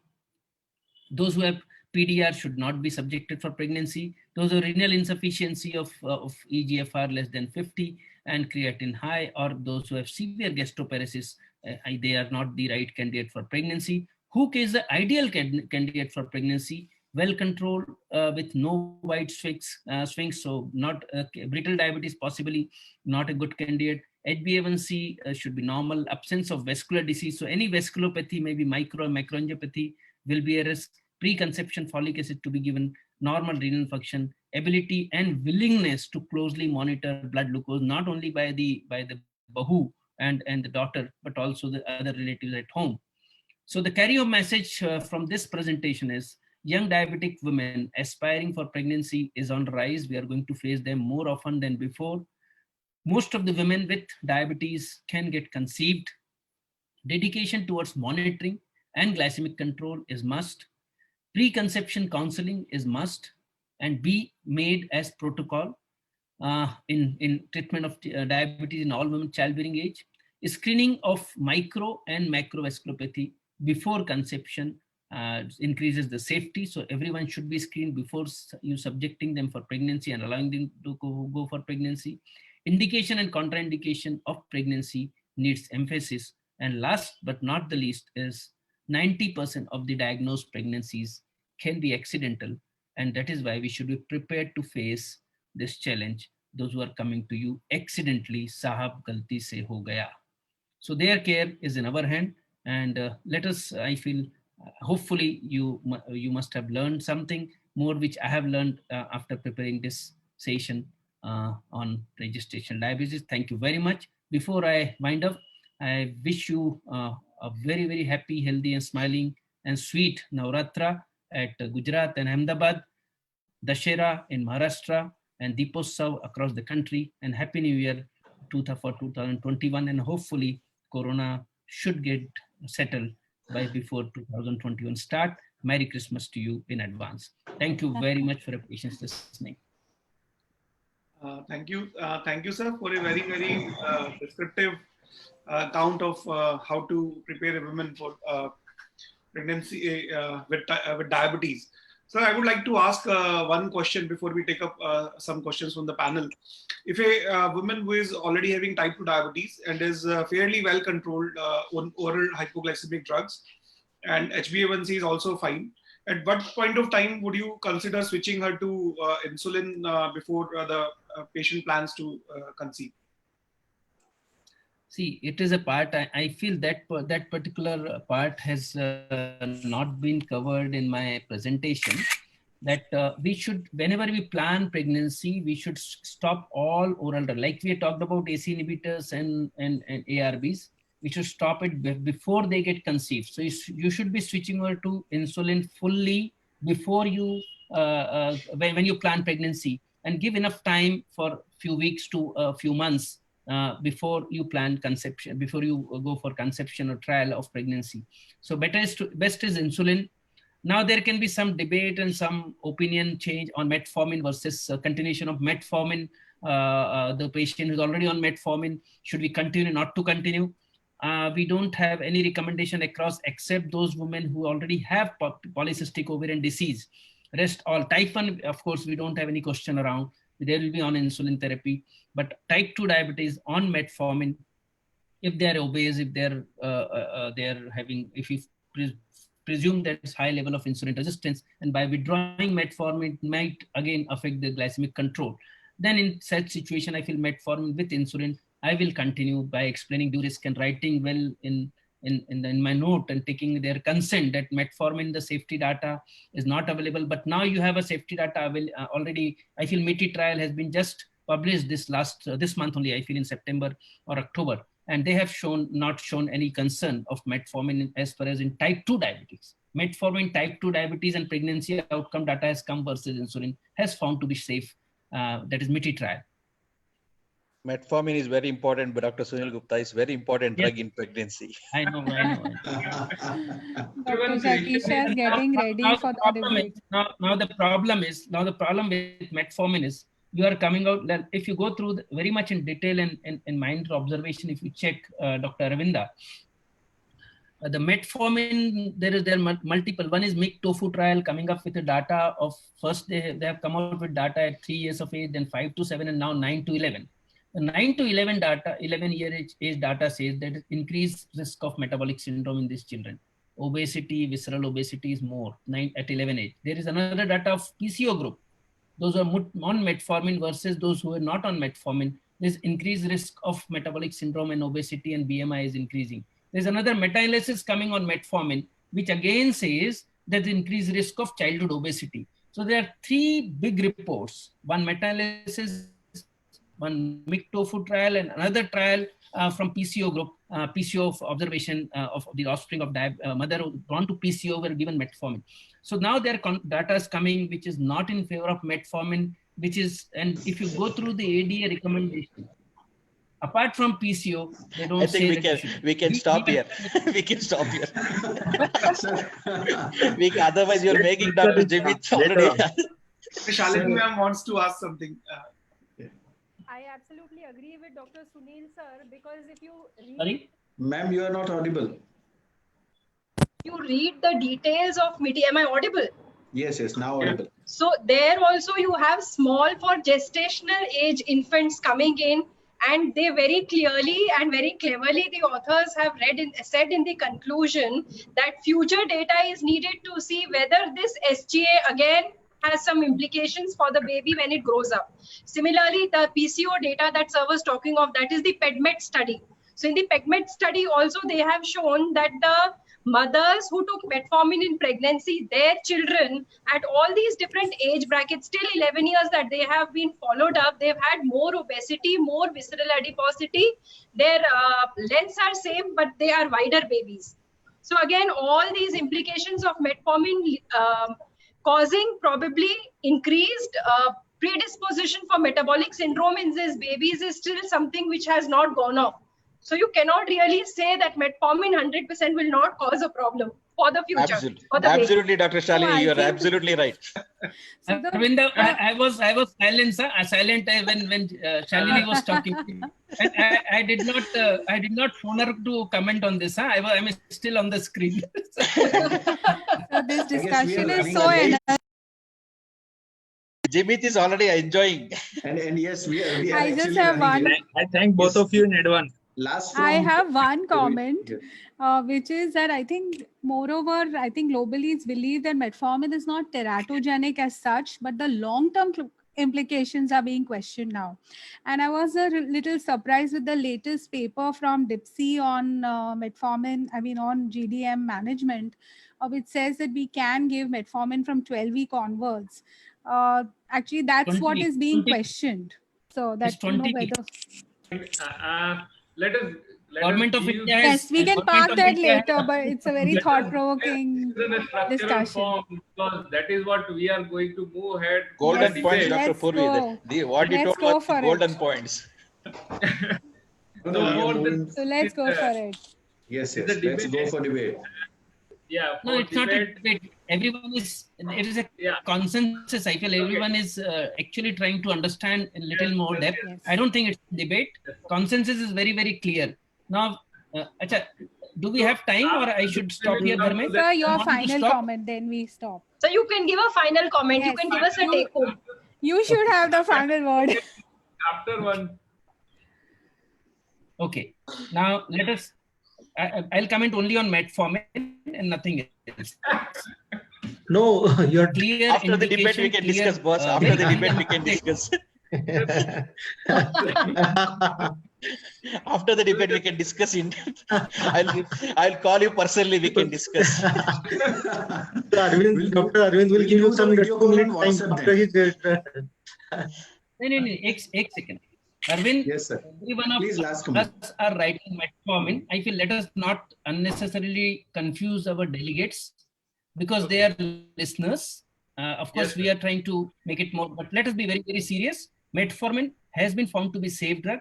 In people with gestational diabetes, Government of India has approved to be used after medical nutrition therapy after 20 weeks of gestation, and we can use it safely because you have an indication, you have a data, safety data available. And the PCO data has very clearly said those who are non-diabetic, only metformin used for PCO for ovulation and fertility. In that situation, after 12 weeks, there is no role of metformin to be continued for either prevention of GDM or prevention of preeclampsia, which was actually thought earlier, the earlier papers. So most of the analysis has said up to 12 weeks you use it, after 12 weeks you can stop metformin. Still, those who are on metformin, type 2 diabetes, planning pregnancy, you presume that this particular individual has high level of insulin resistance. Even if they don't have PCO, metformin, in my my personal view and most of the experts' views, can be continued and insulin should be added. Usually we keep metformin dose not up to 2 grams, but we try to maintain with 1 gram per day along with insulin supplementation. So we try to achieve preconception goal easily and also trying to address the these. Because if you just switch over to insulin, the dose of insulin may go haywire. Maybe you require very high dose when you withdraw metformin completely in type 2 diabetics planning for pregnancy. So that's what is the take home. Otherwise, insulin remains the drug of choice. Thank you, sir, and would again request you to be stay there to have few more conclusions. I'm there. Yeah, and for the next session, would like to invite our chairperson, that is Dr. Nishchal Chovatia and Dr. Rahul Dubey, and would request them to introduce our speaker and topic. Over to you, respected chairperson. Dr. Hello. Rahul? Yeah, Yes. this is Dr. Rahul Dubey from Pune. And I think already we have started the debate. Today, the debate is going to be oral drugs in pregnancy. And Dr. Arvind Jagdisha is going to talk about yes for this particular session. And to introduce Dr. Arvind Jagdisha is very humble, very humble and versatile and knowledgeable person, and very easy to approach. He has very good degrees like MRCP and 3 FRCP, etc. See, we are already running late, so I'll not waste much time and ask Dr. Arvind Jagdisha to start his debate. Thank you, Dr. Rahul. So at the outset, I thanks Dr. Rutul, Dr. Dharmendra, and most important person, Dr. Bansi Sabu, for giving me this opportunity for being a part of this wonderful, successful conference. So I'll share my screen.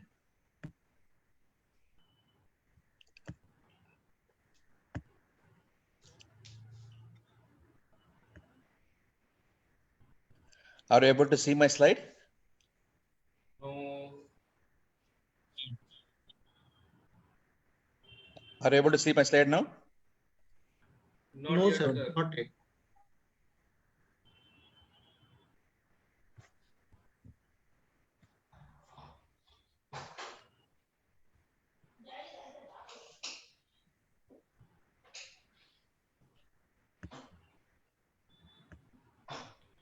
Now? No. No. Still no.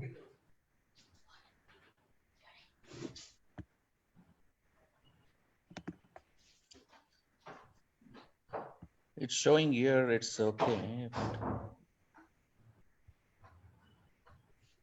Stop share screening and then 1 second restart.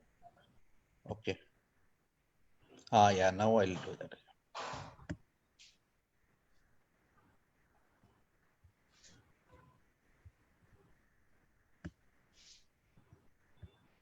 Yes, we can see the slides now. Now we can see now. Yeah. Yeah. So thank you, PSG team, for giving me this opportunity. Today, we have an interesting discussion, interesting debate, but nothing in personal, because Dr. Jimit is my close friend. So we'll have a fun, as Dr. Sunil was telling, the academic plays an important role. Rutul has given me a very tough topic so that I can debate this, because it was a straight away debate actually. But when I told about this particular topic, I said, okay, I'll defend it for the oral hypoglycemic agent. Then finally agreed to that. So first of all, greetings from Bangalore. So if you take diabetes in pregnancy, these are the management approaches. That is, it is an individualized treatment plans involving a combination of glucose monitoring, medical nutrition therapy, pharmacotherapy, exercise, weight management strategies, and psychological support. Appropriate glycemic control has been a cornerstone in prevention of maternal and neonatal complication associated with gestational diabetes. While contemplating OHA in pregnant diabetes, can euglycemia be achieved with OHS? is the postprandial phase. Can the drug reduce the time lag between the plasma glucose rise and the insulin secretion? Are drug-to-drug interaction, if any, are acceptable? Does a particular OHA cross the placenta? And if yes, to what extent? Will OHA produce fetal hyperinsulinemia and secondary hypoglycemia? Is the OHA itself teratogenic? These are the questions to be considered while you're putting the pregnant lady on OHAs. So why oral therapy is still needed? Because of the disadvantage of insulin therapy. Sometimes like placental parenchymal tissues of insulin treated patients were much heavier in volume. This was published in way back in 1986. Acute pulsatile rise and fall in mother's blood sugars as after food intake. There is hyperglycemia and insulin treatment. Hypoglycemia might be unnoticed and account for an increased fetal release of endogenous insulin. Imagine Dr. Jimit, who is my opponent today. He gets a patient in his gestational diabetes patient in his clinic and says, doctor, what is this in this modern 2020? You're telling about the injections and all. Show me scientific data. I have my friend in US where the gestational diabetes patients are treated with diabetes. So don't give me any insulin at any cost. So give me oral drugs at any cost. So these are the types of patient, not only Jimit, all of us will get to see in our day-to-day patient, day-to-day practice. So imagine this boy, how it will be. Imagine this, you are an oral drug. What will be the patient response? Okay, then fine. No hypo, no weight gain. Most important, no pricks. So I'll go for oral tablets. This is what the response will be there. So what to do? One of the two options, oral drugs which do not cross the placenta, oral drugs which cross the placenta without causing fetal hypoglycemia, hyperinsulinemia, and teratogenic effect. So, very important slide, current place of OHS in diabetes management. If you see this slide, Dr. Jimit, kindly see this. Keep a mind of it. So when you're talking about your topic, so ADA has recommended the use of metformin and glibenclamide. NICE has recommended the metformin and glibenclamide is safe in pregnancy and lactation. FDA, no OHA is approved. Ongoing studies have shown promising results with oral hypoglycemic drugs, that is metformin and glibenclamide. The Endocrine Society guidelines clearly suggest the use of OHA, metformin and glibenclamide in pregnancy. This is a very important slide. All of you should keep it in mind. Why is metformin attractive? It is also useful in insulin resistance syndrome and constant and increasing popularly treatment for PCOS, often inducing ovulation and resulting in pregnancy. Cellular uptake of glucose is the primary mechanism. Therefore, hypoglycemia is not a side effect. Fortunately, the cellular uptake of glucose does not appear to occur in the placenta effect. Unfortunately, because of its low protein binding and low molecular weight, it partially crosses to the fetus. So if you take the case of metformin regarding the teratogenicity, several trials did not report any major congenital malformation in infants born to mothers who received metformin throughout the pregnancy, whether those mothers were diabetes or non-diabetic. So the MIG trial, very important trial, that is the metformin in gestational diabetes trial, is a prospective randomized multi-centric trial in women with gestational diabetes. It included 750 women with GDM from Australia and New Zealand. It addressed the efficacy and detailed safety of metformin compared with insulin in women with GDM. Long-term follow-up of offspring will examine whether treatment influences the later health. So this is the protocol of the MIG study used. So what was the outcome? It was noted that one very important outcome you should notice in this, it was noted that only 46.3% of the metformin group required supplemental insulin to maintain euglycemia. A large number of women, nearly 76%, opted for metformin over insulin in their subsequent pregnancy. You can see only insulin preference was only 27%. In women with GDM, metformin is not associated with increased perinatal complication as compared with insulin. Metformin can be used as an adjunct or an alternate to insulin when there is insulin resistance and requirement of large dose of insulin. Another important study, as Dr. Sunil was telling, is about the TOFU trial. As metformin crossed the placenta, the potential effect on metformin on growth of children were studied in the offspring follow-up study. That is the TOFU study. It compared the body composition in terms of fat distribution of the children at 2 years of age. The result demonstrated that exposure to metformin in utero has led to more fat being stored in the subcutaneous tissue, which suggested there was less ectopic or visceral fat in these children, to be noted. There was no difference in total body fats when compared with children whose mothers were treated with insulin alone during pregnancy. So these are the various studies on metformin on various aspects of GDM and has showed the beneficial effect of metformin. That is Jacobis et al., Gluck et al., Coetze et al., Hall et al. All of them have shown the metformin can be used in GDM very comfortably. So metformin and fetal outcomes. Metformin treated pregnant women had a low infant morbidity and mortality rates compared to insulin treated patients. This was a way back study. Since 1975 and 79, metformin has been used very comfortably. I think by 1979, Dr. Jimit would have not born only, but since then only metformin has been used. Metformin was safe in pregnancy, glucose intolerant women, either as an adjunct to insulin treatment or even as a monotherapy. Coming to metformin and lactation, the concentration of metformin in breast milk were low, and the mean infant exposure to the drug was only 0.8% of the weight near a normalized maternal dose. Metformin used by breastfeeding mothers is safe. Metformin and PCOS systematic review, Cochrane systematic review confirmed that metformin increased the ovulation rate by the factor of 3.9 and the pregnancy rate by 3.3. Combined with clomiphene, it improves the ovulation and pregnancy rate by a factor of 6.7. The evidence of metformin in decreasing miscarriage rate is weak and based on few observational study. Now coming to the another drug, the glibenclamide or glyburide, it was not detected in the cord serum. The study did not evaluate first trimester use, did not evaluate use in type 2 diabetes, did not evaluate other hypoglycemic. So there is a comparison of glibenclamide and insulin in women with GDM. It is a randomized controlled trial involving 400 odd patients. What they've seen is no difference in large to gestational age, hypoglycemia, NICU admission, and congenital anomalies. Very important point to be noted.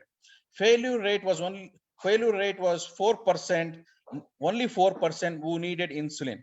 The overall incidence of hypoglycemia is 1 to 5%. Another glyburide study, a systematic review which included 3 RCTs. The 478 participants for trial was from India, which included 10 patients in glyburide group and 13 patients in insulin group.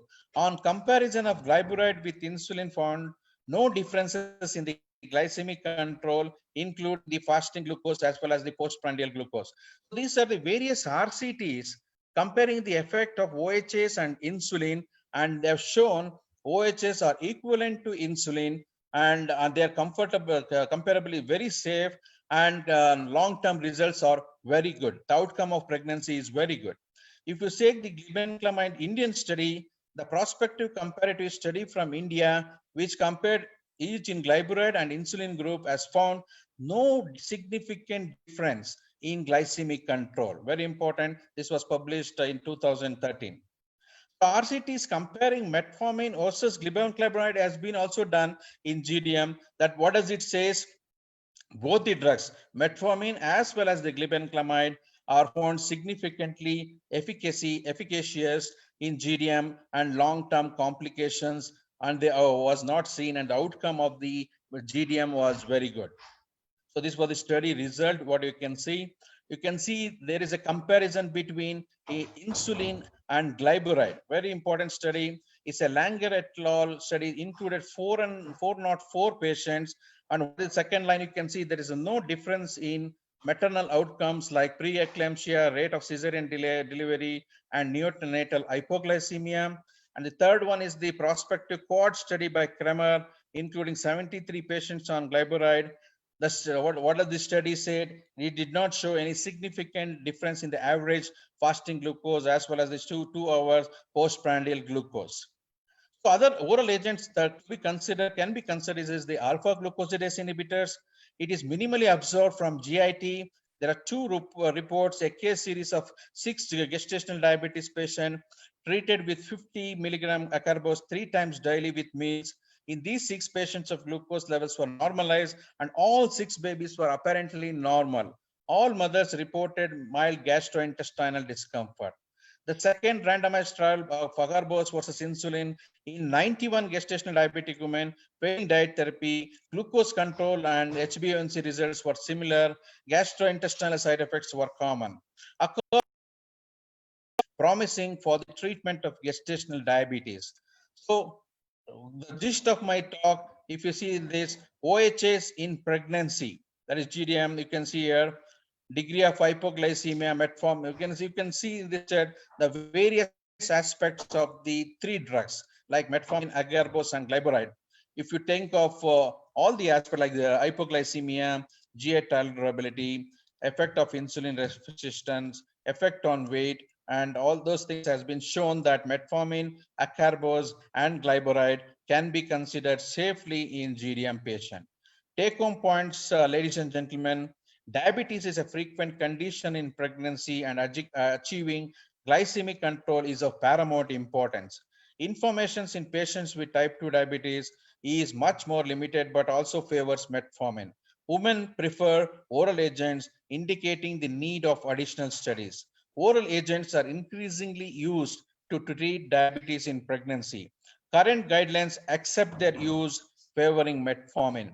Insulin therapy can be inconvenient because of the following needs of multiple injection, associated cost, pain at the injection site, as Dr. Purvi was telling, need for refrigeration and skillful handling of the syringes is needed. Along with that, so many SMBGs has to be done. There are so many pricks are involved. So we can always consider the oral drugs as well in this study. If you have not understood, Dr. Jimit, if you see this summary, you'll understood the whole point. Currently, both glyburide and metformin are classified by the FDA as category B in pregnancy.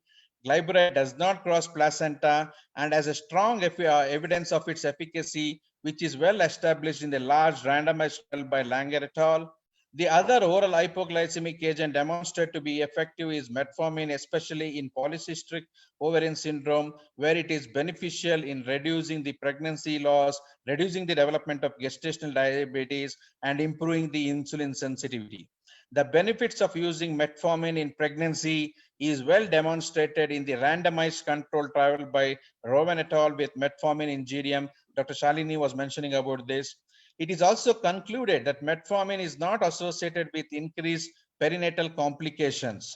The bottom line, acarbose appears promising because of its pharmacodynamic profile in the absence of systemic effects. Although this drug has also been categorized as FDA category B, there is a need for further randomized trial comparing acarbose with other oral hypoglycemic agents and insulin before validating its effectiveness. So you can identify this person. Can you see this person? See the face. Kindly look at his face carefully. He is none other than our opponent. He is outside. He might be smiling very well. The problem is, but from inside, the body is killing him because of the insulin. So thanks for the patience hearing. Over to my opponent for his further discussion.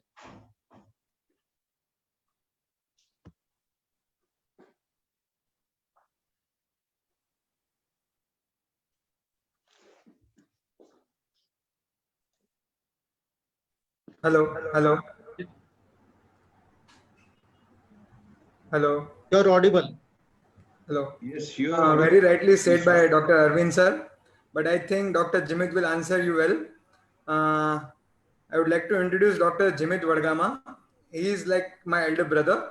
He is consultant diabetologist, endocrine and metabolic physician at Surat. He is also author in many books. He is editor. He is 2019 Rising Star Awardee. He has received National Award winner in TISA. Without wasting much time, I would like Dr. Jimit to continue. Over to you, Dr. Jimit. Yeah, thank you so much. First, I would like to thank the organizer, Dr. Dharmendra Bhai and Dr. Rutul Bhai for this opportunity, and thanks to Bansi sir for this wonderful event. and would also like to thank my competitor for today and my very good friend Dr. Ravinda for making me on screen with a beautiful picture. I was outside, but still I have no pin inside. And I would say why I have no pin my talk, strictly saying no to oral drugs in pregnancy. I hope my slides are visible. Yes. Yes. Yes, yes. So my motto is here is safety first. Okay, we all know it is a thing. There are problems with oral therapy. That is the hyperinsulinemia. So we are talking about 3 drugs. I would say alpha glucosidase inhibitor, A-carbose. There is very, very low amount and very small amount number of participants. So we should exclude them for our talk right now. And we will concentrate more on sulfonylurea and metformin. So sulfonylurea, we know first generation sulfonylurea, tolbutamol and cropramide, clearly shown to cross the placenta, and the concentration was similar across mother and the baby, and it has found to be causing a profound and prolonged neonatal hypoglycemia because of their longer duration of action and hyperinsulinemia. Okay, so fetal hyperinsulinemia can lead to macrosomia and hypoxemia from the drug itself. Okay, so sulfonylurea, we have evidences, though from older sulfonylurea, they can cause fetal hyperinsulinemia. They crosses the placenta and causes hyperinsulinemia in fetus and causes macrosomia and hypoxemia also. Our teratogenicity, there is no doubt first generation sulfonylurea have clearly shown major congenital malformations when used in patients with type 2 diabetes. So we have clear-cut data for malformations also. And we have seen concentrations of glyburide. Okay, one of the drug, my friend Dr. Ravinda mentioned, glyburide in umbilical cord plasma are approximately 50 to 70% of maternal level. So this is very, very important. And it has shown higher rate of neonatal hypoglycemia and macrosomia than insulin in a very good meta-analysis in 2015. Even glyburide have failed to found non-inferior to insulin based on a composite outcome of neonatal hypoglycemia, macrosomia, and hyperbilirubinemia. And Dr. Arvinda has shown many slides, but he couldn't show any long-term safety data on offsetting for glyburide. And we have seen so many comparisons of glyburide and other older sulfonylureas. And you can see there are multiple studies. Glyburide still crosses the placenta. There is no doubt it crosses the placenta, though the level will be less by the placenta, and even the concentration in the placenta and fetal blood. So please remove misconception from your mind about glyburide's placenta safety in pregnancy. Glyburide crosses the placenta in vivo, and don't take into consideration that it is the safer molecule. What about metformin? Okay, we all metformin crosses placenta. There is no doubt about that. Metformin has some of the teratogenic evidences. These studies have found to have some evidences. What are they? So first, metformin readily crosses the placenta. You should know it results in umbilical cord levels of metformin as high as or even higher than the simultaneous maternal levels. So you need to know metformin readily crosses the placenta. So this is one thing, and whatever dose you give to the mother, it is going to affect the fetus either positively, negatively. We will see in the near slides what are the slides. So metformin exposure, this is one of the exploratory case control studies. Okay, at first trimester pregnancy when metformin was given, and risk of all or specific anomalies. The other anomalies were not, but clearly it has significantly showed increased incidence of pulmonary valve atresia. And the hazard ratio was 3.5, and the p-value was also significant. Though you may consider metformin a safe drug, but remember there are evidences existing that it can cause some kind of teratogenic effect. Even very good information published in British Journal of Clinical Pharmacology, where pregnancy outcomes in women of metformin for diabetes or even other indications like PCOD. And the risk, they were analyzed from metformin study from European Teratology Information Services from 1993 to 2015. And even risk of all kind of birth defects exposed to metformin during the first trimester, they were higher. You can say major or minor birth defects, so even cardiac birth defects were higher. So metformin can cause teratogenic effects. We have few evidences, though majority of trials have shown to be safe. what are we worried? And even this was discussed about the Dr. Sunil sir just few minutes before, are the long-term effects on offense. Okay.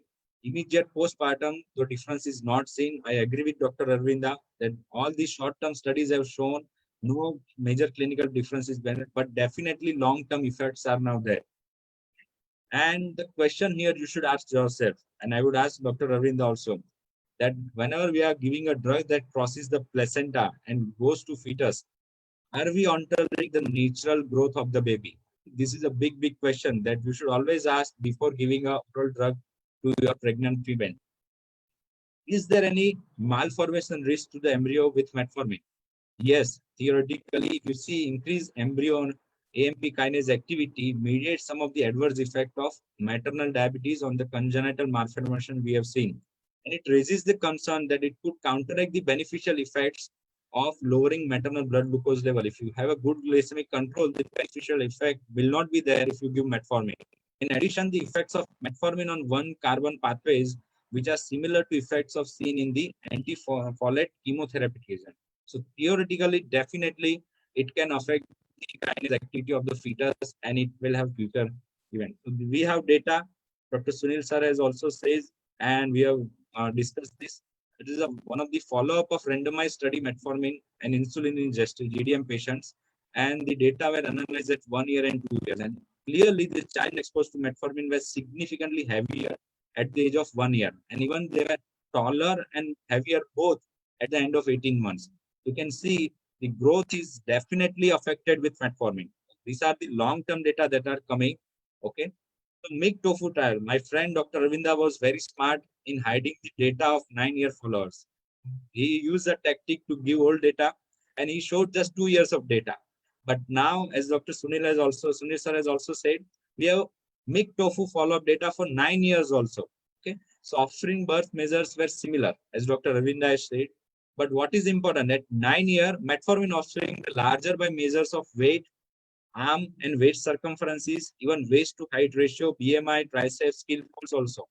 So metformin exposed children were larger at 9 years, remember. And this has clearly showed that metformin may interact with the fetal environment factors, offspring the fetal outcomes. So this is very, very important. We are changing the fetal outcomes in the future. And this is again one of the recommendation from ADA guidelines. Okay, what it says, the trials comparing metformin with other therapies for ovulation in PCOS. So Dr. Sunil sir has said this. Okay, I thank him for covering few of my points. So he has said clearly that with PCOS also, if you compare the other therapies and metformin, the metformin have not demonstrated benefit in preventing spontaneous abortion in GDM. And ADA clearly said there is no evidence-based need to continue metformin in such patients. So you can evenly discontinue them. And this is now clear-cut evidences for metformin in PCOD pregnancies also. Okay. Now coming to another point, there are very little point, but in my thinking, it is very important point. Maternal vomiting, we know, gastrointestinal issues, multiple with the pregnancy, specifically the first pregnancy, and malnutrition in mother and baby, a huge problem in India. And you should always consider the metformin-induced effects in mothers. Just don't blindly give metformin 2 grams. As Dr. Sunil sir has also said, you need to reduce it sometimes. So metformin-induced GI side effects, and we know majority of Indian mothers are already malnourished. Okay, in terms of overall nutrition, and aggravating the GI issues may lead to overall malnourished child and mothers. And even mixed study, Dr. Arvinda has clearly showed that many of the patients have GI side effect due to metformin, and discontinuation rates up to 11%. So in my point, the main requirement is therapy. And metabolic effects with no GI effects. This is very, very in my point of view. Dr. Arvinda also said about the insulin injection issues. So injection fear and compliance. So no, always we have seen in our clinical practice, in our experience also, pregnant women always compliance with insulin. Very rarely we are seeing this kind of cases that they don't want to take insulin because they are very in apprehension about their baby. They want to keep their baby healthy, and whatever you advise you give, they will follow in pregnancy. They are very compliant. Okay. First wise, if you say India has a widely available insulins at all price ranges. If you say about injection pain and fear, my friend Dr. Arvinda has feared all of you that injection can pain and fear with my beautiful picture over there. But we know it is negligible with newer pen devices and pumps, if properly explained. Even with the needles and syringes also, it is very, very painless. So you need to just explain them, and you need to remove the fear from everyone's mind. And all our patients are taking them without any pain or fear. Another point, efficacy of oral drugs. So Dr. Arvinda showed that 46% women required supplemental insulin. Okay, so ultimately, half of your patient will require insulin later on if you just try to continue metformin. And even glyburide and metformin has multiple times failed to show a good efficacy at the end of pregnancy. So OHA, they fails to achieve the glycemic control alone if used alone later on, and insulin will be eventually needed. So the question here remains, okay, if you eventually will be needing an insulin, then why expose the fetus to unproven drug for long-term safety? So this becomes a very, very important question. In the last point, okay, we all know metformin and NDMN level controversy is going up, and we are seeing daily in newspapers. Okay, I'm not in favor of this. Okay, we all know the safety concern, but still, at the back of our mind, do you want the fetus to get extra risk from an unintentional carcinogen in the pregnancy? I would say no. And in the last, good quote, a very good quote from Tom Robbins. He has said that birth and death were easy. It was life that was hard. I would like to say my friend Dr. Arvinda will say that giving reducing the birth rate with metformin will be beneficial because the birth will be easy and lower incidence of cesarean sections. So you are making birth easy. You are making the pregnant women life easy by making them happy without insulin injections. But that you are making easy, but it was the life that is hard. So we are all worried about the future of the fetus, and that's why I say strictly no to oral drugs in pregnancy.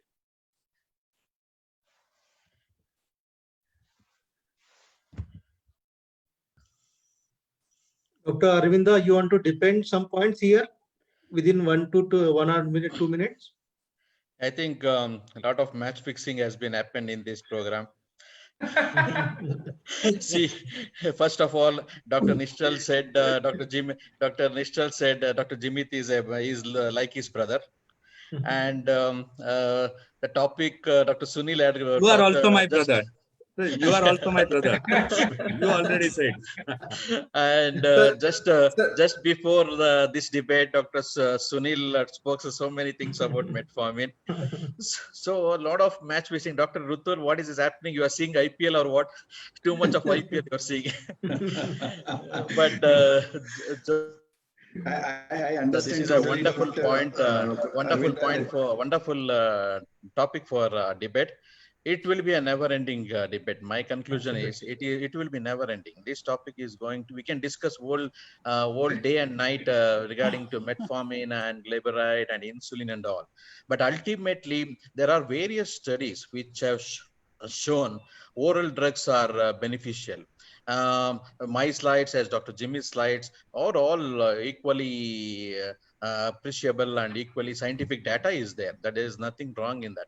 But at the same time, there are certain groups of patients where you encounter where at any cost they say insulin. I'm saying 90% of the time, whenever you explain to the patient, GDM patient to take insulin, they take. But it doesn't mean we can't give the drugs at all. So GDM patients with PCOS, GDM patient who doesn't want insulin and who accepts oral drugs, who have got a mild diabetes, mild GDM, definitely you can go for metformin. Nothing wrong in that. So we have seen a good result and good outcome is there. As Dr. Sunil Gupta was telling, the TOFU trials, the long-term studies, a lot of studies are coming up favoring metformin, not favoring metformin, favoring insulin, not favoring insulin. Every conference, I'm sure Dr. Emma Divakar is there. She will definitely agree about this whole points. In every seminar she conducts, there will be this debate or this controversy goes on. So over to Dr. Rahul. Yeah, Dr. Jimit, you want to say one or two sentences regarding this? Clearly, I have mentioned all the points. The slides were prepared, but I didn't have Dr. Ravindra's slides, but I have countered it without seeing his slides. So all the points I have already mentioned. And don't go by the guidelines. the slide, guideline slide, Dr. Arvinda said that says is very, very important. All the guidelines says that insulin is the first choice. Always remember, he has mentioned you can use, but none of all the guidelines says there are no long-term safety data. They already mentioned that. So don't go with this slide. Insulin is the first choice. Always remember that. Yeah, we agree with you that see every drug has its own like say particular patient group. Some patient will require OHS, some patient will require insulin, and it is we have to decide according to the situation of the patient and other categories. Dr. Rutul, is it all, or we can take some questions? Yes, I guess we are running very much late, and we okay. Then I think we are done here. I think we Final have comment Dr. from Sunil Gupta and Dr. Rajiv Chawla here. So both the sirs can, give us just a brief comment on this. Just Dr. conclude Rajiv? us for this. Dr. Purvi, I think Arvinda has already Great, accepted the fact that... Congratulations to both the speakers. Wonderfully. No, but it was wonderful talk. Yes. Yeah, yes. Rajiv sir will speak and then I'll speak at the end. No, Rajiv sir, sir. please, Please sorry. continue, Rajiv Sunil. sir, please. I said that there is hardly a debate choosing between OHS and insulin. Well, once it comes to debate, you have evidence on either side. But ultimately, all organization, all clinicians or expert opinion agreeing that it is the insulin which is the safest option.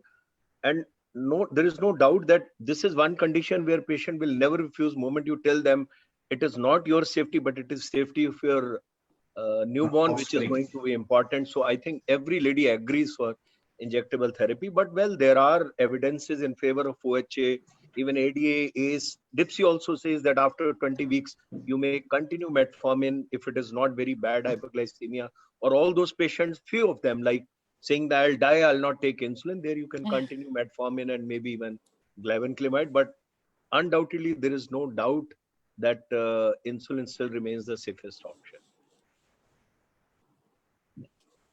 So I feel everything is already being done. I don't know whether this point has been picked up about glibenclamide crossing the placenta. Almost 50 to 70% is being crossed over to placenta. I feel there was some slides from somewhere I read that it's written that it does not cross the placenta. No, glibenclamide also crosses the placenta. 50 to 70%. Yeah, that's what I'm saying, 50 to 70%.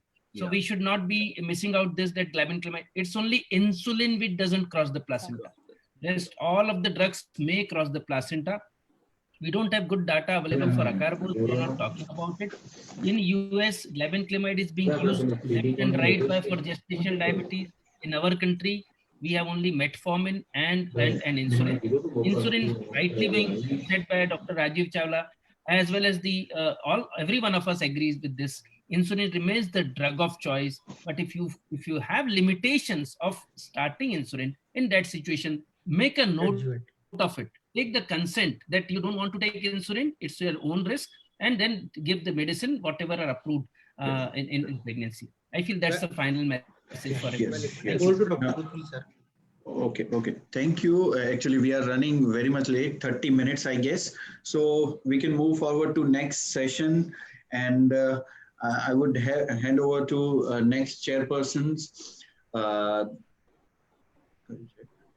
Kirtan Vyas and Dr. Kunal Javeri. Unfortunately, Dr. Kunal Javeri is somewhere in stuck in emergency, and Dr. Dharmendra Panchal will be the co-chairperson. Sure, Thank you. Really an honor, and would request Dr. Kirtan to introduce Dr. Rajiv Chawla. Yes. Thank you so much, Dr. Rutul, Dr. Dharmendra, respected Dr. Bansi sir, Hema madam. I can see so many stalwarts over here, and it's wonderful to see that academic sessions are going so very well. So it's a proud privilege to invite none other than Dr. Rajiv Chawla sir over here for this session. Dr. Rajiv Chawla sir is a well-known figure in the field of diabetes. He has been a senior diabetologist and a DNB teacher and a guide for more than 20 years. He has been DIPSY president for 2019. He has 10 orations awarded and has authored 7 books exclusively on diabetes. He has so many other credentials to his credit. So without wasting much of the time, I would invite Dr. Rajiv Chawla sir to please conduct the next session.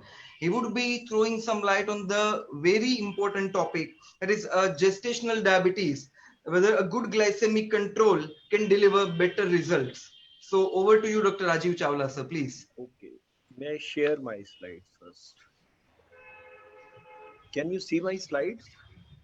Yes, sir. Yes, sir.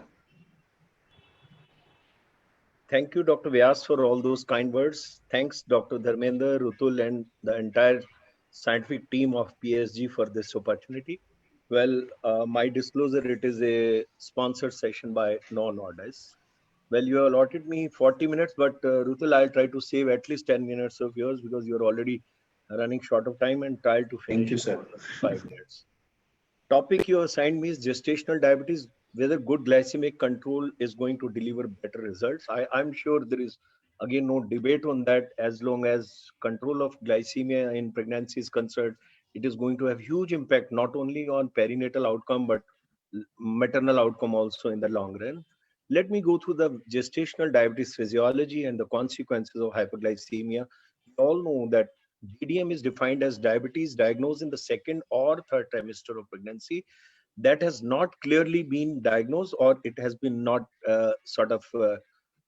picked up in just before conception. The prevalence of GDM has been steadily increasing, unfortunately, on the background of rising obesity as well as type 2 diabetes is concerned.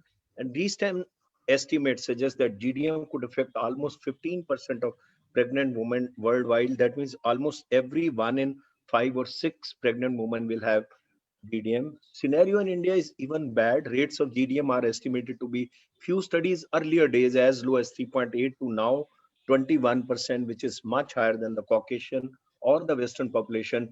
And studies have shown that Asian people have higher risk of GDM. And as I said, it could be close to 19%, much higher as compared to the Western population. Well, this is 2010 data. IDF at least talking about there are 22 million diabetic patients between the age group of 20 to 40. And obviously there are almost double numbers, almost close to 54 million women with IGT or pre-diabetes with potential to develop diabetes, GDM subsequently in the age group between 20 to 40 years. So risk factors for GDM, we all know it is possibly an ethnicity driven on the background of obesity. All those women who have history of spontaneous abortion and unexplained stillbirths, or maybe history of GDM in previous pregnancy, are the one who are likely to develop GDM in the subsequent pregnancy. Then all those who have conceived on the background of PCOD or hypertension in pregnancy, those who have macrosomia with age more than 25 years. This is one factor. Anyone who conceives, especially primary, I think Dr. Hema will agree with me that anyone who is primary after 30 is at a greater risk for developing GDM.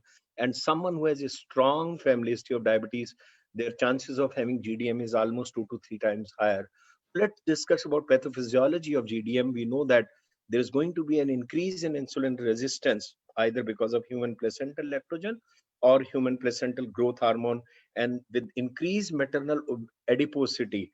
And if you have any amount of beta cell dysfunction, actually it is the beta cell dysfunction or the fatigue which sets in the stage for onset of GDM. So women with GDM with increased insulin resistance, which in any case in pregnancy is going to increase, but with little impaired secretion as compared to someone who has normal glucose tolerance, is likely to develop GDM subsequently. Why do we are so concerned about diagnosis and treatment of GDM? Because obviously if you are not having a good glycemic control in the first trimester and subsequently second and third trimester, obviously you are going to have a very large for dead baby. So obviously risk for cesarean, shoulder dystocia, stillbirth rates, and even hypertension disorders are going to be high during that pregnancy because of macrosomia. Then newborn is likely to have hyperbilirubinemia, and preterm delivery risk is also going to be very, very high, and very great risk of developing neonatal hypoglycemia at 3 hours, subsequently at 3 days, and a risk of hypocalcemia even leading to throwing seizures is also known in offspring born to GDM. So long-term complications are also going to be there. We know mothers who have GDM, 1/3 to 50% of them over 5 years are likely to develop type 2 diabetes. And the newborns, which we were recently discussing in this debate, those who have conceived either on metformin or maybe on other oral drugs, they are the one who are likely to develop obesity, diabetes, and delayed motor development in their adolescent age group and are at a greater risk for NCDs also. And another important risk is that premenopausal breast cancer risk is high in female who are born from a GDM mother. So nice guidelines say that testing for women with risk factor is very, very important. Anyone who has had either GDM in the previous pregnancy or has risk factors, so we may give them 75-gram glucose and do an oral GTT immediately for the on the first visit, whether she comes in the first or the second trimester, and look for the sugars. Or someone who has not been screened in the first pregnancy or comes to you straightway in the third trimester, then obviously you need to again do a 75-gram glucose oral GTT at 24 to 28 weeks. Well, IADPSC or ADA 2018 guideline, they suggest that it should be a one-step strategy with screening as well as diagnosis.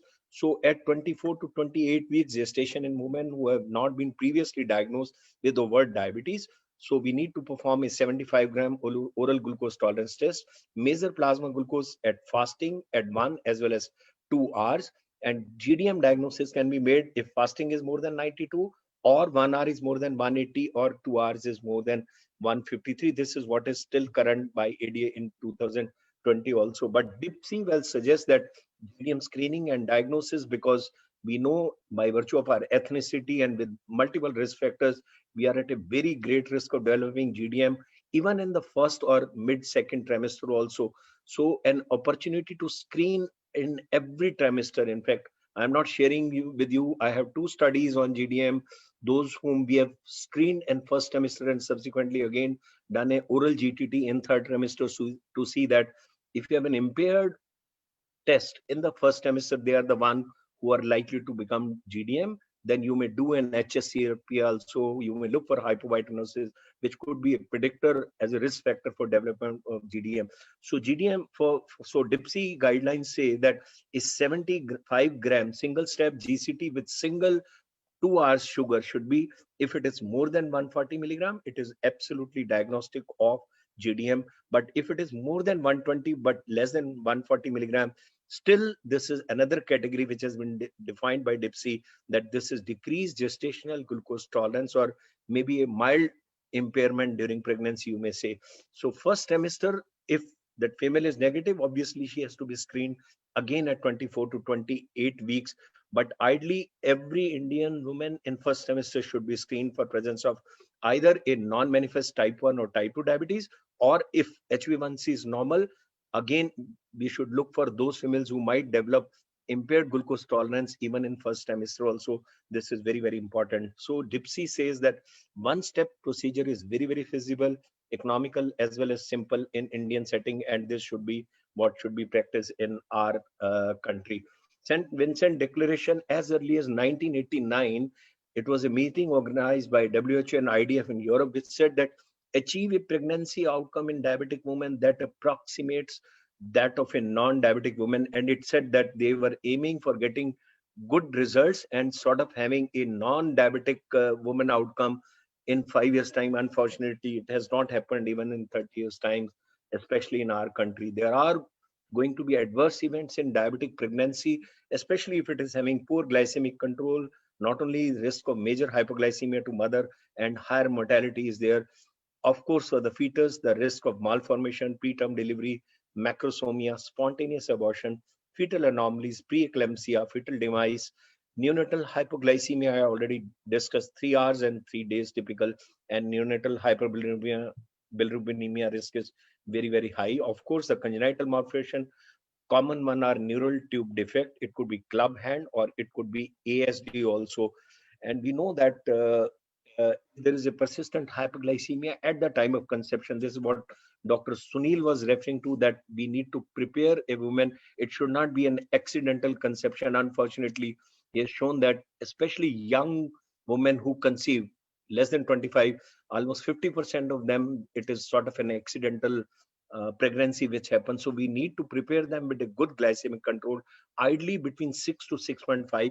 And here is a very good RCT which has tried to look for influence of peri-conception HbA1c as a risk for congenital anomaly. For you could see that for every increase in HbA1c by 1%, odds of a pregnancy being affected by congenital malformation almost goes up by 30%. That means if you are conceiving at 5.5 or 6, as compared to that, if even if you conceive at an HbA1c 7, risk is already going up. And what to talk about 8 or 8.5, which is very, very common in Indian patient, obviously, then the risk of developing these congenital malformation may be as high as 50 to 60%. But much more important is to understand about timing of congenital malformations.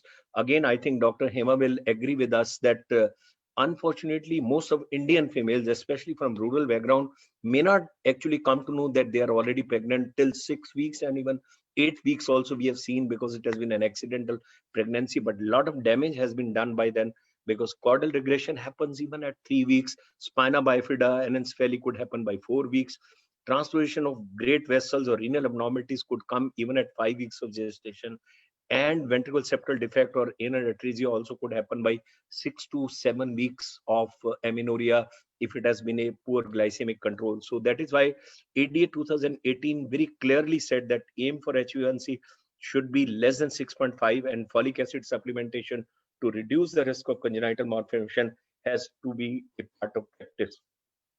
Percentage of preterm deliveries versus third trimester HbA1c. Again, you could see that ADA recommends that HbA1c target has to be between 6 to 6.5, ideally less than 6 if it could be achieved without getting more of hypoglycemia. Otherwise, it could be even 6.5. Many times, certain patients who keep getting frequent hypoglycemia, you may give them a relaxation of 0.5% up to 7% also. But you could see that if HbA1c is 5.5 and if it is, say, more than 7, there is going to be a huge difference in terms of risk of developing preterm delivery with third trimester HbA1c between 5.5 to 7 or more than 7.5. Not only that, even big is not good. It is even bad. Large for gestational age is, again, risk is going to be extremely high. In all type 1 who have poor glycemic control, it may be as high as 50%. And again, it is also related to HbA1c during early as well as late pregnancy. That means glycemic control not only at the time of conception, during first trimester, subsequently at second and third trimester is also going to make huge difference in terms of overall risk of large for dead baby in these terms. And so obviously risk of getting cesarean, shoulder dystocia, other traumatic deliveries is going to be much higher.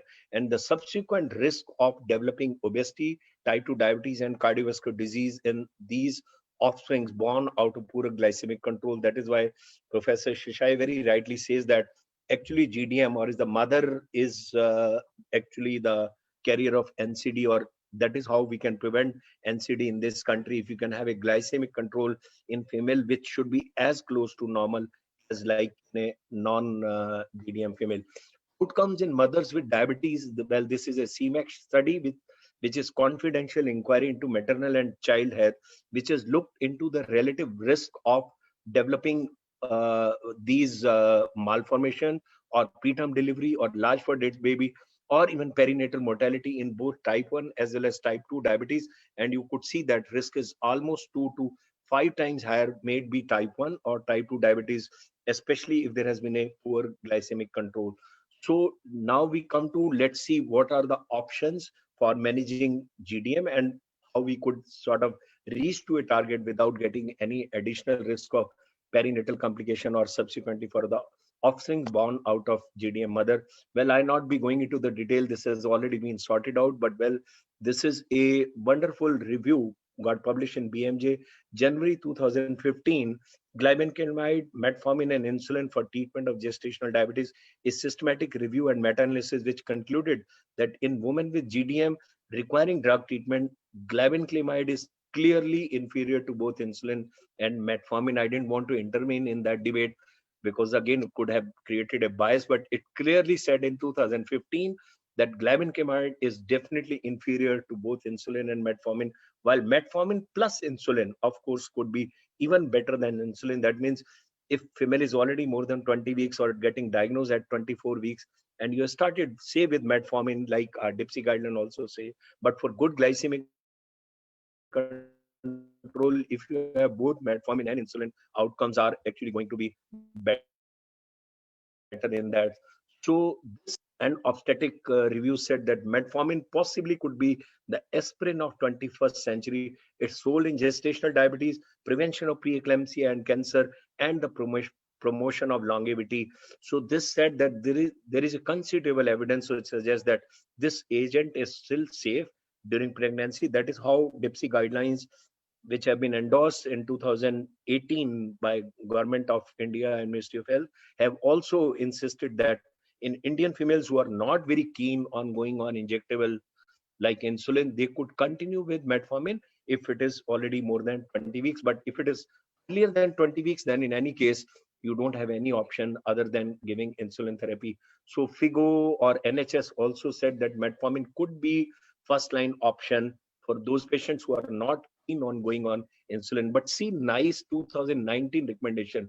It said that tailoring of blood glucose lowering therapy according to the personal preferences. So a trial of change in diet and exercise for all females who have fasting less than 7 millimole, that means less than 126 milligram at the time of diagnosis. But minded, this trial should not be for more than 2 weeks because it is early pregnancy. If it comes in second to third pregnancy, this MNT trial cannot be more than 7 days. Obviously, you cannot wait for more than 7 days. If fasting is still more than 126 milligram, then obviously you may either add metformin to lifestyle modification and exercise and everything, or offer insulin instead of metformin if metformin is contraindicated or patient is not sort of tolerating or not accepting metformin. So you may straightway add insulin also, but add insulin to all those patients who are still not getting control in spite of diet, exercise, and metformin. So again, you should not wait for more than 2 weeks to get good glycemic control. But it says that immediate treatment with insulin plus minus metformin for all those females who have fasting more than 126 milligram. That means if fasting was less than 126 milligram, still 2 weeks with MNT, with nutrition, everything, you may go add metformin subsequently or insulin depending on the patient preference. But if fasting is already more than 126 milligram, no time delay, and obviously patient has to be on insulin plus on metformin. But an immediate insulin is must for all those females who not only have a higher sugar, but they have a macrosomia and hydromenase.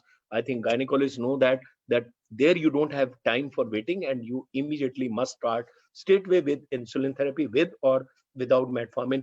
But well, again, in these 2019 NICE guideline, they said that still you may consider glibenclamide for women in whom blood glucose targets are not achieved with metformin alone, or who are absolutely declining insulin therapy. What I said, that I'll die, I'll not take insulin, something like that situation. But I'm sure most of the females will agree for insulin therapy. But someone who is not going to take insulin at all, there after metformin, you may still consider glibenclamide after getting a written consent from them.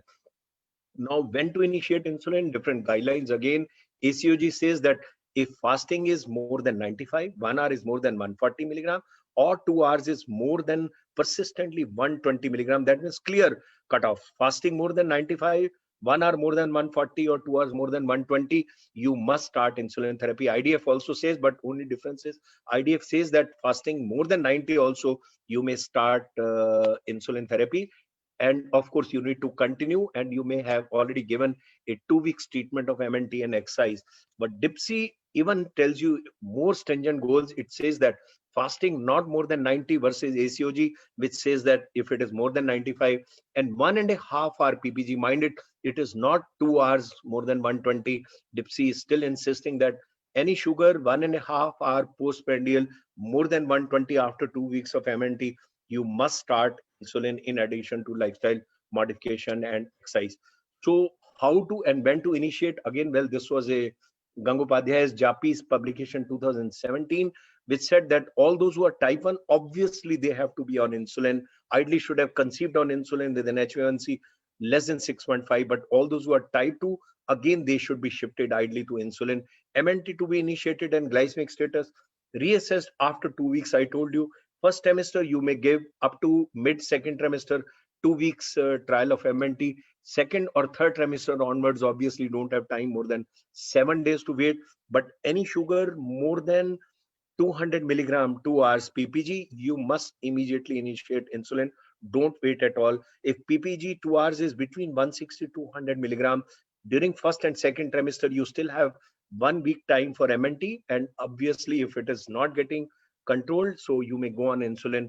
But in the third trimester, again, I must emphasize here, any sugar more than 160 milligram, 2 hours, we must start insulin immediately. Even MNT trial is not mandated, not warranted. We must start immediately insulin. Of course, MNT and exercise has to go on. Well, in terms of choices of insulin therapy, obviously these days versus regular insulin, prandial insulin could be better option in terms of better reduction of postprandial excursion. We may start with a 1, 2, or 3 doses of boluses like prandial insulin 444 units. But if fasting is more than 110 milligram, believe me, not every GDM will require a basal insulin. Most of them, they have a normal fasting. But if on monitoring you find that fasting is more than 110 milligram, obviously then you need to start a basal or an intermediate acting insulin at bedtime. But certain patient, because this is a JAPI Indian publication, still talks of that those patients who are not keen on basal bolus or they are not going to comply on 4 doses, they could be still considered on a premix combination also. Well, glargine and glucolysin, unfortunately, is still category C. All other insulins are falling into category B. But of late, although glargine has not been approved by US FDA, of late there are now studies talking about glargine, that it has also been found to be safe in pregnancy. Lispro, Aspart are definitely preferred in terms of their kinetics. And of course, regular, we have the huge amount of experience for almost 50 years.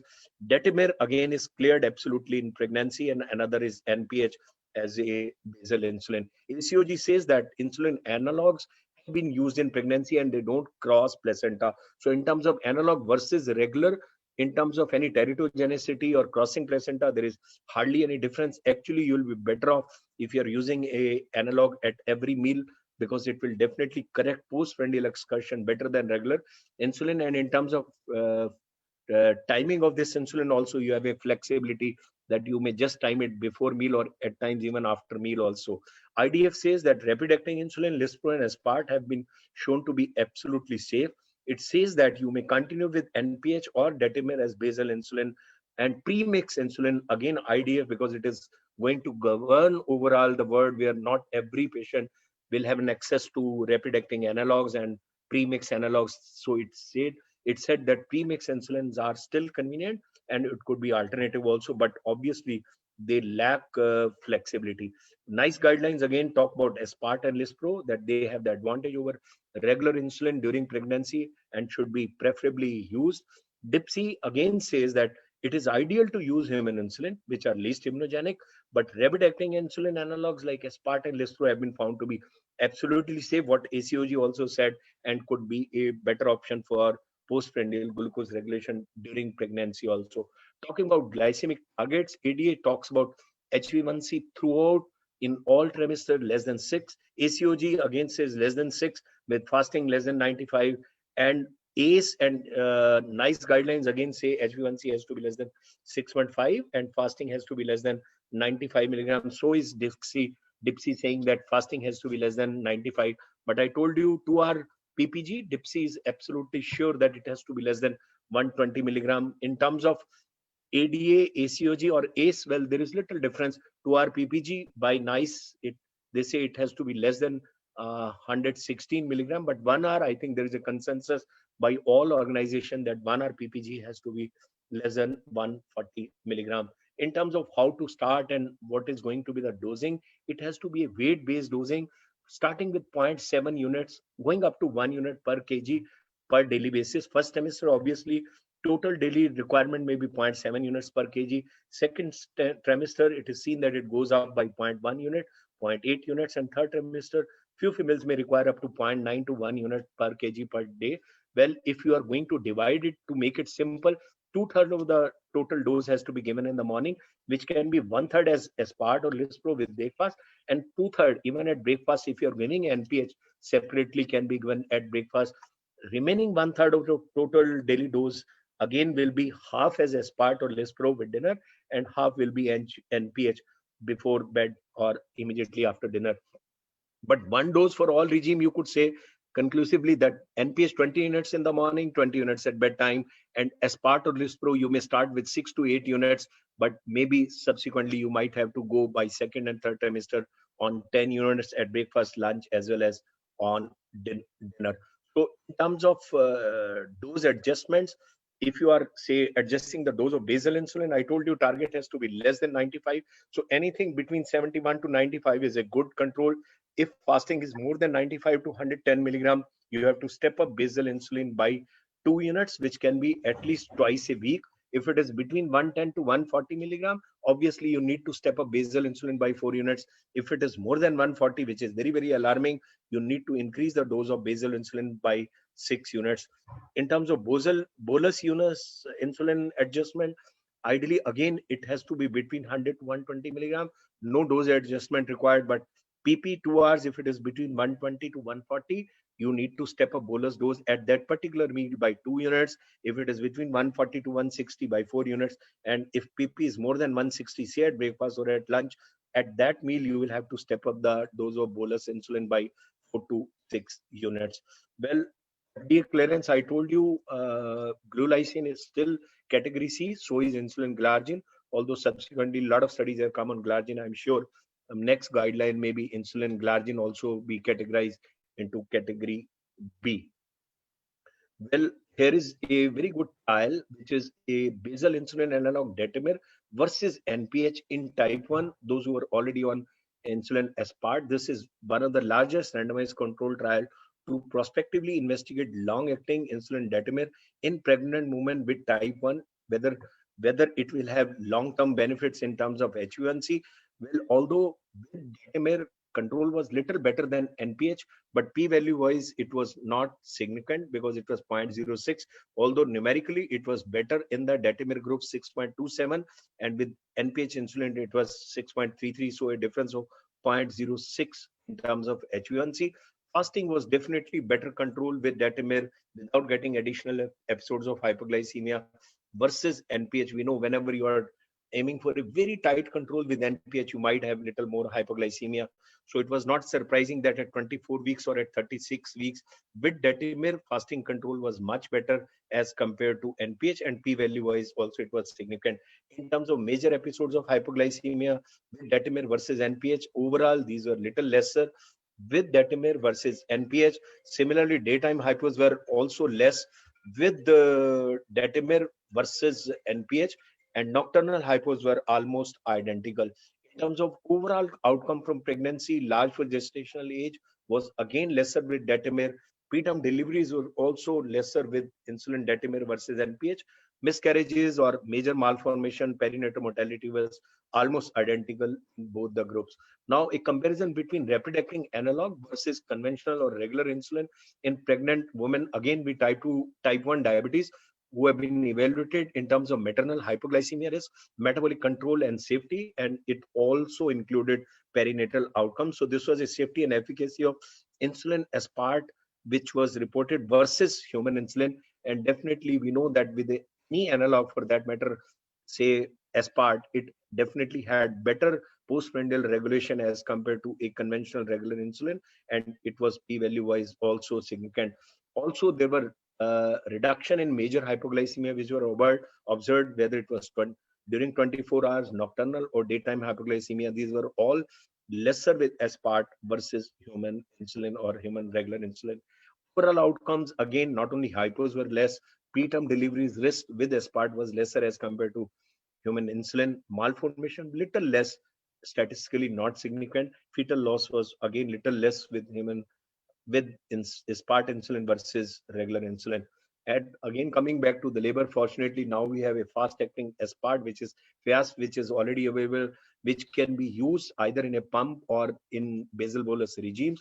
Only thing is we still don't have enough data in elderly or in pediatric population on fast-acting aspart versus a regular aspart, but it is absolutely safe in pregnancy, and it is already approved by DCGI also for use in pregnancy. It is also found to be safe in renal as well as hepatic impairment, as safe as is a regular or a aspart insulin. In fact, hypos were much lesser versus any regular insulin.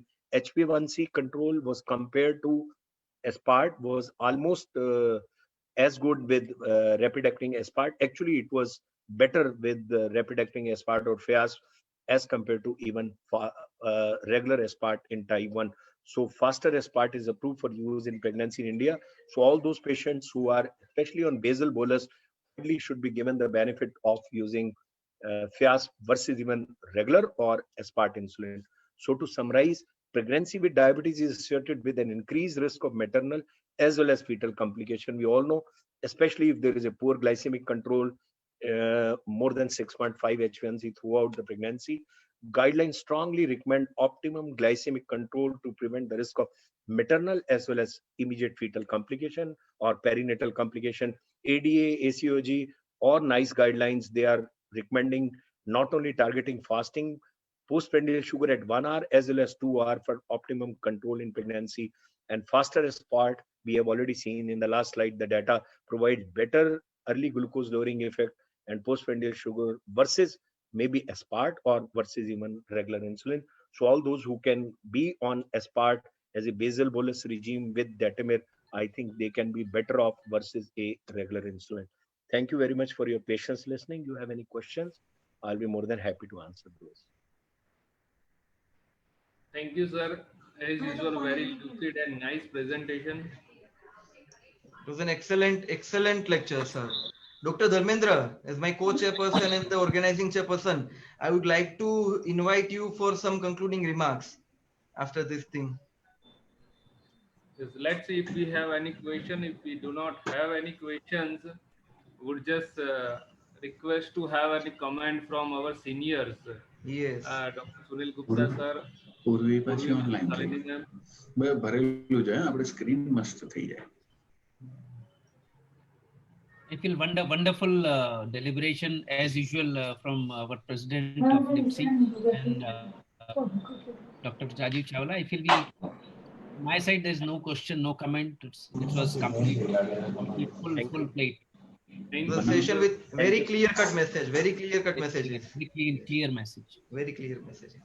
So thank you, Dr. Kirtan, for chairing this session, and heartily thanks Dr. Rajiv Chawla, sir, for being here with us and giving this. Thank you, sir. Thank you, sir. And we are moving ahead with the next session. And to chair this next session, we do have Dr. Vanna Amin Madam from Ahmedabad and our colleague Dr. Amit Singhvi from Mumbai. Over to you, the respected chairperson, for the next session. So, Dr. Vanna, you are introducing the speaker? Yes. Dr. Ami, you can go ahead. Should I go ahead? Yes. We welcome you all in PSG Second Dia Connect. So far, it's great feast of knowledge. Our topic, management of GDM during COVID times and beyond, go digital, will be taken by Mrs. Dr. Hima Diacare.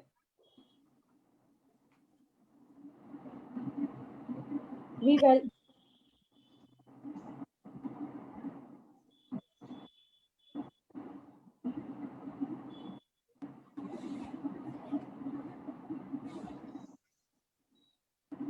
Some volume issue. Yeah, I think there is some connective issue over there with Dr. Vanna. I think so. Dr. Ami, you can take forward the session, please. Okay. So very good evening to everyone present here. I firstly congratulate Team PSG 2020 for this wonderful session which they have put up. For the first, before we begin our talk, to introduce, it's my great pleasure to introduce Dr. Hima Diacare, who is a leading medical professional in India with a vision to improve ecosystem for the welfare of women. She has over last 3 decades been a game changer in healthcare, establishing new benchmarks, standards, and touching women's life in the process.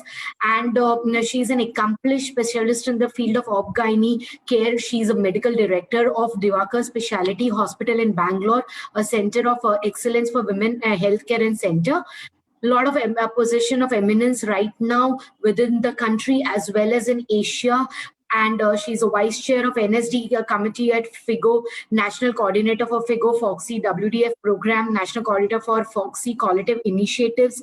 And in the year 2013, she was president of Foxy Federation of Obs and Gynec Societies of India with 32,000 specialists on roll as the members. She's been awarded many big awards.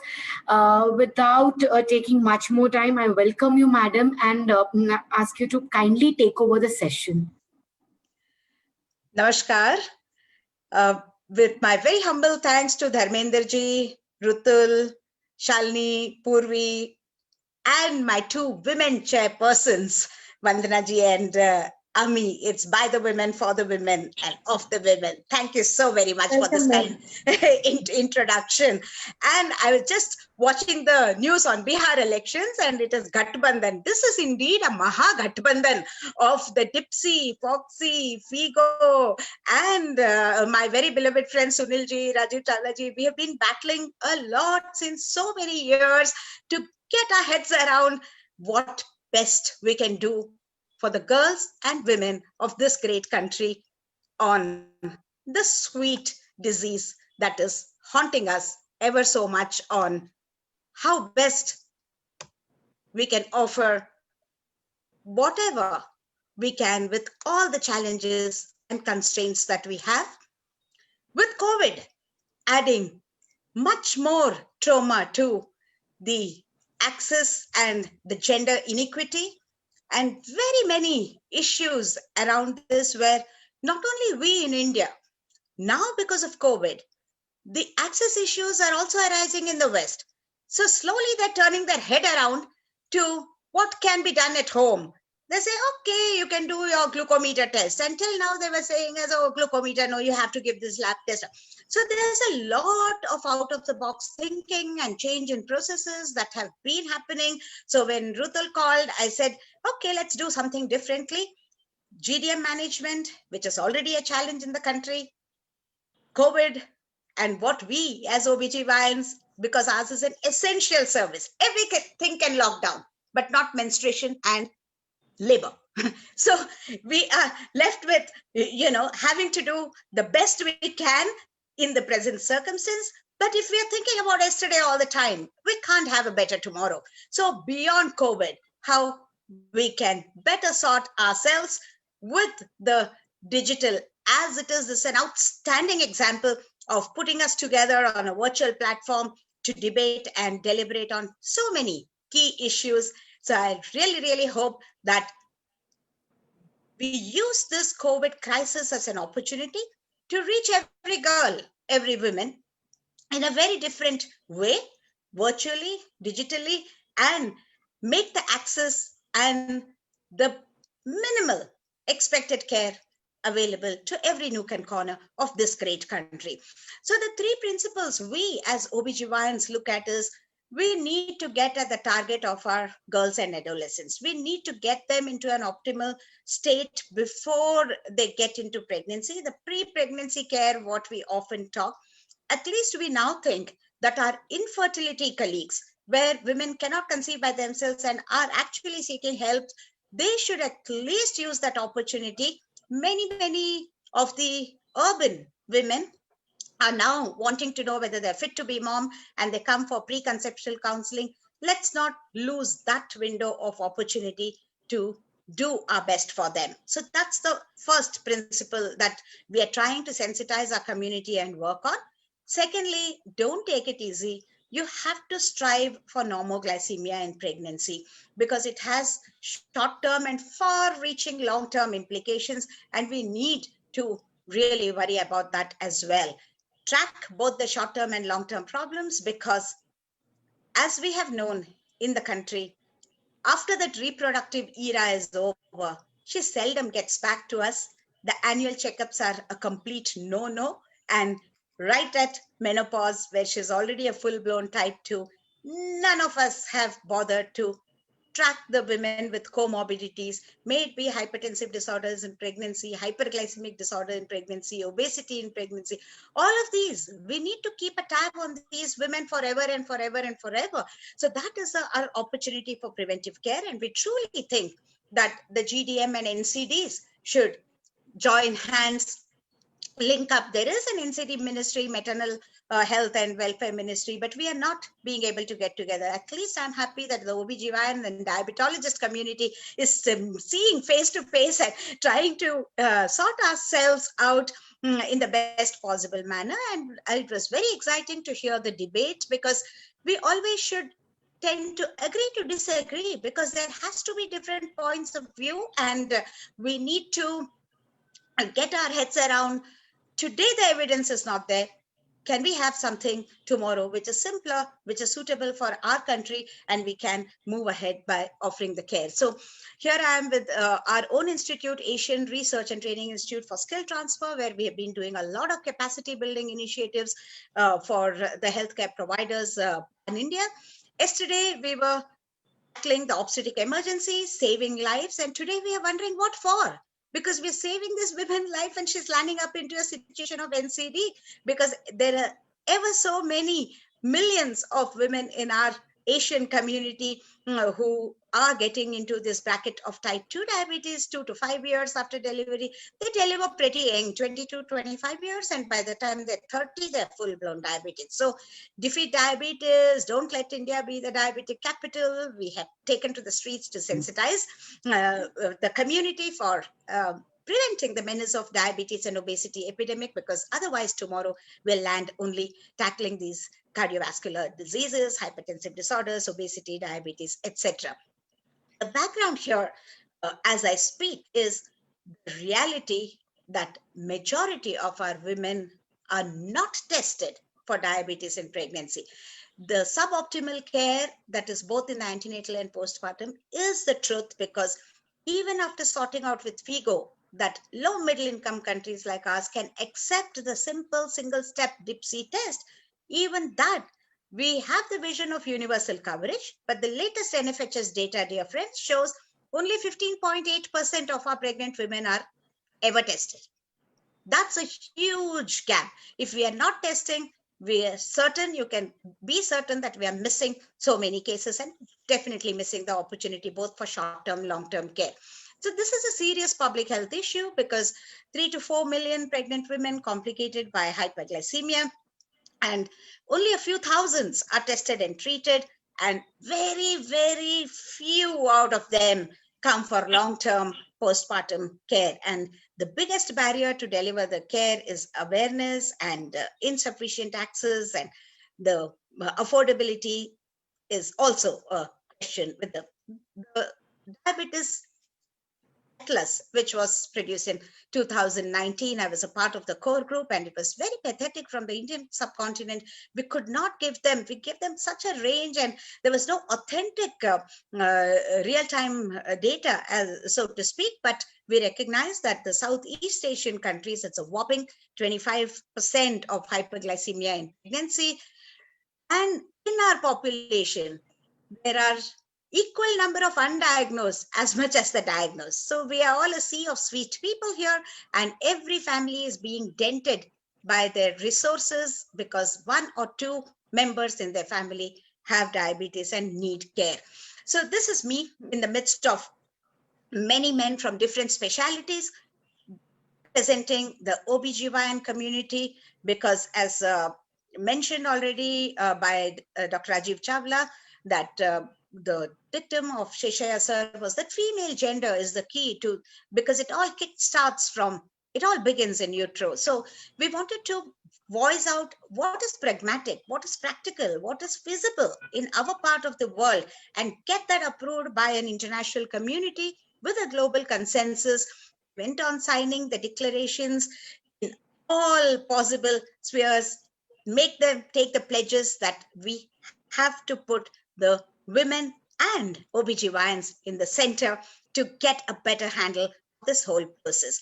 And we feel really that the best time and target to invest is the mother and child combination, because if we test truly every pregnant woman in the country, we get a chance to have a handle on the NCDs, at least for the generation next, and also moving ahead, the same mother who is tracked all the way through her life course approach. If we miss that, Girls and adolescents, yes, that's another target we are looking at. But if we do nothing, you will see right at the top of the bar here, no intervention will get us to the tsunami of NCDs, which we will not be able to handle. So we must offer this test to every pregnant woman. Both of them are walking on the same ramp, but they are not the same. So the issues of not being able to reach has been our very great concern. But with the point of care, with the digital, we do hope we'll get across this. There are very many barriers. The challenges are societal. One may on one hand say that women in pregnancy will do anything for the sake of the child. But believe me, the socio-cultural context, COVID is a stigma. Likewise, diabetes is also a stigma for young women. You know, when they're living in joint families, they will not like the others in the family to know that they are taking the insulin injection or they've been diagnosed to have diabetes, because it is creates a very different kind of a ripple in the whole family. And the kind of food advice, it's so diverse in this whole country that we are really at a loss to give them specific, tailor-made, understandable kind of a menu card to help the MNT work its best. Coming to the COVID diaries. Yes, if we note in every one of our diaries, there's uncertainty, there's frustration, there are confusions, because today we are talking about metformin, whether it can be given or not, because we are talking about the data. What about the handling in the COVID situation?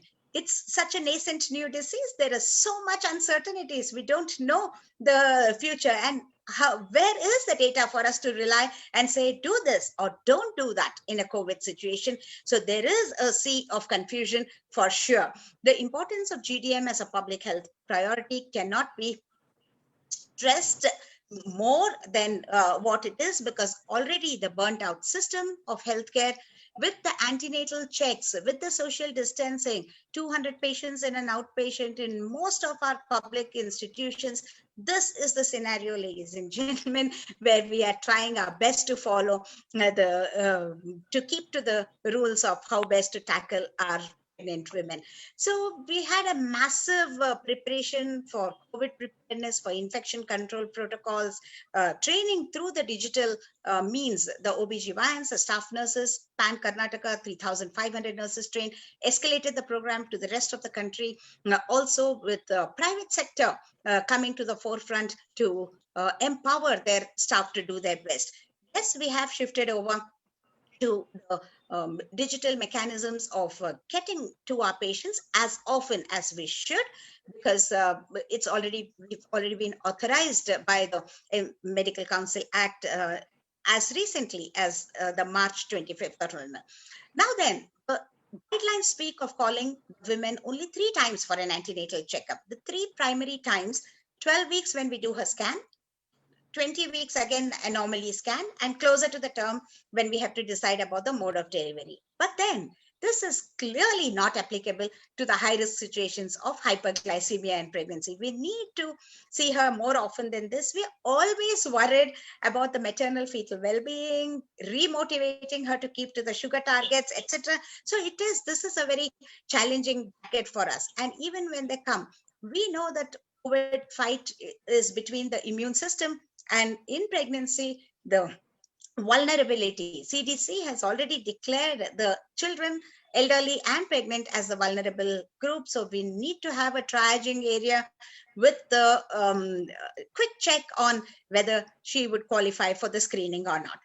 These are examples where we have to get in touch with our patients through the digital media, because just recently, a patient said she'd come for a checkup around 16th of September. Then by 25th, she lives with her mother-in-law and father-in-law who are aged. They had the symptoms and they were tested COVID positive, and therefore everybody in the house was tested. She, the pregnant woman, was also tested positive, and she remained asymptomatic, but we had to defer her checkup for about 2+ weeks, because when she was tested negative, again she presented. We were worried what will happen in the interim, because we were giving a long gap to this check, and these are real life practical problems. And for those who ring us up that they already have some symptoms of which are indicative that she should first get tested for COVID, we oftentimes tell her that she can take her consultation on the video call or on the chat option instead of stepping again into a hotspot of the hospitals where she could contract infection. And then the scenario, we have said, especially in the GDM care, ultrasound is our sixth sense. We see a lot and do a lot with the ultrasound machine. And the very first scare that we got was a young doctor, radiologist from Pune, tested positive, and he had seen 69 pregnant women in the past 2 days for the scans, and all of them had to be tracked, tested, and there was such a scare in the community in that group of people. And then you'll also see the plastic sheets through which there's a window that's being created to insert the scan probe, and we take more than 20 minutes after each patient scan to do the cleaning of all the cables and the keyboards, etc. So there is a lot happening with the consent, surgical mask, hand hygiene, high-level disinfection of the transvaginal probe especially, and there's a lot happening even with the change of mattresses and the sheets after each patient. So we are not able to offer scans to as many patients as we would have liked to. So there's a lot of rationalized use of these modalities. So it's quite a bit of a constraint. And when we say repeated hand washing, where are the wash basins and where is the running water? So the Indian jugaad way of making a makeshift hand wash assembly, which is now available in very many smaller nursing homes in smaller towns, and half of the staff running away and not wanting to join back the duties, and the raincoats, which is an impermeable material which is being used for most of the housekeeping staff to save the costs as well as keep them safe. So there is a lot more happening with the hazard care which patients deserve. Again, anemia and malnourishment on one hand, and GDM and heart disease, hypertensive disorders on another hand. All of these places are patients on a much higher risk for vulnerability for COVID, and we are always worried whether she'll get into a serious situation. New information is being poured on our desk every single day, and what to tell the patient and what not still remains a confusion. There's no data suggesting increasing miscarriage only because of COVID, but undetected hyperglycemic situation, if it leads to miscarriage, then COVID may also be wrongly implicated. So long-term data about the teratogenicity and the advice on pregnancy termination, should we not, access to contraception, everything is becoming a big issue. 39 cases in China, they said no vertical transmission, and the whole lot of us started telling, don't worry, there'll be no transmission from mother to child. Now the data is changing. ICMR itself has come out that it is probable that the transmission can happen mother to child, and we are on a global pregnancy and COVID registry where the exact modality to figure out whether there's mother to child transmission needs 16 different tests, both on the mother and on the placenta and on the newborn, to categorically decide whether this transmission is happening or not.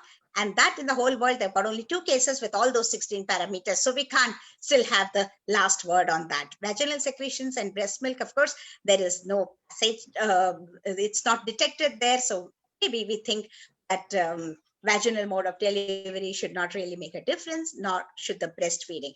The testing now, it is routine for us to do the testing for all women 3 to 4 weeks prior to her delivery date, so that we are aware of her status during delivery, but still she could be in the incubation period, or repeat testings we are not doing. And we don't know the sequelae of asymptomatic patients in the first and second trimester. So we have published a paper in the recent past saying we recommend universal COVID testing for all women in all trimesters, because we can at least track the situation in pregnancy, what implications it can have, especially when the hypertensive disorders and hyperglycemic disorders are present. The whole scenario of the pediatric and the labor room care, as you can well imagine, our plight, it has changed into what is shown in this picture, and the confusions around the breastfeeding. We believe that 6 months exclusive breastfeeding with gestational diabetes will make her lose weight, as well as long-term type 2 diabetes incidences decreased with the breastfeeding advice. So now it is categorically decided that with proper hand washing and masking, the mother can indeed breastfeed. Then with the GDM, with so much of fetal and maternal surveillance and the anxiety that we have, the psychological support with COVID scare added to it has become a huge problem.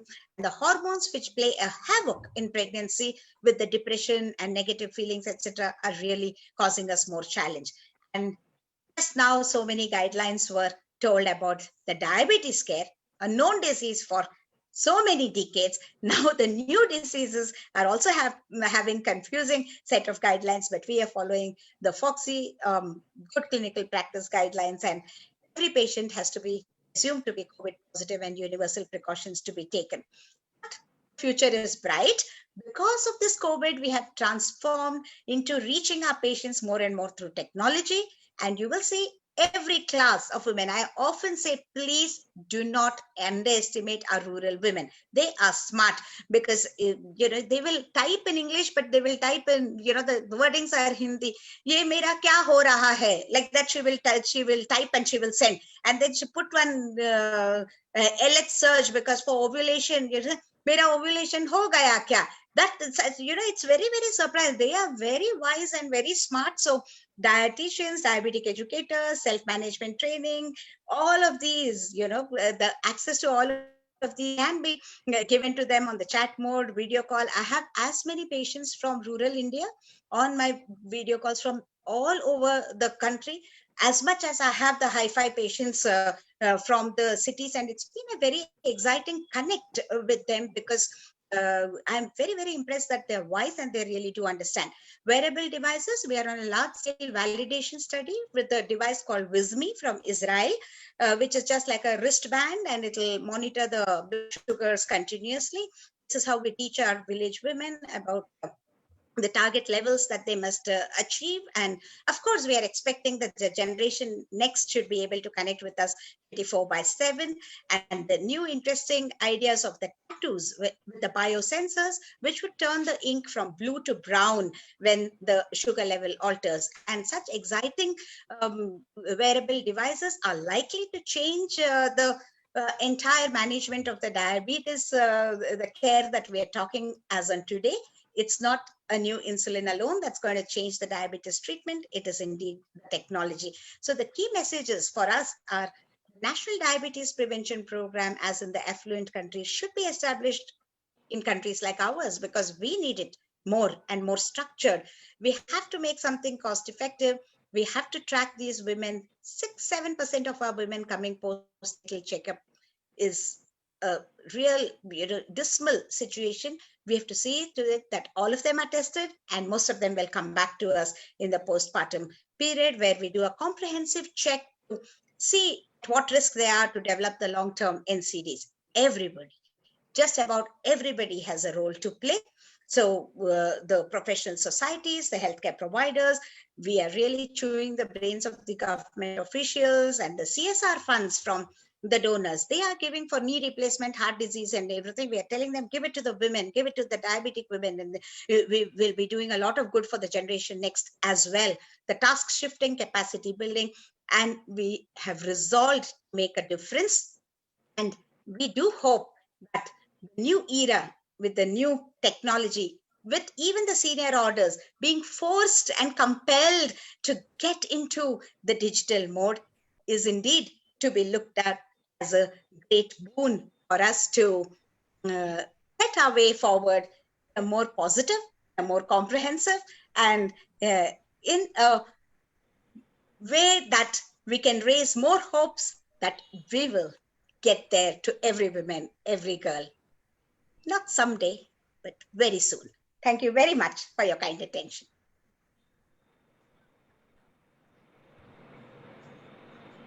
Thank you very much, Madam Hema Diacare, for a very nice and informative talk.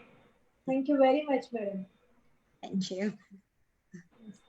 There's just a point about metformin and insulin that I wanted to place, because as Rajiv ji said, it has come into the Indian government guidelines that first trimester, that's one thing which we as OBGYNs have the ease and liberty to use it because of the PCOS and continuum, and it's quite categoric that it is not teratogenic, so that much of use is there. So we do the first testing of the sugar at 12 weeks, and if that is normal, then our minds are put to rest, because next time we do test her is 24 weeks. And if that is not okay, and we start with MNT, after 20 weeks, we can anyway give the metformin. So if MNT doesn't work, we start the metformin. So the gray zone in between for us is 12 to 20 weeks, which we are still wanting to document the data and see, because many OBGYNs, frankly, are not aware that it should not be used in that window. So we have to see what the future holds, because as I've just mentioned, the whole sea of 3 to 5 million pregnant women, because the MNT is not rigorously in place, because of the time constraint, knowledge constraints, etc., etc. If many women are diagnosed late, and all of these straight away have to jump to insulin, we need your help. And the numbers as of now are not matching, because when we do the certification course, dear friends, for empowering and building the confidence of the healthcare workers to manage, to test and manage any women in pregnancy for hyperglycemia, we stop at oral hypoglycemics, because I truly believe that empowering the entire cadre of healthcare workers and non-specialists to go on to insulin on their own gnan is not going to work out. We need to network with the entire diabetologist community and just see whether the new era of digital with artificial intelligence will allow us to do that. Yes, then we will give them the best. Okay? But until then, if there are some constraints and restraints, let's do as good as we can. And as I have always said, something better than nothing. And let not the best come in the way of the good, because everybody cannot have a Mercedes which has a tagline, nothing but the best. Can't do it. So, thank you. Thank you, madam, for such a wonderful talk. It was amazing to hear to you. I think we do not have any question answers. So in the interest of time, I hand over the session to Dr. Rutul and Dr. Dharmendra to take it ahead. Thank you. Thanks once again for this wonderful opportunity. And it has been an excellent experience. Thank you. Thank you, Dr. Ami and Vanna ma'am. We'll move forward to the next session, controversies in GDM, and our next chairpersons again are two ladies, Dr. Dhruvi Hasnani, a very good friend of mine from Ahmedabad, and Dr. Pinky Naik from Ahmedabad as well. She is she's a senior consultant gynecologist. So I'll hand over to them. Thank you. Yeah, thank you, Team PSG, for this wonderful academic feast. We are enjoying informative lectures and debates since afternoon.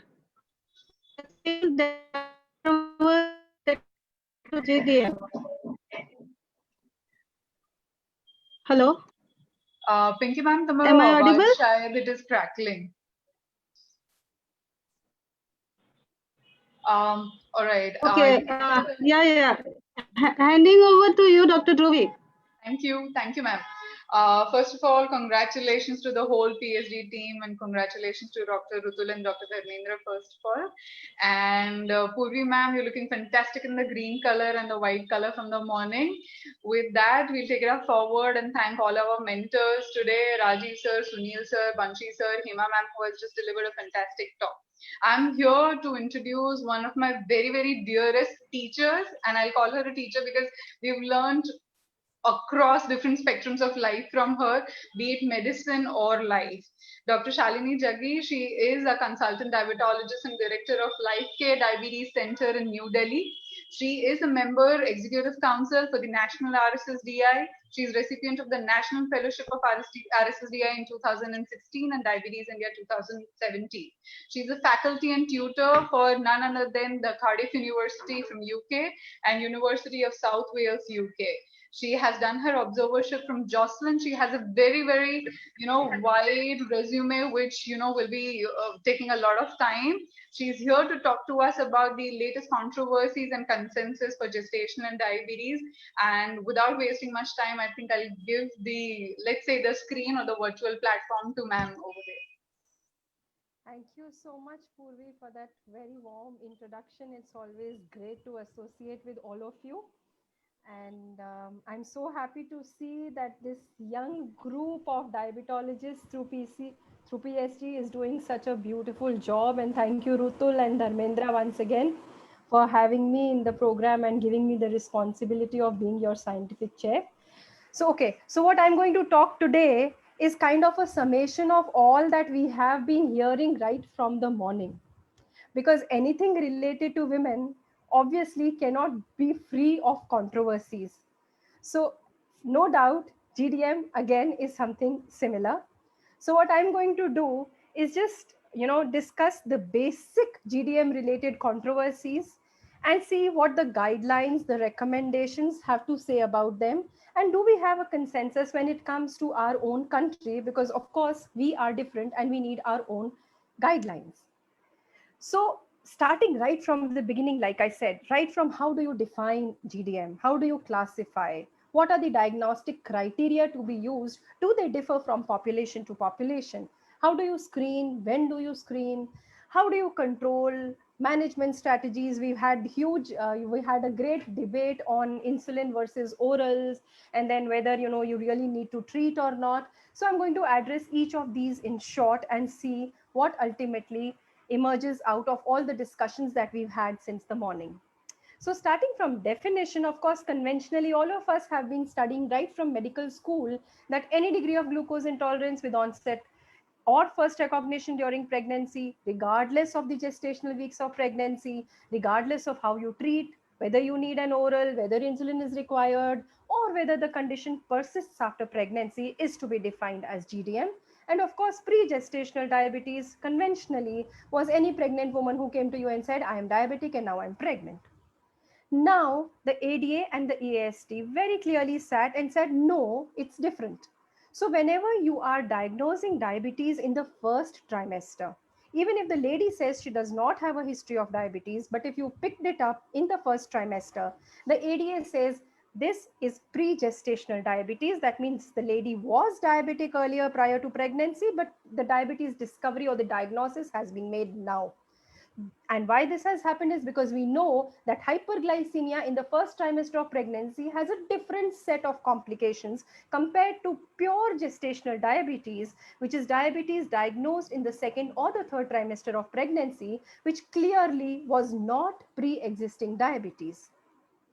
Now, the DIPSI here clearly says that whatever be it, whatever you're diagnosing, maybe it is in the first trimester or the second trimester or the third trimester, basically it is a manifestation of hyperglycemia in pregnancy, because GDM also represents chronic beta cell dysfunction. And DIPSI clearly says this is also a stage in the evolution of type 2 diabetes. And hence, the DIPSI guidelines very clearly say GDM is to be defined as any degree of glucose intolerance with onset or first recognition during pregnancy, because whenever you recognize, it is important, cannot be ignored. So of course, there was a lot of hue and cry once the IAD-PSG criteria came in, the HAPO study came in, because they said, are we medicalizing pregnancies? Are we creating noise for something which otherwise was considered normal? Because of course, when you tell a pregnant patient, she's in her happy bubble, she has conceived, the family is happy, she's happy, they're ready to welcome a baby in the family, and then you kind of burst the bubble by saying you have diabetes. So not only does it have an impact on the cost and the medical infrastructure, because the management has to start, but also a psychosocial impact on the patient and her family. So the important $1 million question is, do you screen for it? And if you've screened it, do you treat or do you just leave it there? Well, now there's sufficient data that says that up to 50% of GDM women develop IGT or type 2 diabetes within 5 to 10 years of pregnancy. And we all know that women with GDM have a 7.5-fold increased risk of development of type 2 diabetes after delivery, and this risk persists for their lifetime. So it is very important that you just don't leave it there in that pregnancy once she's delivered.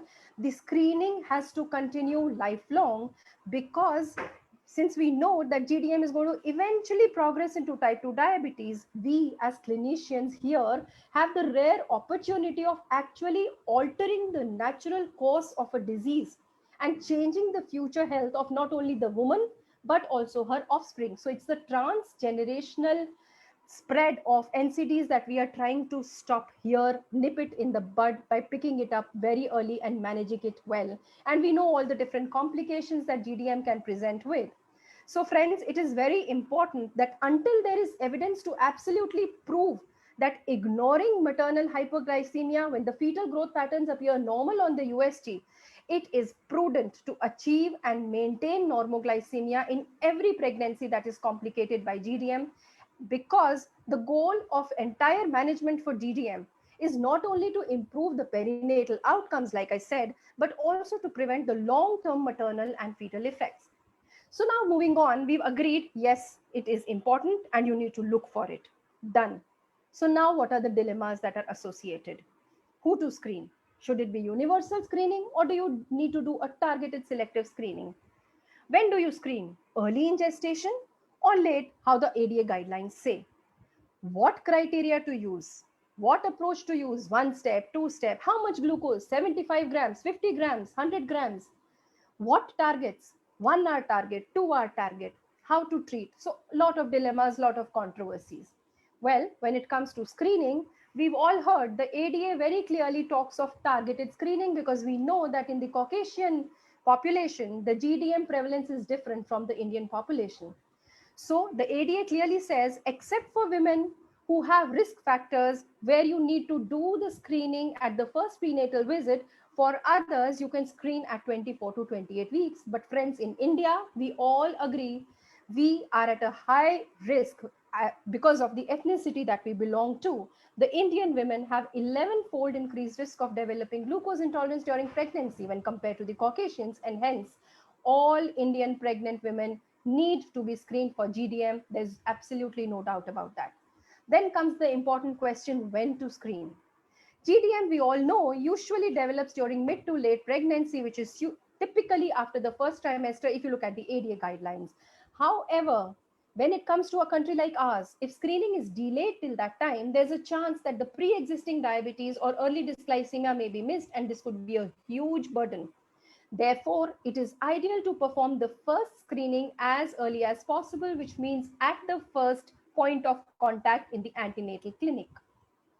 Moving on, how to screen? Well, if you look at the recommendations for screening for GDM, depends all across the globe. The ADA says something, the ACOG says something, WHO is talking of another set, NICE UK has their own guidelines, and we all know NICE UK is a pretty conservative body. Then NDDG has their own criteria, IADPSG has its own screening criteria. So what are the guidelines? Well, if you look at the ADA recommendations, here again, there's still not much clarity. So you can pick and choose whatever you want to do. You follow either a one-step approach, which is doing a 2 hour 75 gram OGTT, or first you do a 1 hour 50 gram non-fasting glucose load test, and only women who test positive, that means a 1 hour value more than 140, then you subject them to a subsequent 3 hour 100 gram OGTT. ACOG again has different values. They say a positive 50 gram GLT can be any value, 130, 135, 140. Of course, the ACOG currently supports the two-step approach, but well, the ACOG clearly says one elevated value instead of two may be used for diagnosis of GDM by these criteria. So friends, if you look at the consensus, generally IADPSG one-step approach is preferred internationally across a large number of countries because of improved pregnancy outcomes, and you just do one test with cost savings. So these are the different criteria that are used. I won't talk about them in detail because we're short of time. I'll try to finish a little early. Coming to the country-specific criteria, like I said, different organizations talking of different criteria. What does the WHO says? The WHO says 75 gram OGTT performed in pregnancy using the same threshold of 2 hour plasma glucose more than 140 similar to that of IGT outside pregnancy. Well, makes sense. So what about us? What about Indian guidelines? Well, the DIPSI, we've all been hearing about the DIPSI criteria, very clearly defines what Dr. Hema Divakar also said. Universal screening during pregnancy is very important in our country. So the DIPSI clearly recommends a single test procedure because it is both economical and feasible. So all you need to do is when a woman comes to you in the antenatal clinic, after the preliminary clinical examination, irrespective of the time of last meal, just give her 75-gram oral glucose dissolved in 300 milliliters of water and ask her to drink it over 5 to 10 minutes. And then you just do a 2-hour plasma glucose value. If that is more than 140, definitely you need to diagnose her as GDM and proceed. Of course, the first testing, like I said, is to be done during the first trimester because we know that 1/3 of these positive women will be detected in this period itself at the first antenatal contact. So it's very important you pick it up right there and try to control it and nip it in the bud before the mother or the baby develops any of those complications of hyperglycemia in early pregnancy. If she's found negative at this time, the second screening is to be performed again around 24 to 28 weeks as is recommended. Moving on, another controversy, glycemic targets in pregnancy. Well, except for ACOG, which does talk, except for DIPSI, where we still have a lower threshold and makes sense for our kind of population of fasting less than 90, the ADA, the NICE UK, and the ACOG kind of have a consensus here, wherein a fasting target of less than 95 milligrams is indicated for all your patients. If you're doing a 1-hour glycemic post-meal, less than 140, or a 2-hour post-meal less than 120 is the target that has to be maintained. Of course, a mean plasma glucose target of around 105 is what the DIPSI also advocates. Again, a question, what is better, a 1-hour post-meal or a 2-hour post-meal? Well, there are no clear recommendations on this topic as yet, but there is emerging data that shows a very strong correlation between the 1-hour post-meal excursion and macrosomia. So this is an area where we're waiting for more studies, but till then the dictum is ideally a 2-hour post-meal. But if you want, you can ask the lady to do a 1-hour post-meal. So the target is less than 140 if she's doing a 1-hour post-meal, and the target is less than 120 if she's doing a 2-hour post-meal. Another important question, the role of HbA1c in pregnancy. We all know that in early pregnancy, doing an HbA1c at the first point in contact will tell you whether the lady has pre-gestational diabetes. Beyond that, the targets we all know, preconception less than 6.5 without hypoglycemia or max 7%. But all through pregnancy, it is best, especially in the second and third trimester, to try and maintain an A1C of less than 6%, because this is the A1C that has the lowest risk for large for gestational age infants without significant hypoglycemia. Of course, you can relax the targets if the lady is getting hypoglycemia. And remember, A1C, we all know because of fast RBC turnover, if at all you are doing an A1C, ideally it should be done on a monthly basis. Otherwise, you can also do a fructosamine assay, as has been discussed in the earlier talks. But remember, this is just a secondary measure. There is nothing that can rule out SMBG, and we had a great oration by Dr. Banshi where he clearly talked about the need for at least a 6 or 7 point SMBG, especially if the lady is on insulin. Otherwise, at least a 4-point testing is required. And now we also have a lot of CGM data emerging in this field. Moving on to the management, we've heard excellent talks. We all know the first talk of obviously the first try has to be psychological support, which is very, very important. And of course, medical nutrition therapy, exercise, and then pharmacotherapy. We all know most of the ladies are well controlled. GDM, the cornerstone here is MNT and lifestyle. 70 to 85% of mild GDM cases, trust me, if they are put on decent recommended MNT and adequate exercise as per their pregnancy status, most of them do achieve good glycemic control. So primary approach is to normalize blood glucose levels through MNT. And as pregnancy progresses, obviously the insulin resistance is increasing, so the glucose intolerance may worsen, and these patients may ultimately need pharmacotherapy. We've had huge debates on OADs versus insulin, so we'll just skip all this, and we've all seen the data. We've discussed all about metformin, how, you know, like Dr. Hema said, yes, you cannot not give metformin, because we know that metformin also does not cause much harm, but then the MITI data also talks about the safety of metformin, but still there are indications it crosses placenta, small for gestational age has been seen. There are issues with metformin, and insulin still rules the roost, being the gold standard for management of diabetes in pregnancy. Dr. Chawla talked in his talk about the analogs, how insulin aspart and lispro are approved, how basal insulin detamir can be used. So friends, analogs are faster, predictable, and give less hypos, although conventional insulins are equally safe in pregnancy. Moving on. Does gestational diabetes or hyperglycemia in pregnancy mean the lady has to go for a cesarean delivery? No. GDM is not a sole indicator for cesarean delivery or delivery before preterm. So if the lady is progressing normally, if the estimated fetal weight gain is normal, metabolic control is good, BPD of the baby is good, amniotic fluid is perfectly normal, plan a full-term normal delivery. Of course, if the estimated fetal weight is more than 4,000 to 4,250, that means the baby is turning macrosomic, of course, an elective cesarean section is indicated. But of course, prolonging the gestation beyond 38 weeks is not recommended because that increases the risk of fetal macrosomia. So delivery during the 38th week is definitely recommended, unless of course you need to deliver her early because of some complication that you are forcing. Of course, if it is a poorly controlled diabetic pregnancy, an early delivery may be indicated. So all this has been discussed in our RSSDI clinical practice recommendations for management of in-hospital hyperglycemia, where we've also talked about the delivery management of hyperglycemia in pregnancy. I would request you to go through that document also. So friends, to finish my talk on the different controversies and what are the consensus that has still emerged, although this is still an ever-changing field, GDM, we know, is full of controversies, lot of questions, very less answers, different recommendations from different organizations, different ethnicities, different regions. But friends, when it comes closer home to India, remember, universal screening has to be done at the time of first contact in the first trimester itself. As far as possible, a fasting oral glucose tolerance test should be done using probably the IADPST criteria. But of course, if you are in a rural setting or if you know the lady may not come back, in a non-fasting setting, DIPSI recommendations can easily be followed because we should not be taking the risk of missing even one diagnosis here. If glycemic targets are not achieved with MNT, pharmacotherapy is definitely indicated. Insulin remains the gold standard as far as hyperglycemia in pregnancy is concerned, but metformin can be used in situations where it is not possible to use insulin, but with caution in view of emerging evidence.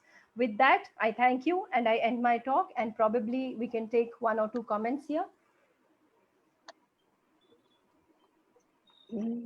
Thank you, Dr. Shalini, for your illuminating lecture. Lots of our doubts are being cleared after hearing you. Thank you so much. Excellent, ma'am, and there are no words to comment upon it. Of course, we have learned a lot about the consensus, about the guidelines which are Indian specific, like you are talking. All the controversies we have talked upon at length, maybe metformin versus insulin, like there was a debate. And I just have that question, what do we do whenever there is a split between whether the patient should listen to the gynec, the patient should listen to the endocrine? How about, giving a team approach to the patient? Does that most often happen? We are here with a platform where there are both present and we need to work as a team. But how often does it happen? I think this is something that Dr. Hema also very elegantly put forth in her talk, wherein she says that it has to be a team approach when it comes to managing a lady with hyperglycemia in pregnancy or GDM. So I think it's always better to pick up the phone and connect with the OGCN as well. Put her on board, discuss the pros and cons of whatever therapy you have planned. Of course, like I said, if it is somebody who definitely has a higher degree of dysglycemia, you should not waste time, put her on insulin immediately. Of course, it is somebody who is almost near term, somewhere around 34, 35 weeks. she just has maybe a week or two to go before she delivers, and you see a mild degree of dysglycemia, maybe putting metformin at that point may not really cause much harm. So it has to be a calculated choice. I, for one, am still a very pro-insulin person, because I feel glycemic control in pregnancy is something which has to be very, very tight. We all know that. And usually, you know, a lot of data has shown even if you start metformin, eventually they do need insulin at certain point in pregnancy. So like in the debate, Dr. Jimit very clearly said that if ultimately she needs insulin, why not start it early on rather than giving her something which is going to pass through the placenta and which still has certain problems. So I think it has to be a calculated and a measured choice. Insulin is still safe. We've seen no major harm with metformin as well. So like Dr. Hema said, maybe the period between 12 weeks to 22 weeks is the area which still needs to be explored, because the recent MITI data that came on type 2 diabetes, where ladies were put on insulin along with metformin, they had all the good outcomes. The weight gain was much less, the need for insulin was much less, the doses were much less, but the babies had small for gestational age. And lot of data, PEDMED study, PregMed study have shown that children born to mothers who are given metformin eventually, when followed up for a long time, tend to be obese, tend to have a metabolic profile.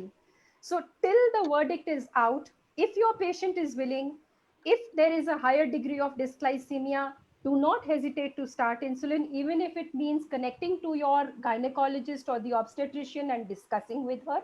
If it is a mild degree of dysglycemia where you feel MNT can help, where maybe a small dose of metformin can help, probably you can go ahead and give her a trial of metformin. So it has to be your judgment and the obstetrician's choice along with the patient's consent. That is very important. It's an era of patient-centered. So the patient has to be part of the decision that you make regarding the therapy. If patient is absolutely not willing for insulin, take an informed consent. Always do that. You know, you will be very safe if you have an informed consent that, you know, insulin was advised and the patient is not willing for insulin. Metformin, pros and cons discussed and given. I think that would put you very safe. Thank you very much, ma'am. Thank you. Madam, how you recommend CGM?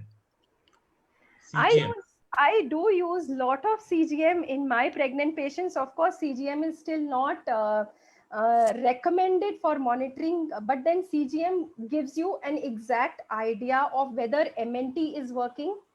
It kind of, you can use it as an educational tool in this time, because most of the pregnant women who are doing point-to-point testing may at times miss those hyperglycemic peaks. And my question would be extended, madam, whether you want to use the CGM when it would be most appropriate time, in first, second, or third trimester. Probably if it is the first trimester, to convince and to see for yourself also that there are no major excursions that you are missing in point-to-point testing, you can use CGM at that point. Of course, when a lady is already on insulin, then I think SMBG definitely rules the roost, because she has to titrate her insulin doses based on the SMBG values. So their CGM probably would give an idea of the patterns, just the peaks and the troughs, you know, the ranges you can use to see that everything is normal, but then it can be used as an adjunct to SMBG in advanced pregnancy in a lady who is on insulin. But definitely it helps. So just to support Dr. Shalini's answer, I'd like to say that CGM you can even use when you're intensively managing the patient with MNT. And if you notice that all the SMBG values are within range, but the A1C is not, because you are doing a monthly monitoring of A1C, you can pick up the hyperglycemic peaks or the low-lying hypoglycemia or the overnight hypoglycemia, also nocturnal hypoglycemia, also may be picked up with that. And even at the change of trimester, when again the insulin resistance changes, you can very comfortably use that. And like Dr. Banshi said in his talk, you can call the patient, if you're using the Freestyle Libre Pro, then you can call the patient back in 7 days, review the data, review the AGP, and then make changes or interventions, and then review the effect of those interventions 14 days later. So it can be very effectively used and creatively used to actually monitor glycemia in pregnancy. You know, it is the final nail to convince your patient if there are any missing points. So definitely CGM in pregnancy is really emerging, helping us a lot in convincing the patients on the kind of therapy we want them to follow. So definitely, but as an adjunct to SMPG, especially in patients who are on insulin. Yes, ma'am. May I have a comment? Sure. As you know that in DIPSI, I was about to present an abstract about educational gizmo as AGP.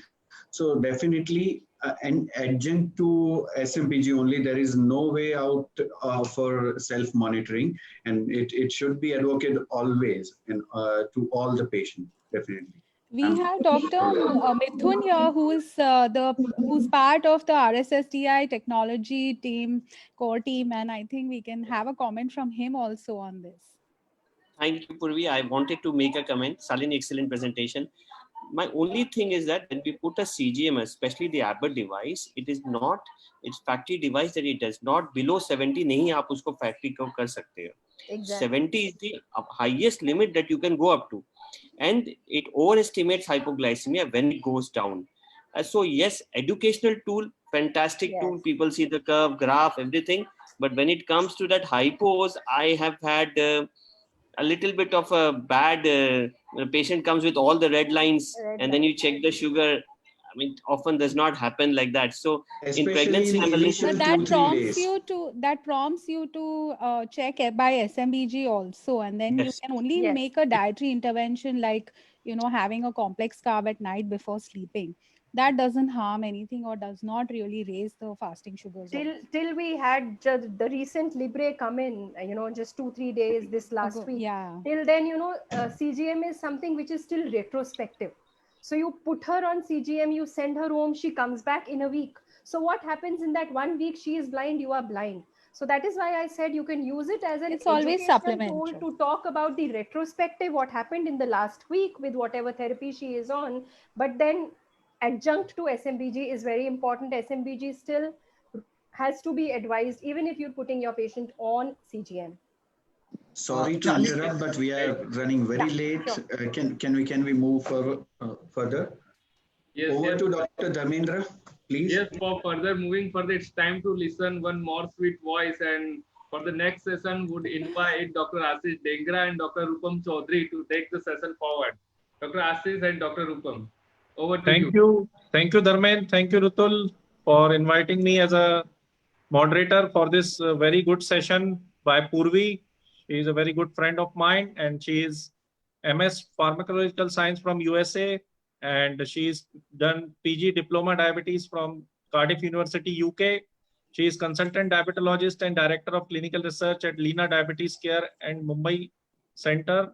Everybody knows that Manoj and they are running very good center at Mumbai. And she is going to Bharti Arogya Nidhi Hospital also and Mahavir Hospital, Khar, Mumbai. So over to you, Purvi, for to deliver the talk on the important topic. Over to you, Purvi. Thank you, Ashish. Good evening, friends. Hope you all are having a wonderful time and with great scientific learning and cross-specialty discussions that we've had over the last few hours. As you can imagine, Dr. Shalini and I have chosen topics which are almost coming from common soil when you speak about pregnancy and diabetes, because there are just so many questions to be answered and so many facts that need to be questioned and re-questioned. So she has excellently covered all the some of the major controversies in pregnancy and diabetes, and I'll take that a bit forward with stimulating you with some more questions and with more some of the practices that we are following without questioning, and some of the evidence that exists with that. So with that, we are going to debunking myths in pregnancy and diabetes. So a myth, by a working definition, is just that it's a widely held but false idea or belief. And in times of evidence-based medicine, ours is to really question why and seek the answers, or attempt to seek them at least. With that, we are surrounded by myths every day, whether we are physicians, patients, or caregivers or relatives. But the most dangerous and impactful ones are the ones that we hold as physicians. And we absolutely need to question and change them, and more research may be undertaken to address those myths. So with that, I come to your screen. You're not able to see No, it? no. Is that with everybody? Because I was not able to see your slides. No, we can't.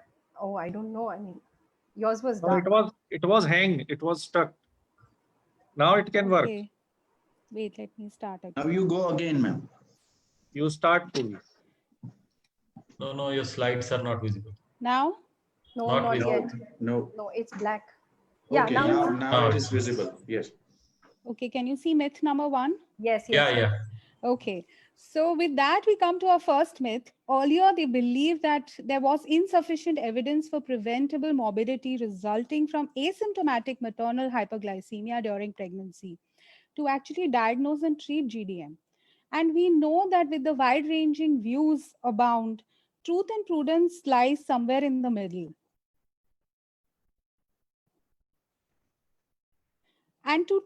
And to address this myth, I must take you back to 1999 to this paper by Buchanan Thomas et al. That questioned gestational diabetes as a risk or myth, and then addressed what they knew at that time in terms of hypoglycemia and perinatal morbidity and long-term morbidity. So with that, they knew that in women with established diabetes, infants suffered an increased risk of congenital anomalies in proportion to maternal glycemia in the first trimester, and an increased risk of perinatal complications when maternal glycemia during later pregnancy was considered. In fact, they even missed a fourfold increase in perinatal mortality in women when there wasn't enough diagnosis or standard treatment for policies. So this continuous relationship of maternal glycemia and macrosomia related complications were responsible for conjuring this whole controversy in diagnosis and GDM management. And there were no thresholds found that, what really causes the high risk or low risk. So earlier conferences on GDM, they even suggested that fasting serum plasma glucose was a good marker to actually grade the risk and then suggest interventions at that time.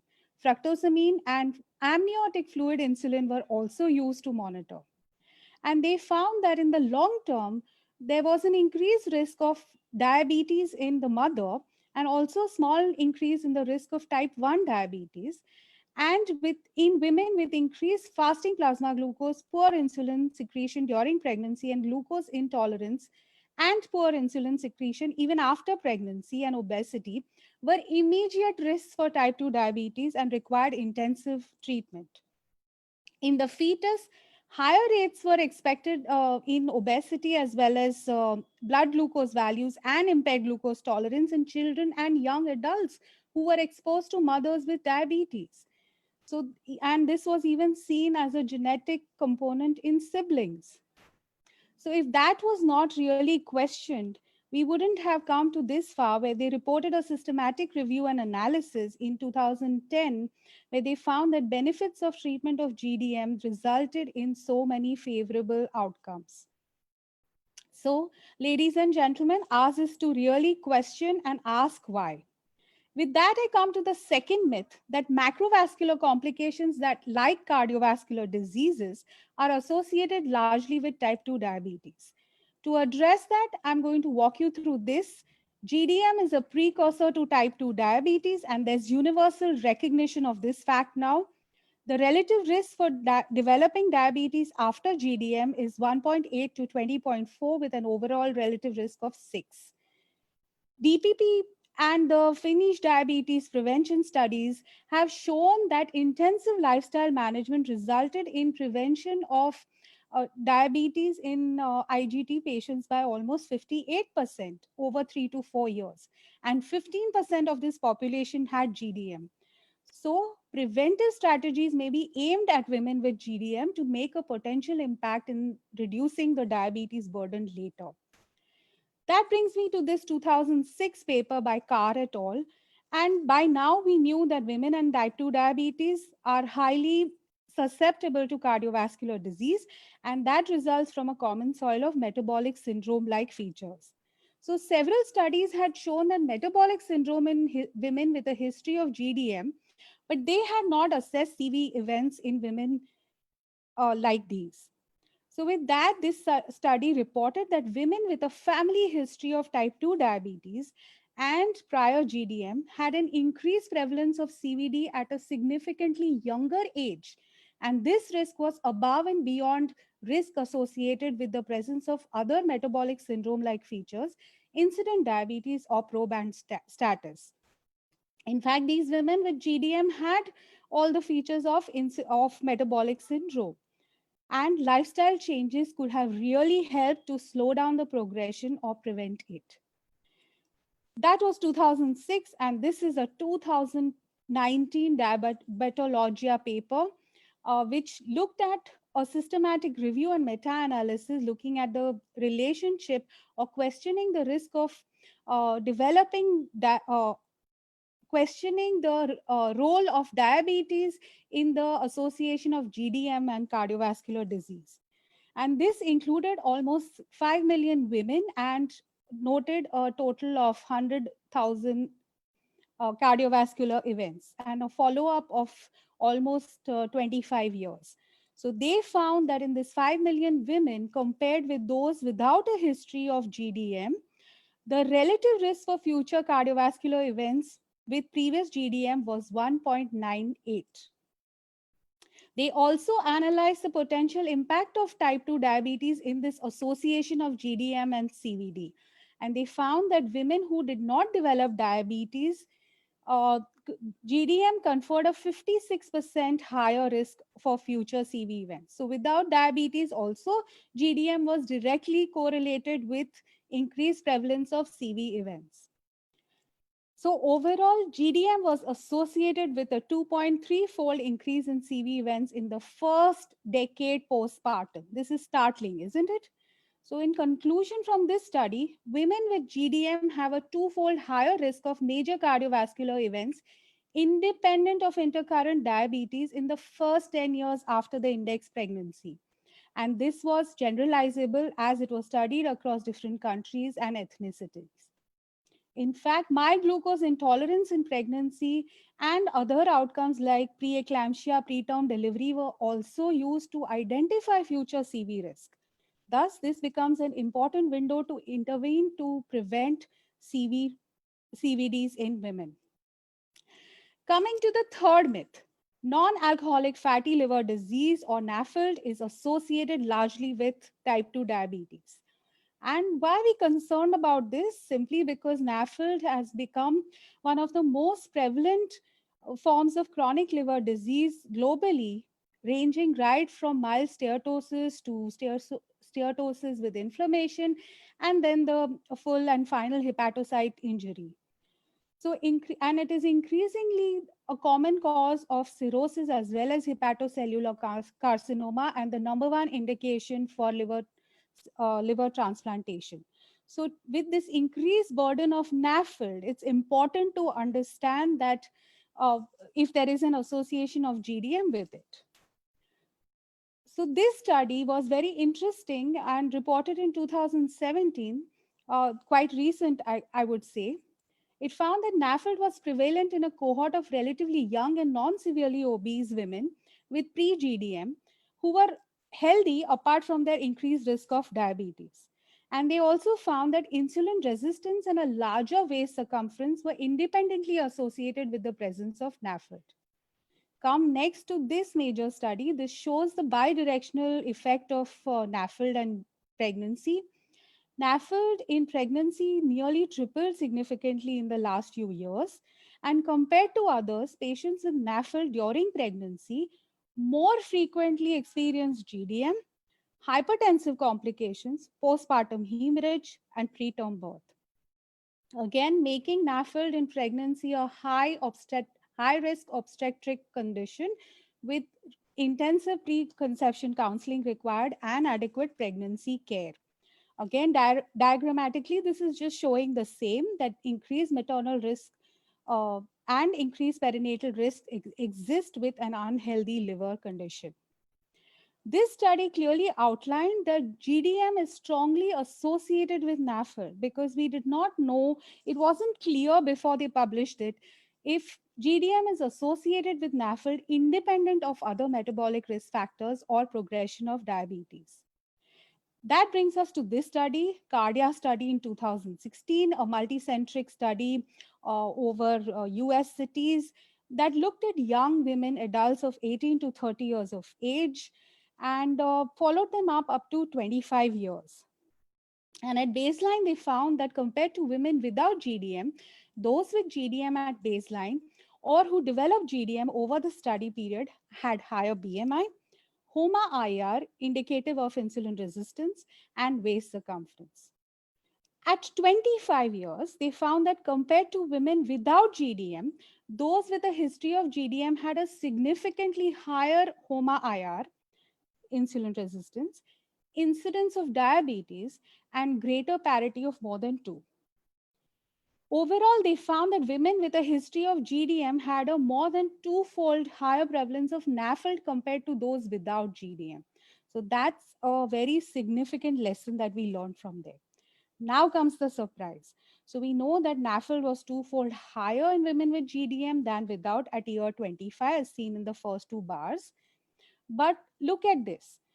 Association between GDM and NAFLD was no longer statistically significant after adding incident diabetes, which means that diabetes is probably mediating the pathway from GDM to NAFLD. So this was a surprise. And they found that GDM, baseline HOMA-IR, and serum triglyceride levels were independently associated with NAFLD at year 25.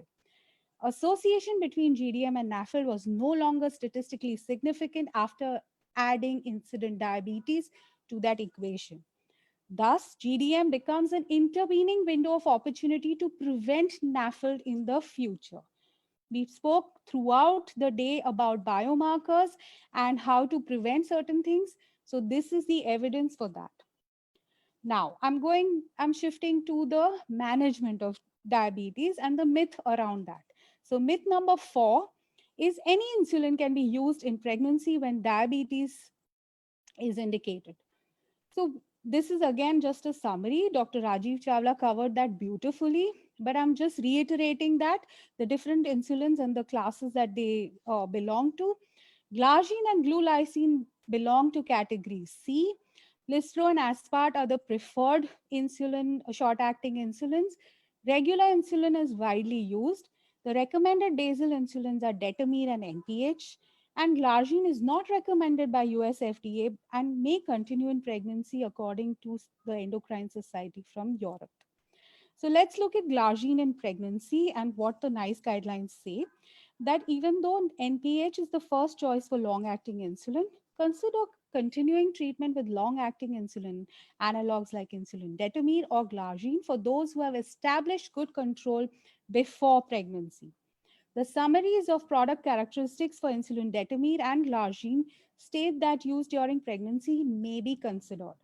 In fact, comments were raised about that women may lose their good glycemic control that they may have achieved with a long-acting insulin analog when they switch to isophane insulin. For Lantus and Tujo, it is essential that patients with pre-existing or gestational diabetes to maintain good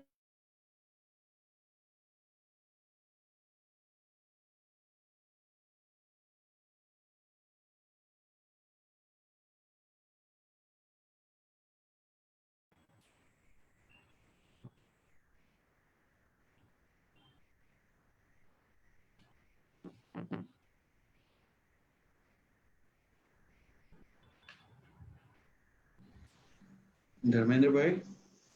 Yeah, there it looks like some network issue at Dr. Purvi ma'am's side. Yes.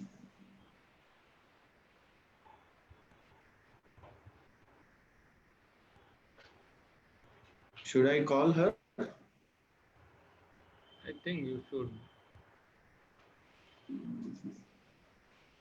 Will reconnect, I think, yeah.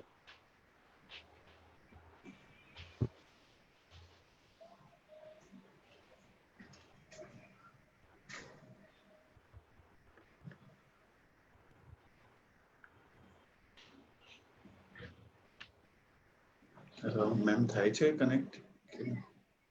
Okay, okay. हाँ एक minute, हाँ वो मेरा भी exactly वो मेरा call चल रहा था एक और इसलिए हाँ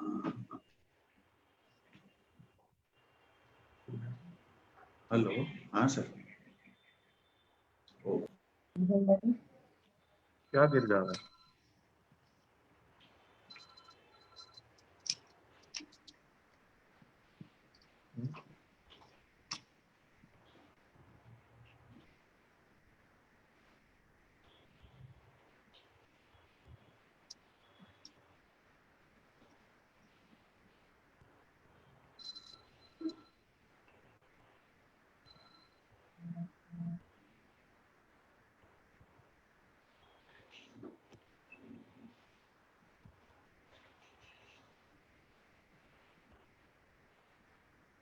आवाज क्यों नहीं आ रही?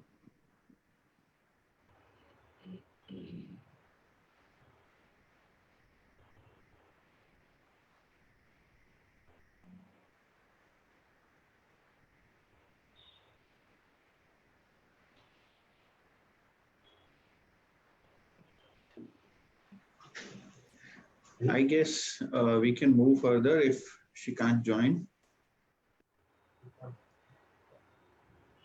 as we are already running very late. Yes, Rudesh. Should I try to call her again? I think I have dropped message, but let's see. Just call her once, or else otherwise we can go ahead then.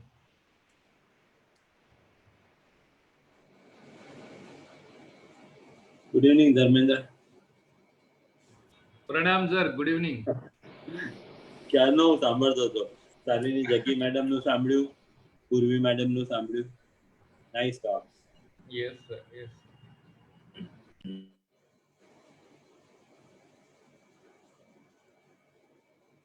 હવે આપણા લોકોનું છે કે હજી કઈ બાકી છે?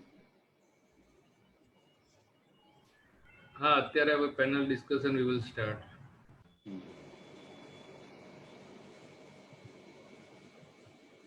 आशीष भाई ओटी में हो क्या? ओटी में नहीं, ओपीडी में। पेशेंट सैटरडे है ना, तो पेशेंट अभी होने बस हो गए, खत्म होने वाले हैं। चलो अच्छा हो गया, बढ़िया हो रहा है प्रोग्राम। बढ़िया बढ़िया।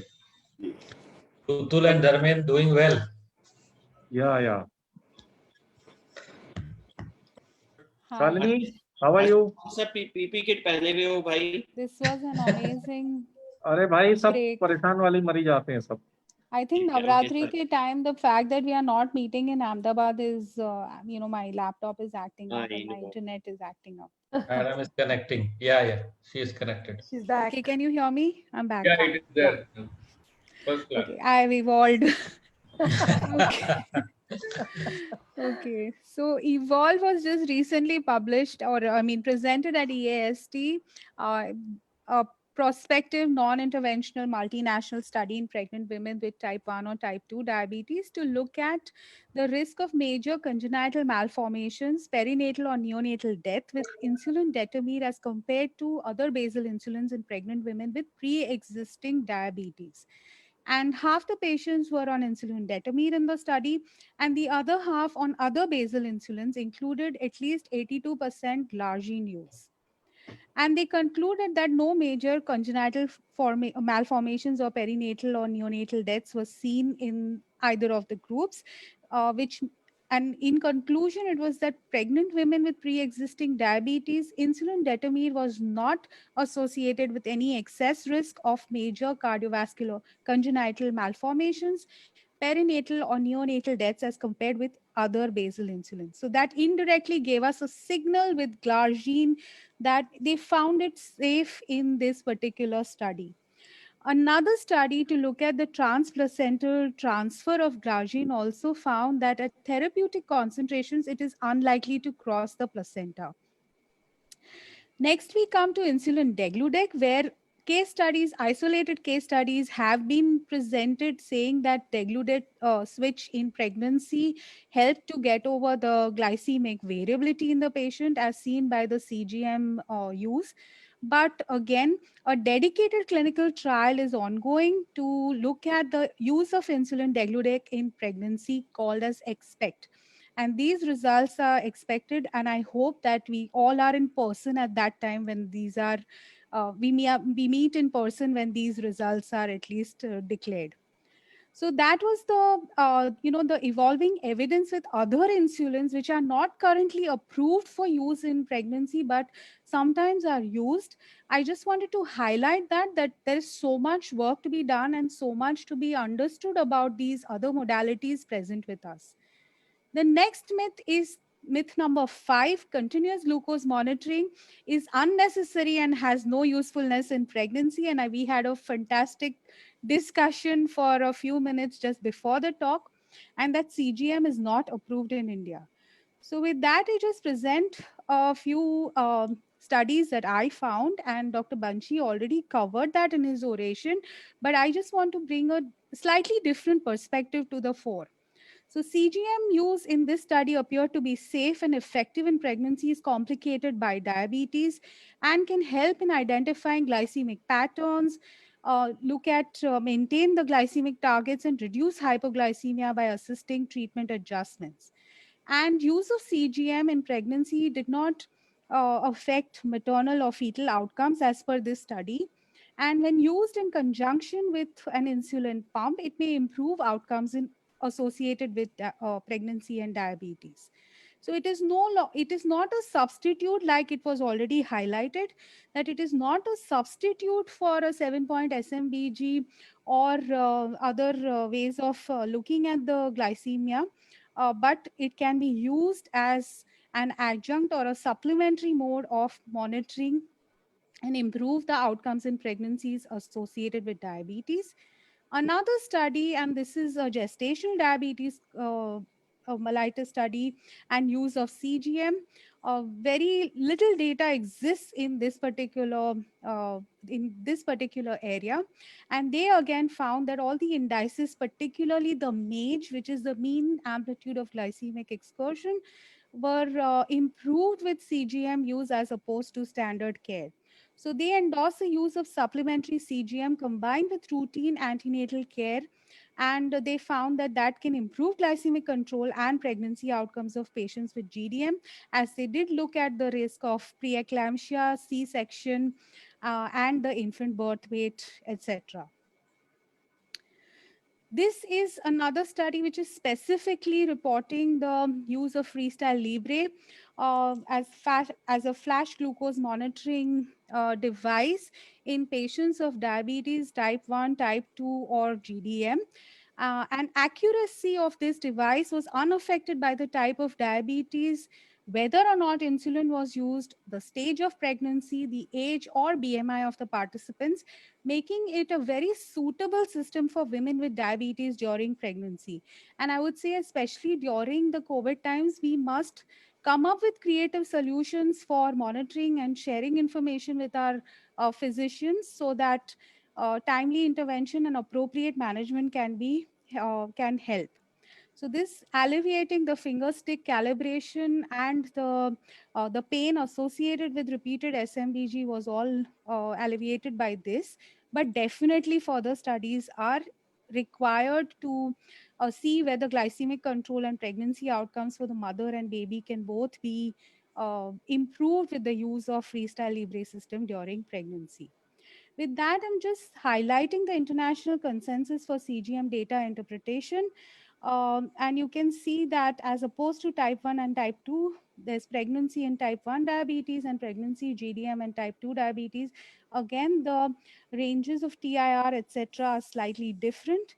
And again, the safety increase TIR at early stage of gestation, safely increases the TIR at earlier stage of gestation while reducing the time spent above range and glycemic variability. And pregnancy with GDM and type 2 diabetes, we need more data with these CGM devices to definitely specify the percentages of time spent in range above or below, because we don't have that understanding or grasp, as all Dr. Jain mentioned that, Dr. Banchi mentioned that, and he was part of this association also with ATD at ATDD. So we need more work in this field. Myth number 6 is all patients of GDM require medications, and I'll dive straight into MNT. We know that we use food as medicine for desired clinical outcomes, and that brings me to this recent systematic review and meta-analysis of all randomized controlled trials examining the impact of modified dietary interventions on maternal glucose as well as neonatal birth. And the results are outlined here. Let me summarize them for you.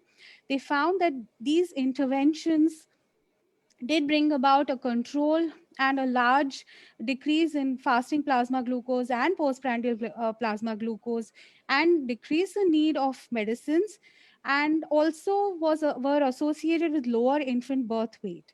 So overall, modified dietary interventions seemed to be related with improved maternal glycemia and fetal birth weight, but there was definitely room for improvement in the usual dietary advice that we give our women with GDM, underscoring its significance as the first line of treatment. Moving on, there was a Cochrane analysis also, which said that there was no real clear benefit with any of these seen, except reduction in C-section rates associated with the DASH diet. But there were practical limitations there. Pooled analysis of low glycemic index dietary interventions were consistent, and they showed that that was associated with lowered birth weight as well as decreased insulin use based on many studies. With that, I just present a couple of studies on GDM prevention. The DASH study, or the dietary approaches to stop hypertension at the Mediterranean diets, were found to improve fasting plasma glucose, triglycerides, as well as HbA1c in women. And higher the adherence was associated with the lower risk of GDM. The St. Carlos GDM prevention trial that evaluated this Mediterranean diet, which included more fruits, vegetables, nuts in the form of pistachios, and extra virgin olive oil. And that prevented GDM, that gave us fantastic results, that prevented the incidence of GDM and prevented adverse maternal fetal outcomes. There's evidence only with this trial. So universal and early nutritional intervention using this Mediterranean diet reduce the incidence of GDM and other adverse outcomes while providing long-term benefits to the mother and offspring. We definitely need more better designed trials to look at the effect of dietary interventions in GDM. Myth number 7. Exercise is harmful during pregnancy and it has no effect on glycemic control and pregnancy outcomes. We are mistaken here. This was a meta-analysis of effects of resistance training on blood sugar and pregnancy outcomes, and that showed clearly that fasting and postprandial blood glucose levels in the intervention group were much lower than the control group, and this difference was statistically significant. It also reduced the rate of insulin injection as well as insulin dose in the intervention arm, and no significant differences in terms of outcomes were seen. With that, we also have a specific guidelines to physical activity and exercise during pregnancy and postpartum period, and resistance training is not a contraindication as we think otherwise. With that, I come to myth number 8. Gestational diabetes is treated only by diabetologists or gynecologists or physicians. So let me break that for you, and I think all of you logged in here will agree with me that the patient herself is responsible, and it is our duty to offer her a multidisciplinary team in terms of a patient, caregiver, gynecologist, diabetologist, dietitian, diabetes educator in the least. And healthcare providers need to use this window of opportunity to intervene and prevent long-term lifestyle disorders. So in conclusion, evidence-based medicine practices urges more research in areas that are still mythical: oral agents in pregnancy, dietary interventions, newer monitoring systems like CGM, and collaborative approaches like the pregnancy study group with all diverse and multi-speciality groups help in such myth mitigation. Pregnancy is indeed a window of opportunity to intervene aggressively with lifestyle modifications to prevent long-term metabolic complications in the mother as well as the child. And with that, I come to my final myth, which is money can't buy you happiness. Well, we can see her and clearly know that it can buy you a lot of other things, if not happiness. So thank you very much for a patient hearing, even with the interruption. And I thank PSG and all the collaborators for this constant learning and opportunity for all of us. And without fail, my UDF family for being a collaborator in this endeavor, and all the UDF folks who are logged in here. Thank you so much. So thank you, Purvi, for excellent talk. And the various myths which were there, you have given an elaborative discussion on that. Over to the next moderator. So next is a collaborative session. It's going to be a panel discussion, and would request all of you to be there for the discussion. Would ask Dr. Rutul to kindly introduce our panelist. Cancel.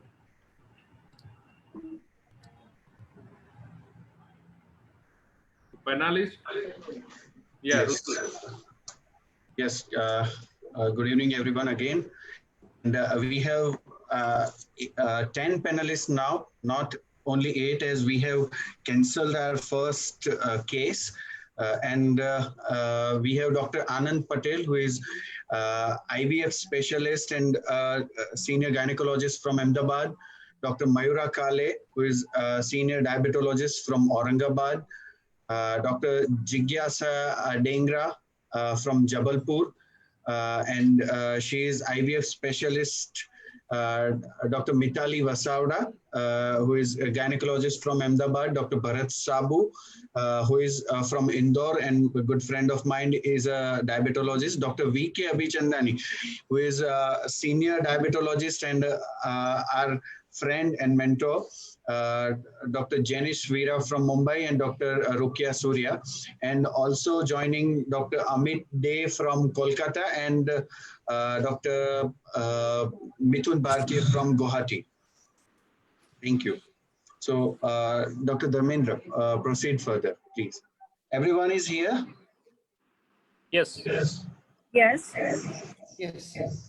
So it's the basic idea to have this panel discussion was to come forward to define what are the expectation being a diabetic or endo or physician from the obstetrician or gynecologist regarding hyperglycemia management in diabetes, and what are the expectation to know from the obstetrician and gynecologist from the physician or diabetologist or endocrinologist.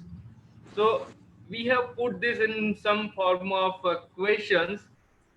So here is the first question. How do you plan a follow-up for a pre-diabetes pregnant woman in the first trimester? We would like from our panel, obstetrician or gynecologist side, if we can have their ideas. If a woman who is coming in the first trimester, you found that, or she is in a pre-diabetic range, how do they plan for that? What's the advice coming from their side? I guess we have Dr. Anand Patel and Jigyasa Dengra here. So we would like to have answer from them. Here. Yeah, sure. Am I audible? Yes, Dr. Anand. Yeah. So in such cases, we generally, as we are running an IVF center, and we generally come across with such kind of patients very regularly, because advanced maternal age are there in IVF pregnancy, as all of you know.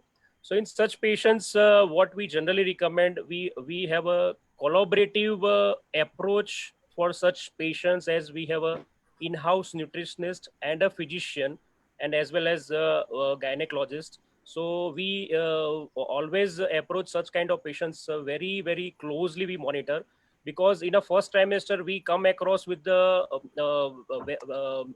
miscarriage in such type of patients because of the maternal vasculopathy, and we found uteroplacental insufficiency in such type of patients, and which end up with the miscarriage and abortion. And in IVF, we can't afford such abortions, as all of you know that the results are very low in IVF pregnancy, in spite of such all good facilities, all good hormones, all good that all the facilities, then also we come across such miscarriages, which is very mental trauma to the patient. Yes. So always there is a combined approach.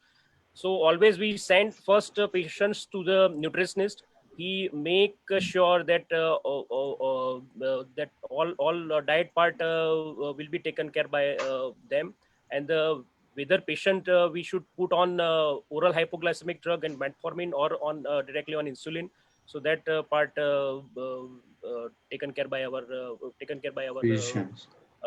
Physician or a diabetologist, right? Yes. So, Dr. Jigyasa Dhingra, we would like to have answer on same question as well from you. Yeah, as rightly said that there are increased risk of complications as patient is pre-diabetic. I like to counsel if patient is my, and if she comes before pregnancy to me, I like that part. Before pregnancy, will control her sugar, will like her HbA1c to be below 7 and her sugars in under control, and then only if we are taking her up for IVF or other part of treatment. And if she conceives and if she gets accidental pregnancy as first trimester and we come to know that she is diabetic, then we have to be very strict in her control, because first trimester there are also increased chances of congenital malformations for these patients if HbA1c is high or if the sugars are high. So we have to give the strict control, and we have to have collaborative approach in these cases. We have to include diabetologist, endocrinologist, nutritionist, even if required, we have to make some physiotherapist or the person who teaches our exercise part also in our collaboration.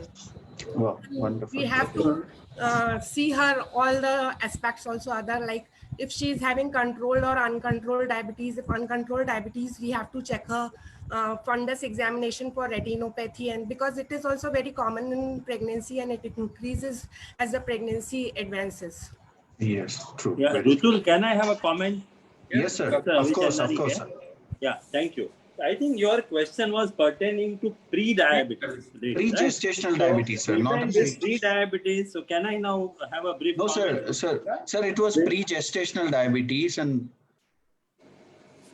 Yeah, okay. Pre-gestational, that means pre-existing. But Yes, your question pre-existing. that you shared with us was regarding pre-diabetes. Now, can I have a small comment in this segment also, if you permit me?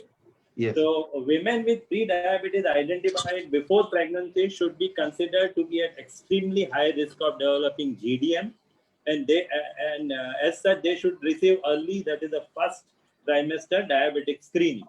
And pregnant subjects with pre-diabetes, I am talking now only about pre-diabetes, HbA1c is between 5.7 to 6.4, or fasting plasma glucose hovering between 92 to 125.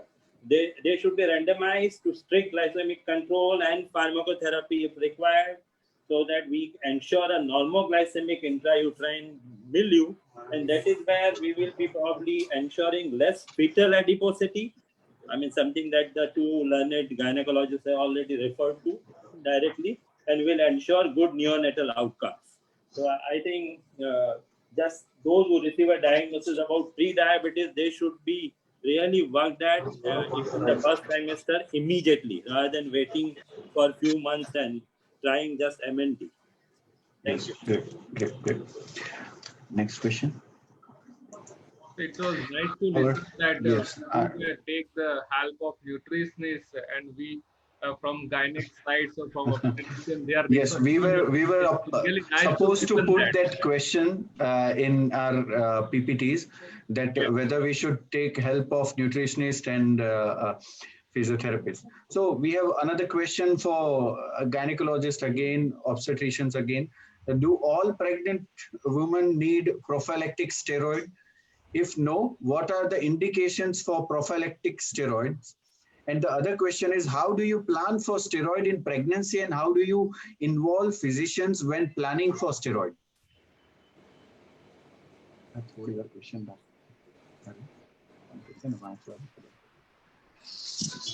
So, should I answer it? Yes, yes, of course. Yeah, Yes, so definitely answer is no, that all pregnant women, they don't need prophylactic steroid. If they are come into the high risk category, like if cervix is very short, if it is a twin pregnancy, if in a later trimester patient going into the pregnancy induced hypertension or IUGR, in such kind of conditions we generally give steroids. So it is always sonographically USG findings, if it is if it is matching that certain criteria, always when comes role of the steroid. See, when I am practicing since almost more than 13-14 years, so I would say steroid is a Ramban for the fetus, I'll tell you. But at the same time, it is very dangerous drug, very, very dangerous drug. So if you will go just like right, left, and center to every woman, then you will end up with the very complication part for the maternal as well as on the fetus part.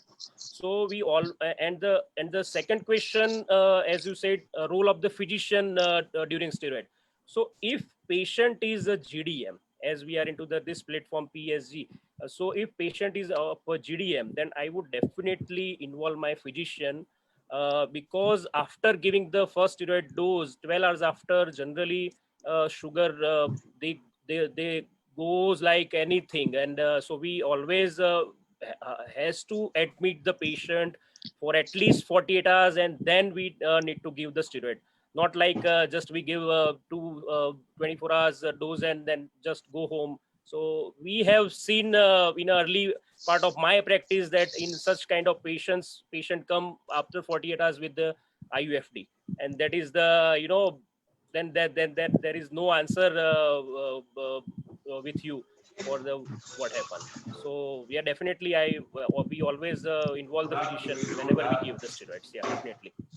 Okay, great, great. So Dr. Mitali has also joined now. So we would like to have an answer from her.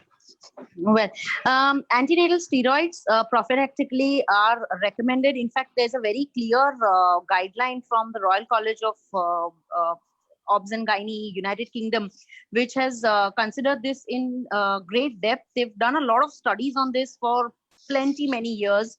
And what they have said are perhaps I think one of the clearest guidelines, and it does say that if you're planning an elective cesarean section before 37 weeks, you must give before 39 weeks rather, you must give a dose of steroids, which is Dr. 24 Mitali, hours apart. may I interrupt you?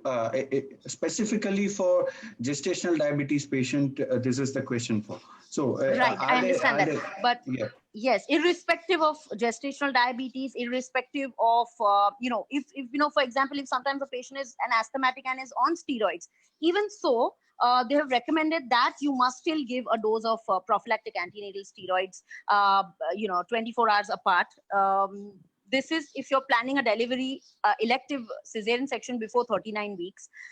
Anytime after or anytime up to 36 weeks and 6 days, if you're planning an induction for whatever reason. So if in case of diabetic patients, in case the babies are much larger in size, or if you have sugars that are way out of control and show no sign of returning back to normal, which happens quite often in diabetics who are essentially pregnant. So pregnant diabetics, glucose management becomes quite resistant many times, and that's when you have to do an induction before 37 weeks. Then yes, you need to give a prophylactic dose of steroids.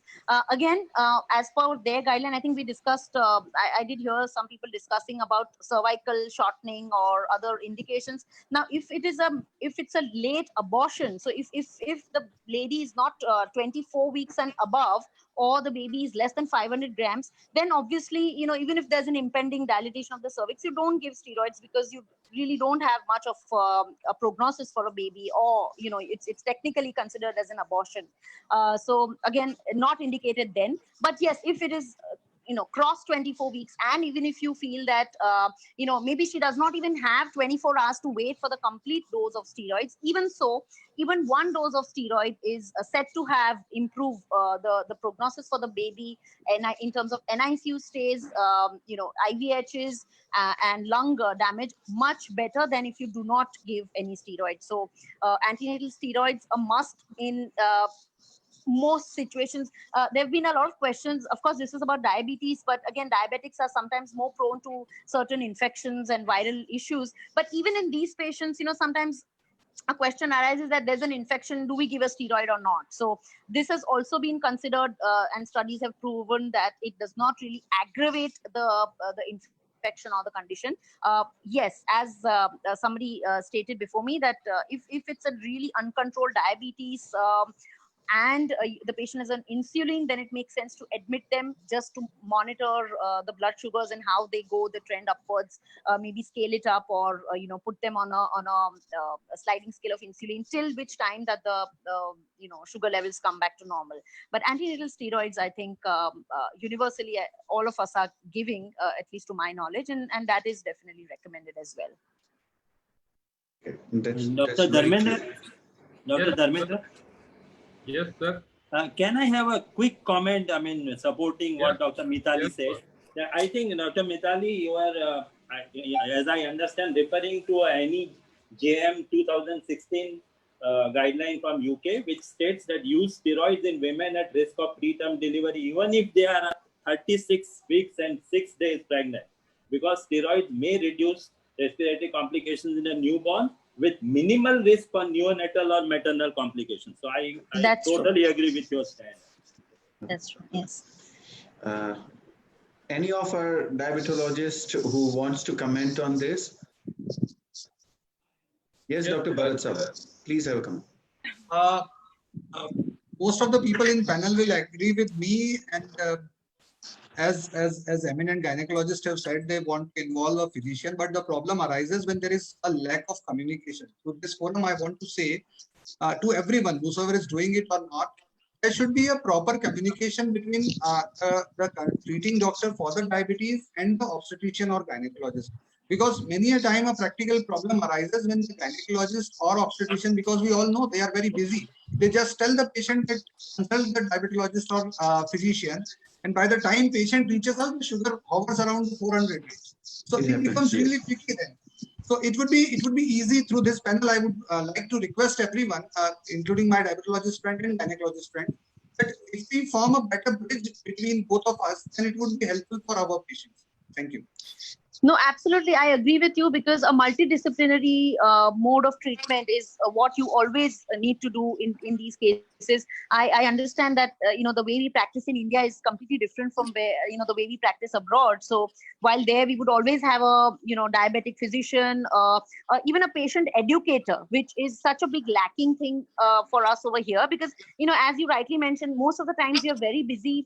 We take just about 15 or 20 minutes at the max per patient, and it does not really suffice. The time is not sufficient to take the patient through all the vast knowledge that she and her family ought to have. Not just that, but sometimes I see a lot of patients, so many questions. In fact, recently I'd done a Facebook Live for the same reason, because I had a patient with uncontrolled sugars.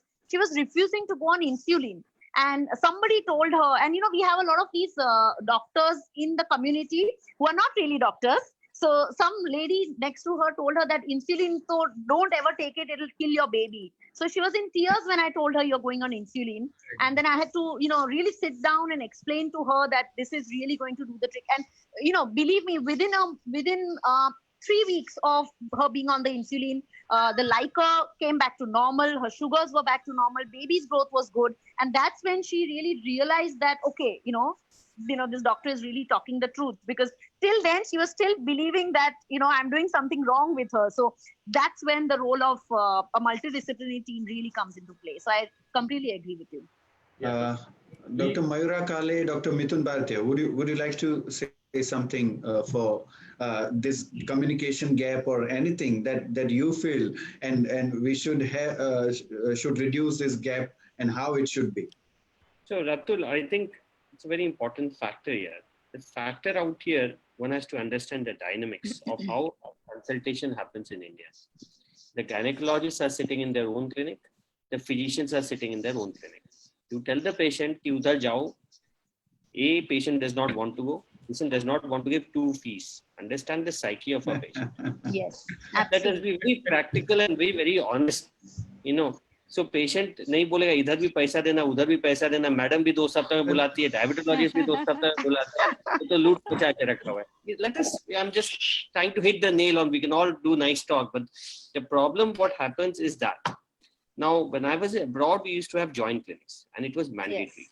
Yes. What the gynecologist used to do is he used to streamline all the gestational in one clinic, so it'd be a joint clinic, and all the type 1 would have a special clinic.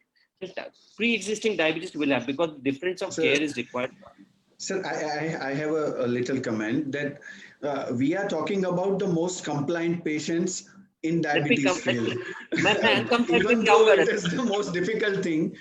I'll come to both things. My factor, the point that we actually need to do, and as a group, is we need to start doing clinics. Even if that means we are doing clinics once a month, I think what would be more practical is that a diabetologist goes and sits in the gynecology clinic. We expect the gynecologist to come and sit with us in our clinic. वो होगा नहीं, क्योंकि patient तो वहीं पे आएंगे, they will do all their testing. So perhaps a system across something could be thought of that, and that depends on the individual gynecologist. IVF for patients' pregnancies that has been discussed. Regarding steroids, what we used to do and what I still do, if anybody is on steroids, I want them admitted and on a sliding scale for the next 48 hours, point blank. Usme I don't compromise. Somebody asks my opinion, goes there, sliding scale, I get frequent calls, I see the patient and patient goes off because the effect lasts for 40 to 72 hours. Very simple. Pre-existing diabetes, if they have, then they need to be counseled. The strange thing about India is that they come back and say, sir, pregnancy ho gaya. Pregnancy hota nahi, pregnancy karna padta hai. But that, they come back with an unplanned pregnancy, sir, ho gaya. Ab kya kare? So then you need to actually, that is the moment you need to actually capture them and kill them for a joint clinic so that we know अब तुमने damage कर चुका है, 1 महीना बच्चा का congenital malformation होने के chances हो चुके हैं. Let the 2 months be, you agreed to 2 months, उसके बाद आप चाहे joint clinic से singular clinic में चले जाओ. But the first 2 months now are very essential because the development is happening. So I think that is what I would say. We talk about compliant and non-compliant patients. Ratul, I have a concept of heart sink patients. Heart sink patient is somebody who comes in your clinic. उसको देखते हमारा दिल का दौरा पड़ जाता है, वापस आ गया बॉस, ये रूम से जाएगा नहीं. But that sometimes is how we are managing that patient rather than that patient is compliant or not. Like Dr. Mitali mentioned, a lot of concept that a person is coming with a medico-socio friendish background कि भाई ऐसा होता है, अब उसको myth को तोड़ने का है, तो वो compliance, that affects the compliance, and sometimes very difficult. So I think joint assertion, and sometimes like gynecology, if there's something on IVF, I say gynecologist से पूछ लो boss, I don't even interfere. Because the patient, what they say, वो doctor साहब ने ये बोला था, लेकिन बोला आपसे opinion ले लें, तो they already put a seed of doubt. So clear path has to be defined. And so if it's in one room, I just take my folder of the patient's folder and go and talk there, and we write in the common folder. So that when the patient comes to me, I write in the same notes so that the gynecologist knows what I've written, not what the patient has said. So that is how I simply do pregnancy planning. Great. So if we are planning a joint clinic, patient will pay. Let's make a joint clinic with gynecologist. That is अब patient पे एक पे एक free होता है हमारे यहाँ पे अरे आपके यहाँ तो डायटिशियन तो completely free हो जाते हैं with the diabetologist. मैडम आप जिज्ञासा मैडम आपके जिज्ञासा आपके यहाँ फ्री इसलिए हो सकता है ना, आपका तो कॉमन है इसलिए फ्री हो सकता है. हाँ सर, एक पे एक फ्री रहता है. Yes. Can we have the next I question want now? to add, We are moving forward Dr. to the Mithun, next question, please. Yes. Just one Dr. Mithun, I want to add. Yes. One practical solution what we have come across is, here we have established an approach where my gynec friend, they are calling their GDM patient on Wednesday, and on Wednesday we have kept one of our educators exclusively for them, and they will connect them digitally.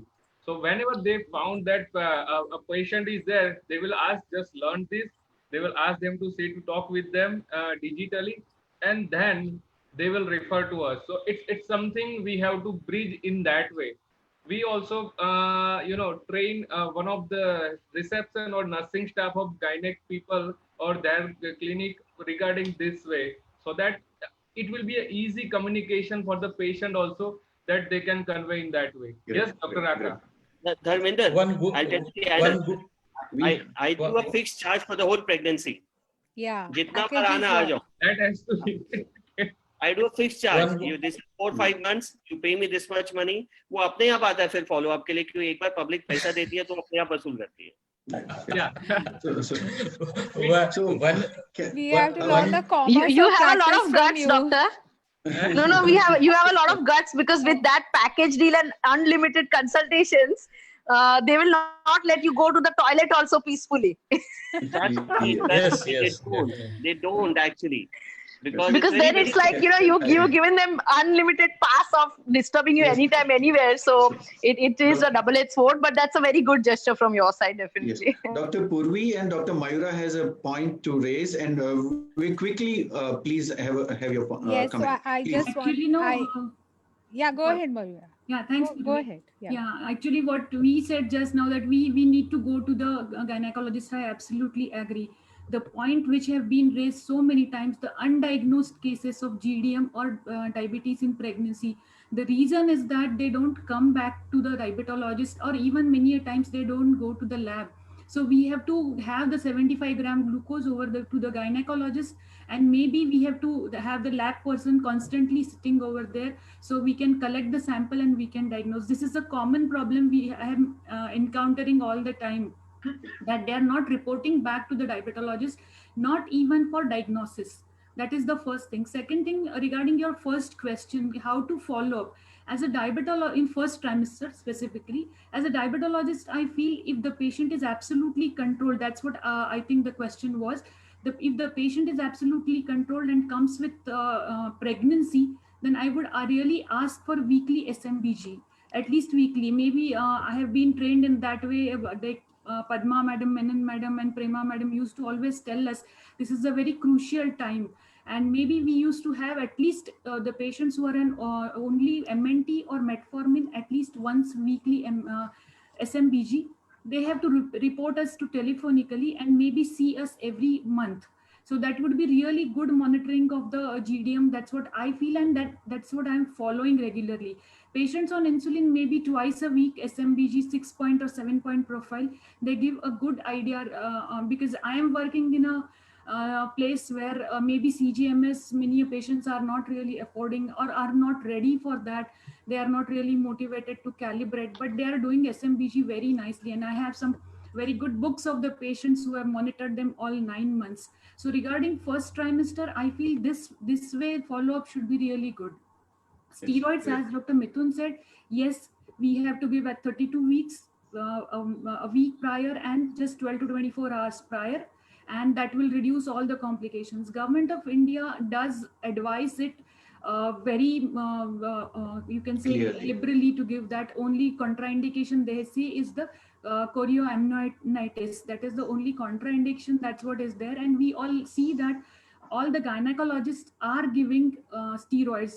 yes, we have to take care. As Dr. Bhatia said, we have to admit the patient. There is no other way, because next 3 to 4 days we have to keep on monitoring with good monitoring of blood glucose and giving insulin and sliding scale initially for 1 or 2 days. Great. That's what Great. we Thank you. Dr. Raka, who is actually hospitalized for COVID, and we should give him one chance to speak. I am from hospital, so let me take the first chance, please. Okay. From this, though you are not in panel, but you, you are allowed to speak. From this all discussions, what I feel that there should be a video sort of thing which can be made by PSG group or what, for patient understanding, because in every clinic every doctor has to call and say all those things. जैसे madam ने कहा कि insulin देने के आप बताया तो वो पेशेंट रोने लगी, and there are a lot of confusion that कि इंसुलिन देना है नहीं देना है. एक यूनिट बनाने का, इतनी बात मेहनत करने के बाद एक वीडियो बनाने का, उस क्लिनिक में सारे डायबिटोलॉजिस्ट के क्लिनिक में चलने का, उससे एक मैसेज जाता है कि डायबिटीज इन प्रेगनेंसी है तो आपको इंसुलिन लेना है, आपको इंसुलिन लेना है, डॉक्टर्स मॉनिटर करते रहेंगे. क्योंकि ये पॉसिबल नहीं है कि हम दोनों चैम्बर्स में गायनेकोलॉजिस्ट और फिजिशियन एक ही चैम्बर में इंडिया में बैठ पाएगा, ये पॉसिबल नहीं. ये पॉसिबल नहीं है. मल्टीपल क्लिनिक्स में चल जाता है, मल्टी स्पेशलिटी क्लिनिक में चल जाता है, छोटी छोटी स्पेशलिटी क्लिनिक में नहीं चलता. Rutul and Dharmendra, you should make a video, educational video of diabetes in pregnancy. That will be a great We'll do that. We'll definitely do that, and it's a great I think that's a very suggestion. practical solution about yes. it. Yes. Perfect. Yes. So we'll and move yes, forward. I think the gynecologist and the diabetologist all on one thing, saying that if the patient is a GDM and is going to get a steroid shots, that we just have to admit the patient and then do it and not do it on an OPD basis. Yes, so you know, definitely. when both the teams are on one place, then it's very easy for even the diabetologist to just visit and get it done. Great. Yeah, True. that's right. True. So can we have the next question, Dr. Dharmendra? Yeah. Can I ask a question to you, Ratul? Before Dharmendra asks a question, can I ask a question? Yeah. So I want to ask this question to the diabetologist. When a pregnant lady comes in the clinic, because it's all mixture clinic in India, do you give them precedence or they wait in the waiting room? Hello. Sorry? Obviously, Yes, get a sorry. precedence. Please say again. So my question here is, because in India we do not do, if you're doing singular clinics, Dr. Raka, and you're doing your own clinic, that means it's a mixed bag. वो gestational भी आएगा, type 1 भी आएगा, without pregnancy भी आएगा, pregnancy भी आएगा. How do you manage the clinic load? Do you give them pre-assigned time, they come on time, or they wait according to turns in order that they come? How do you do your clinics? Should I answer? So Yes, I everybody have can some experience to share. I think that's a very practical issue that's brought up by Dr. Mithun. The way we handle it, we have a multidisciplinary team in some sort, as in it's a comprehensive diabetes care center. So we have an educator, we have a dietitian, and we have a counselor also on board. So what we do is we don't want them to be sitting idle, because all the pregnant patients get extremely restless. They have to visit the washroom few times while they are waiting, and you don't want to break the queue also. So what we do is we just start with a little bit of dietary reinforcement if it's a follow-up visit. Of course, if it's a first visit, they go straight to the dietitian and history is taken, dietary recommendations are reinforced. So they finish all those things while you go on with your queue of other patients, and then take them in order. And try to stick to the appointment times as much as possible in the private setting, because they do get restless, and you don't want to give them precedence, and you don't want to actually upset them as well. Yeah.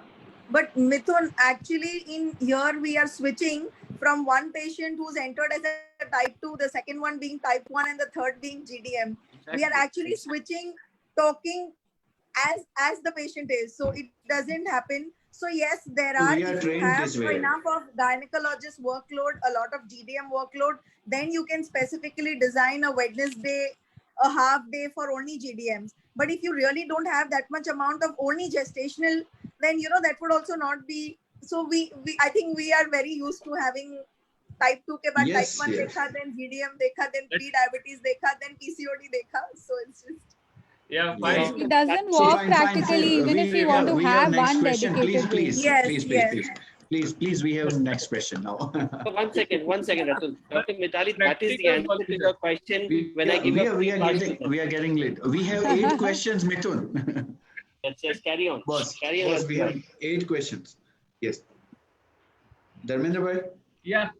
Should I read the question? Of course. So again, it's I would like to have answer from both the side. What the percentage of hyperglycemia they experience during pregnancy and how it varies during each trimester.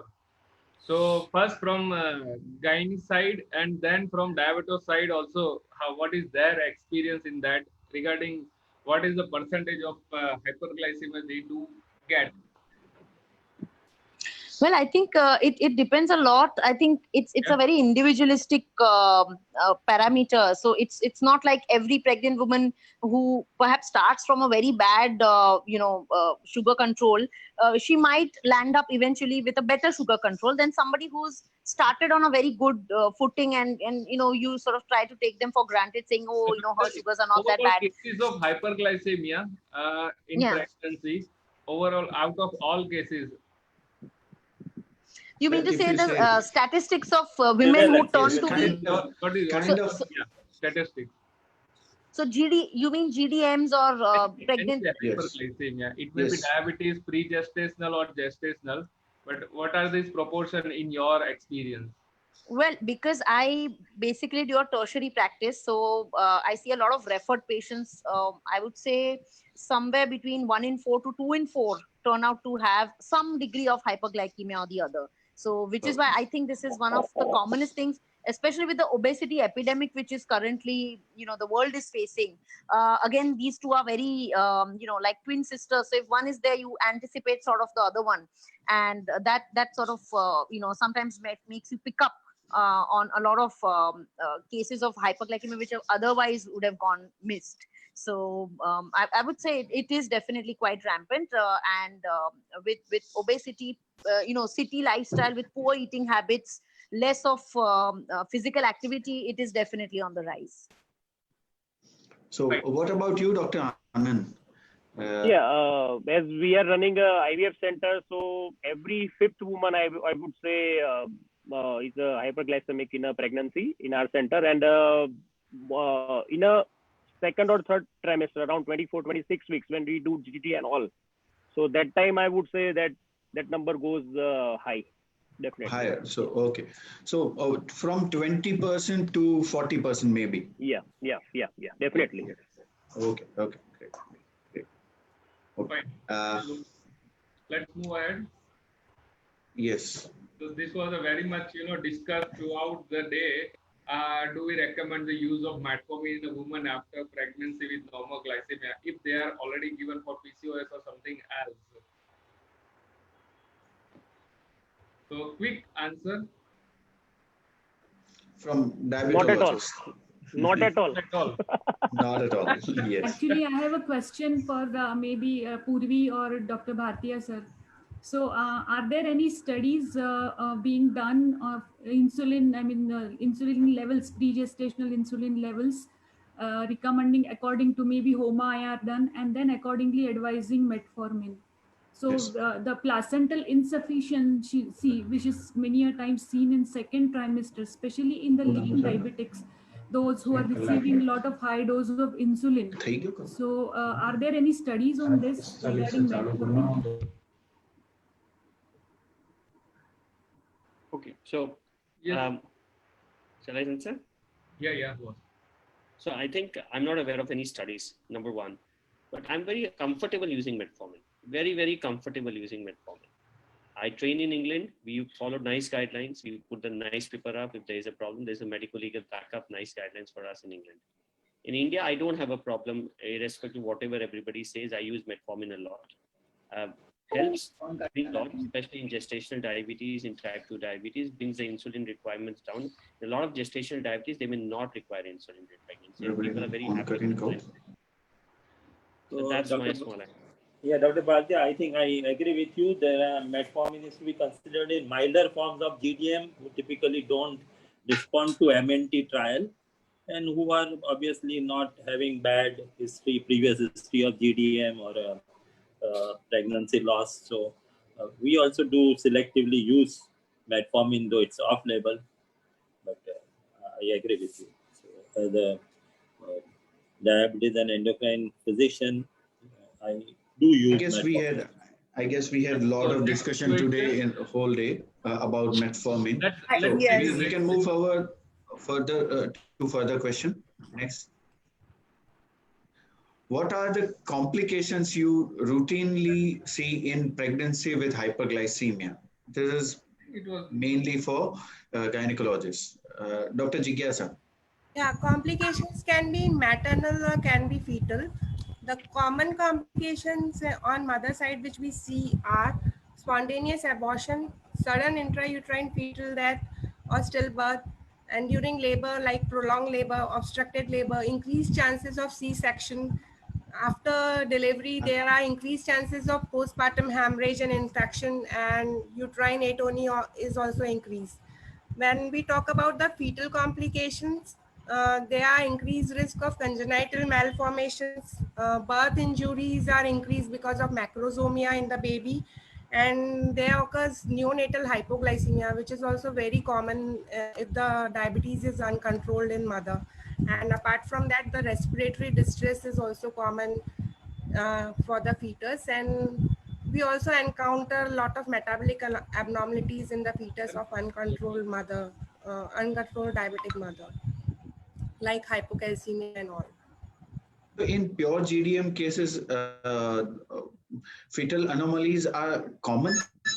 No, not in GDM, not in GDM. I'm talking about the hyperglycemia.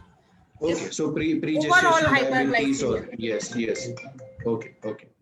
Congenital malformations are not common in GDM, but in GDM we can see macrosomia and other metabolic problems in the fetus, like I guess it is very much clear. So we can even move further to further question. Next. What is your opinion on use of glargine during pregnancy? Our diabetologist, Dr. Jenish, would you like to say anything about glargine? Glargine, right now we have studies. If the patient is already on glargine, patient has diabetes before pregnancy, we may continue it rather than continue. But on patients with GDM, definitely no. We have other options. Better to use those who have been standardized and documented properly. Okay, great. Any other person who would like to talk on glargine in GDM? So Shalini, I guess I think the category wise it is still category C for pregnancy, but currently there are a lot of papers which have been published saying in smaller number of population that it is found to be safe and it does not cross the placental barrier. So besides, you're right, Rukaya, and besides the case studies, I think Evolve has obviously given a lot of insight into that. I was just about to complete saying that Evolve has just said that it can be used. So probably the next guidelines they would incorporate and they would change the category of glargine. Category B maybe. Yes. Yeah, probably yes. As of now, if you look at the recommendations are very clear. A patient who is already on glargine and gets pregnant, you can continue with glargine. No point of, transitioning the insulin at this point, because as it is early pregnancy, we've been discussing hyperglycemia and dysglycemia can cause havoc to the lady. So continue. But when it comes to initiation, as of now, the guidelines say that insulin detamir or NCH are the safer insulins. And so you have to take a call. If you're initiating, maybe go with what the guidelines say, which means NPH or detamir.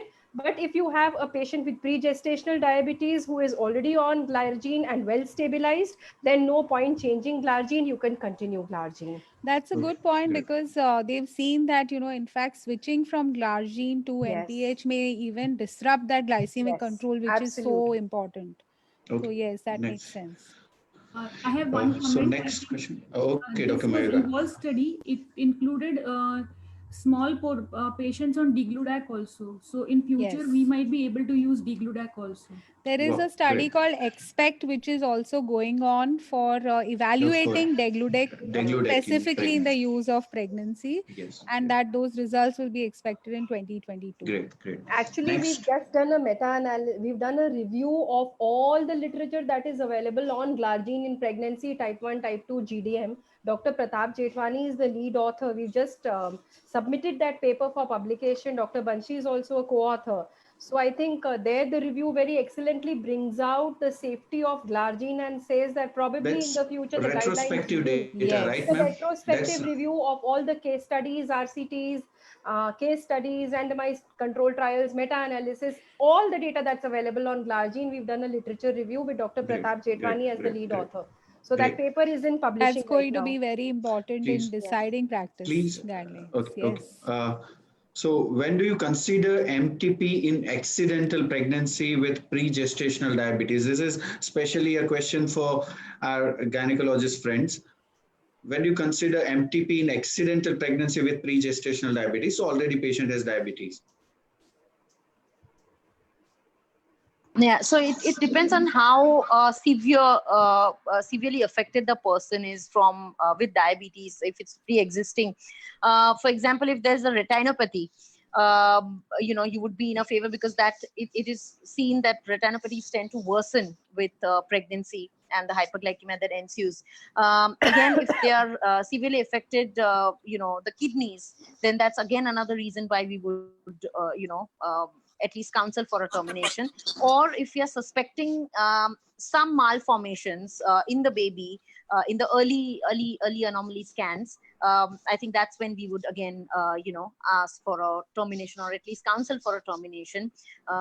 So I think reserved for cases where the prognosis is extremely critical, but not otherwise.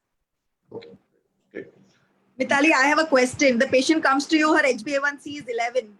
Would you tell her to go for an MTP, or would you just tell her that we can control your sugars? Because by the time you get your anomaly scan, it's already too late, to actually go in for an MTP at that time. No, So it is not an really HbA1c too 11, late. Yeah, so I'll tell you, it depends a lot on how you put the information towards the patient. So I understand that here most of the times it's the doctor who takes the decision and sort of spoon feeds it to the patient that you need to do this or you need to do that. But most of the times, and that's what I also always try and do, is to have a joint discussion with the patient, share with them very openly what you expect with a HbA1c of 11. So what are the risks and the complications that you expect? Allow them to process it, allow them to go through various, studies, guidelines, etc. And yes, if there are patients, mind you, who still say that no, with all the risk, I'm willing to take it, and I want to continue. And that's when perhaps at around between 11 to 13 weeks, 13 and a half weeks, when we are going in for an early anomaly scan, that would give us some more standing as to in case we find any anomalies there. Again, you have a late anomaly scan, which is somewhere around 20 weeks. So that would be another indication. And subsequently, how her scans are, how her sugars are are they getting in order or are they worsening? These are all the things that you'd consider. I would not say that just by seeing a HbA1c of 11 that I say that, oh, you need to terminate and you don't have any other choice. So it's important to tell them these choices. Again, terminations up to 24 weeks or below 24 weeks can be done, with signatures of 2 gynecologists. And in such cases where we are expecting a grievous injury to the baby or to the mother's health, normally, even if there are 2 gynecologists who are signing off, sometimes there are issues with ethical boards of certain hospitals. Even in these cases, these can be bypassed if we have a genuine reason and a strong ground to say why we are saying so. Although in our country, MTPs are still very easily done and we don't face a lot of issues, but I've practiced in the Gulf also, and many a times we need to send in these applications through their ethical committees where clerics also are there. So you have to have a very strong ground before you tell them that you want to terminate the baby. Terminations are not very easy in many countries. Rutul, I think there has to be another angle to this question. And I'll bring this angle primarily because I get to see a lot of these patients. The question is, what do you do with an unplanned pregnancy in a person who is not diabetic? Let us divide into two groups: an unplanned pregnancy in an unmarried woman and an unplanned pregnancy in a married woman. Because let us face it, unplanned pregnancy in unmarried woman is extremely common. And by the time they come, they have issue. They've not gone to a gynecologist because of various social issues. They've gone to a pharmacist, taken something, done something, get complicated, then come running here and there. That issue has to be kept in mind, because I get to see them. I get to see these patients a lot. They come to me because udhar ja chuka hai, idhar ja chuka hai, गिरते पड़ते आते हैं. And then the boyfriend is there. We can all say, नहीं, India में नहीं होता, India में ज़्यादा होता है abroad से. I can tell you this. But boss, it is for early age and not for says kind that? of gestation. Who says that, Rutul? I'll send you my date of my patient. Okay. You are more experienced than me. I believe you. We can... Okay. Just a minor consideration is that a lot of, so 11% HbA1c as such is not a contraindication. Obviously, you have to highlight the risks. Yes, this is what we want to listen, ma'am. Yeah, it's not a contraindication to pregnancy. You have to, obviously, like Dr. Mitali said beautifully, you have to counsel the patient to be ready for any, the risks that go with 11% HbA1c. At the same time, a lot of, if dysglycemia is really going to be an issue, I think nature also takes care of all these by spontaneous abortions also in the first trimester. Then, nobody decides and it just happens. But I think as a diabetologist, we inform them of the risks. We even note that down. We document that also, that everything has been explained to the patient and the patient has, kind of understood that. And then we leave the decision of MTP to the patient and probably the intervening gynac. Having said that, we reassure the patient that they will have our undeterred support in any way, whatever they decide, they will support that. I think that's 100%. important. Yeah, that is very 100% important. agree That with at you. least the patient should be So, involved next in question, the decision. please. Next question. We are done 8 questions. And I think we have done. Yeah, only Okay. there is a role of mediator, which we were talking about, to consider a role of mediator, either a nursing staff, counselor, or educator, or dietitian between We already. gynecologist and Absolutely. It's very important. So whenever we send Unanimous, the yes. patient to the Both diabetologist, sides, actually, it so should be at both very sides. important. At Yeah, yeah. I guess obstetrician. Yes. the very Yes, Rukia. first thing, yeah, because the basis, the starting of the treatment for any gestational diabetes would be an MNT. So without having a dietitian in the team, it's not a complete treatment for a diabetic person. So yes, they are one of the very important part of the multidisciplinary team that we are going to offer to the patient who's with diabetes. Great. So I just wanted to share my experience to an earlier question which was raised, and I think Dr. Mithun answered that. That are we talking enough gynecologists and diabetologists? So for one, we have to understand that all gynecologists logged in here in this meeting are definitely open to speaking, because they are, they have a collaborative mindset to have been here with us. So that's one. And the second is, even when I was training at a large municipal hospital or KEM hospital, it was a very set pattern that one resident from, medicine or endocrine had to go to the GDM OPD, had to be there no matter what. So if a municipal hospital can do that, we certainly can strive to do that. And I heard some great ideas from Dr. Dharmendra and others also, that, they have a fixed day and stuff. Another suggestion I would have is that gynecologists should probably have 2 or 3, trusted or, trusted physicians or diabetologists in their circle who they feel confident sharing their patients with, and are happy with the treatment. When you keep referring to the same doctor, then you also, when you are speaking to the patient, that gives a lot of confidence, and that kind of indirectly endorses that other doctor to the patient, which is very important, because the patient is going to be latched on to you more than us.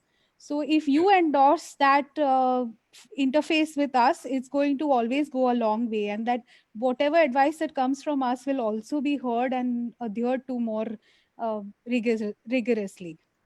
I think this is what Purvi has very clearly said.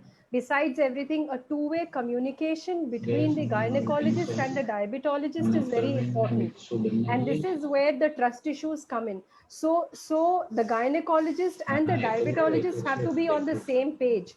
You know, it should not happen that you've referred a patient to a diabetologist, because sometimes it does happen. And, you know, the diabetologist takes a decision of giving insulin, and the patient And goes then you back, don't and the agree. gynecologist sends him to the second person. You know, no, Very she true. didn't want insulin, Yes. you prescribed insulin, so I sent her to Yes. so and so, and she's now on tablets. So that Absolutely. should not happen, because not one, it harms your patient, because, you know, the patient is shuttling between different opinions, taking different treatments. And second, so you all have to be on the same page to benefit the patient. So a two-way communication between the gynecologist and the diabetologist. So when I get a referral, I call you back and tell you, I have seen this patient, this is what my judgment is, and this is the line of treatment I would like to follow. And that endorsement has to come from you, and the endorsement comes from the trust that you have in us and we have in you. Exactly. Yes. Now, Yes. now I One would like tip to that hear. Dr. Ritu gave was good, having a common file, you know, for the diabetologist and the gynecologist. So the discussions are written on paper, so that even if the patient, you know, meets the doctor later, it's written, you know, that this is what we've been told, instead the patient telling that the doctor told me so and so. So it would be nice having a common file that, you know, for you, this would be the file, whether you come to me or you go to the gynecologist. So we both are sharing the same thing. Okay. One I point would. I would like to make one point. Yeah. Yes, Dr. Regarding, Janish. yeah. Last comment from two persons, and we'll move forward to the cases now. Really, I would like to talk about the after delivery, the monitoring of the sugars. Most of the time, what happens in India, when the patient is of so much stress with GDM, मेरे को insulin लग रहा है ये वो. Once delivery is done, and most of the time in India, the patient goes to her in-laws house. So at least she is with the gynecologist, but not visits the diabetologist. And that time, sometimes the patient may progress to a permanent diabetes, but the sugars are not checked. Patients on her whole self stop the insulin, and after 3 or 4 months, he ends up with very high diabetes or decay. So at least that patient has to be made understood, or patient has to be explained that even after delivery, you need to monitor sugars at least say once a week, check the sugars.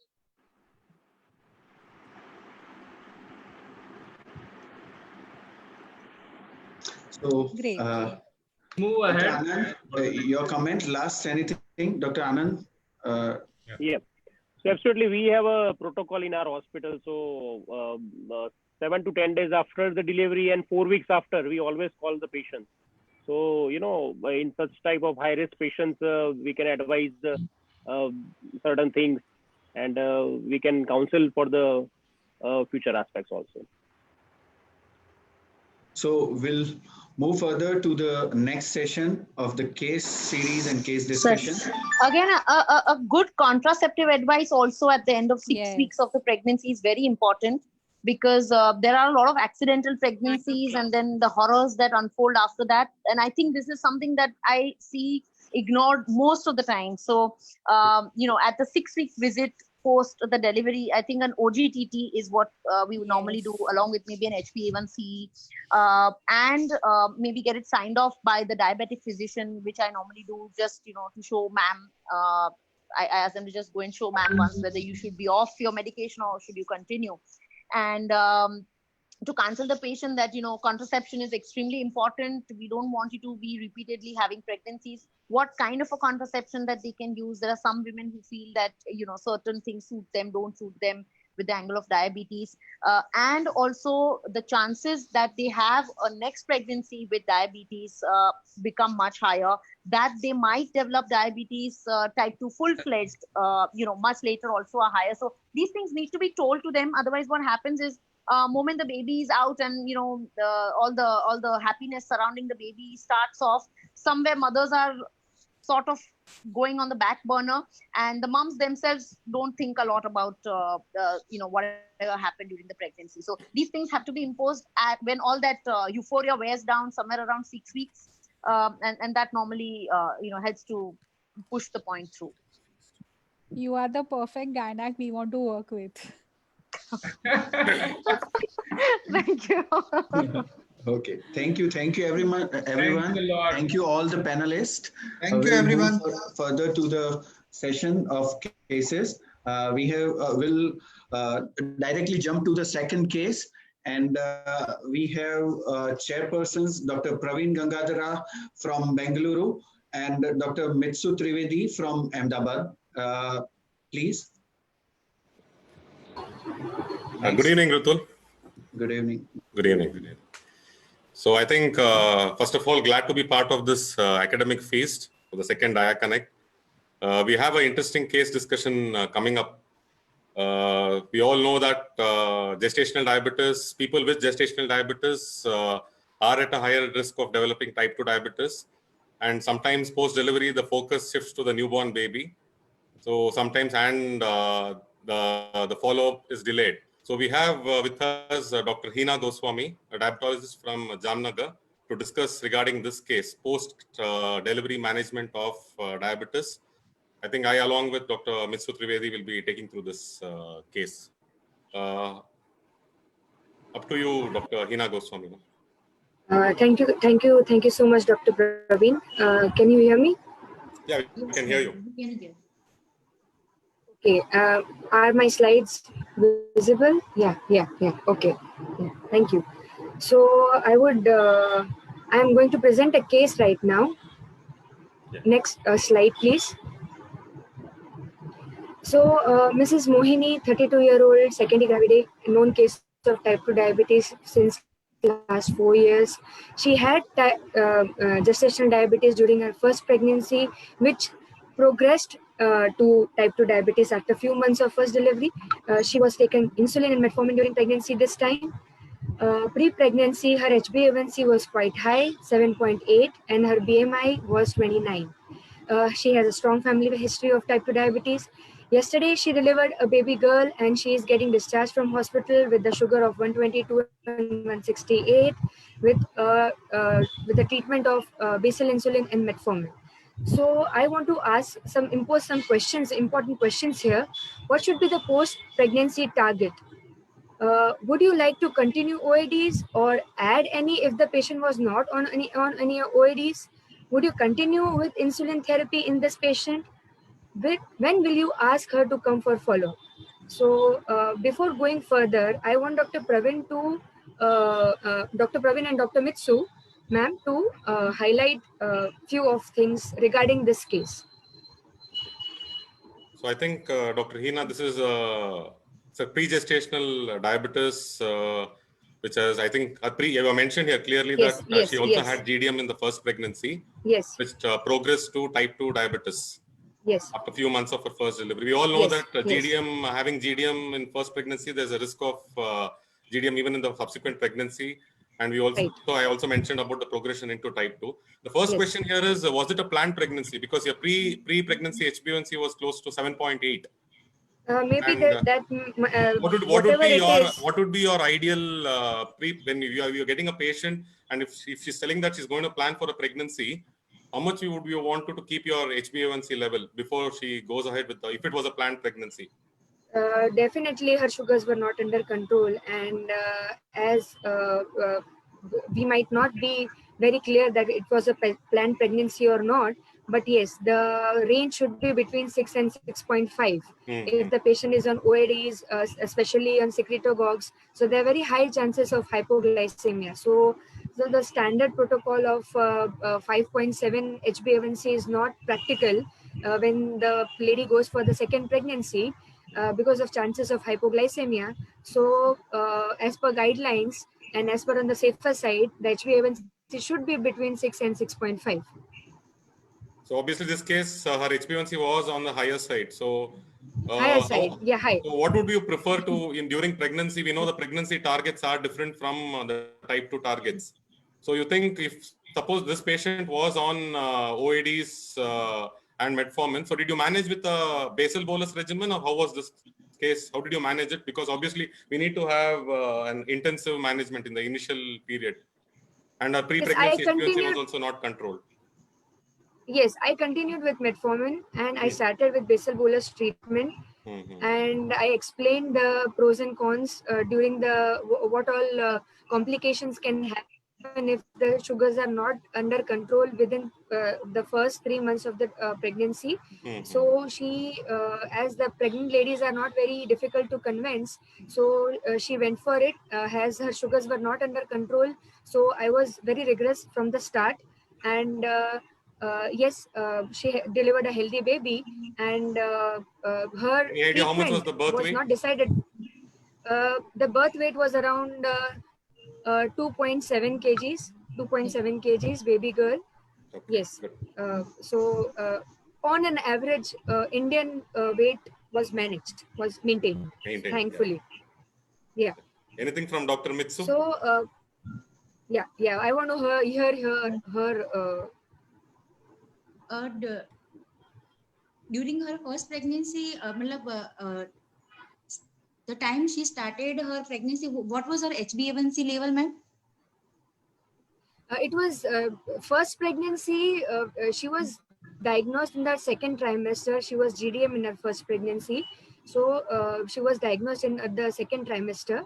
And during that time also, after her delivery, I had given that counseling, which I'll, with the further slides, I'll come up that how the counseling should be done. But as a strong family history and obesity, she is overweight. She was always an overweight female. So she became progressed type 2 diabetic very soon. So, and you know, the Gujarati people are not very, sorry to say, but follow-up problem hota hai. So unfortunately, during her second pregnancy, I don't know that it was planned or not, but definitely her sugars were not under control. So the erratic follow-up visits lead to bad sugar of control before her pregnancy, second planned pregnancy. Okay, you can proceed, Dr. Hina. Sorry? You can proceed with the slides. Yes. So next slide, please. So this is the follow-up slide. As you can see, the screen. We have to screen the persistent diabetes at least 6 to 12 weeks postpartum, using our what we were using during the pregnancy also, our continuous glucose monitoring through SMBGs, and other than HbA1c. If the pregnancy it's type 2 diabetic, the female is type 2 diabetic, we should advise lifestyle intervention. OADs, much is discussed about it, but during lactation, most of the OADs are safe. So metformin, glibenclamide, and other OHAs like AGI, I prefer continue that if the patient requires. What typically in a type 2 diabetic patient we see and a GDM we see is the requirement of insulin and for molecules, and the requirement for insulin reduces by 35%. So what should we do during the this is the typical type 2 diabetic. Dr. Hina, Yes. Yes. The purpose of our case is just to give a sharp and a concise advice so that we can take all the home messages, right? Yes. So whole the day we have been That's discussing I'm theory, trying. so I'm just trying to do that. yeah. And the last thing is the insulin, right? In normal cases, that's the patient has turned normal. Steps should be used to give the education so that she does not progress into a type 2 diabetic. Screening should be done in India specifically. In India, we should do at least monthly or 3 to 6 monthly, or when the sugars are under control, which should be done yearly basis. If the patient has a history of impaired fasting glucose before pregnancy or impaired glucose tolerance, so in annual screening is advised. Next slide, please. So postnatal visit, Dr. Shifali ma'am had beautifully shared the screen, which says it all: diet, exercise, weight reduction, which is very commonly seen post-pregnancy. Post-pregnant female gain weight. In the Gujarati family setup, postpartum ladies are fed very fatty food so that they get lactation properly, so that eventually leads to weight gain. So counseling or counseling is very important between the family. Yeah. Dr. Hina, please. Yes, sir. We have already discussed these slides many a time, and we are not going to read the slides. Please move forward. Yes. The I'm next case, trying to concise as much as possible. So consideration of OHAs post pregnancy is very clear. It's been discussed also. Next slide, please. Next slide, please. Metformin is very safe. We can use AGIs also, and breast milk may secret locox बहुत ज़्यादा secret होते नहीं, so we can continue that also. And rest of the OADs, like some of the label SGLT2s are also used for that, eventually helps for weight loss also, but that's not recommended on the as per guidelines. Next slide, please. Consideration of insulin, postpartum insulin decreases 34% of the times. So dramatical placental hormone levels decreases. So insulin requirement also decreases. So we have to be very careful and monitor the sugar levels for to prevent postpartum hypoglycemia in patient, because if the patient is type 2 diabetic and she is on OHAs and insulin, so there are chances of hypoglycemia. So during the best advice we can give is to have some snack before breastfeeding, so that the chances of hypoglycemia reduces. First 4 to 6 months are very crucial to monitor glucose very regularly, as we were monitoring during the pregnancy, to avoid hypoglycemia. Next slide, please. So there are no contraindication of any insulin. All the types of different insulin can be given, and insulin exo or endo has an important role in intestinal maturation in infants, and it also helps in positive modulation for immune response in the child. So insulin are very helpful indirectly for the baby also. Next slide, please. Lactation, breastfeeding should be encouraged, no doubt about it, because it helps. And neonatal hypoglycemia, childhood obesity, progression of type 2 diabetes in the lady herself, good control helps more maternal serum prolactin. So definitely lactation would not be a problem, especially commonly seen in type 1 diabetics. So yes, breastfeeding should be encouraged. Next slide, please. Next slide, please. Last slide is about the recommendation. So I need that slide. Hello, can you hear me? Hello. Yeah. So recommendation, I'll go fast. So all women who have gestational diabetes should receive counseling, no doubt about it, on lifestyle measurement to prevent such patients to progress into type 2 diabetics. We have to counsel them for future pregnancy, that should be planned, so that the baby, the fetal loss are prevented, the complication in the fetus is prevented, the complication in the diabetic patients, especially in type 1 diabetics, can be prevented, which is commonly seen, and cardiovascular diseases also are prevented. So counseling has a very big role after postpartum. So these are the recommendations. Next slide, please. Next slide, please. So glucose immediately discontinued after in the GDM especially, but who are overtly diabetic, suspected diabetes, they should continue as per the individual cases, as per the diabetologist and the gynecologist, and as per the sugar of the patient. The treatment should be continued as per the individual cases. So these are the recommendations, and here I end my slide. And thank you for giving me the chance for presenting the case. Thank you. So I hand it over to Dr. Praveen and Dr. Mitsu for further discussion. Thank you, Dr. Hina. So basically to summarize, the take-home message here is women with gestational diabetes, post-pregnancy, you tend to screen your, do an OGTT. That is why that is mentioned that post 6 to 12 weeks, you do a 75 gram OGTT. HbA1c. Yeah. HbA1c sometimes can be misleading because we know post-pregnancy, because of the blood loss and the RBC turnover, HbA1c can be not a right indicator to assess the glycemic status of the patient. So that is where a 75-gram GGT may be useful.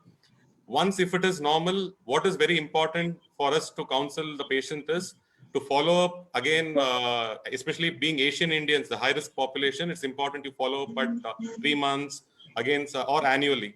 Mostly postpartum patients are not they are not following after 1 month. So that is the biggest problem in India. I mean, in Gujarat at least.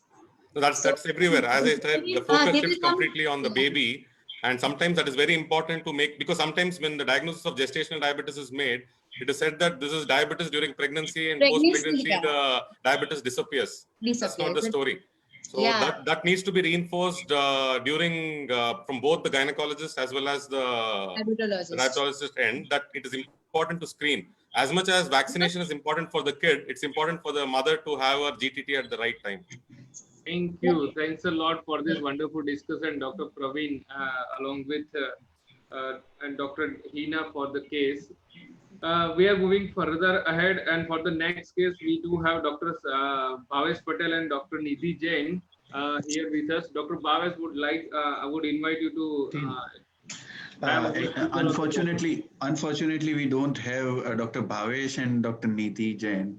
So they are actually. You should introduce and please.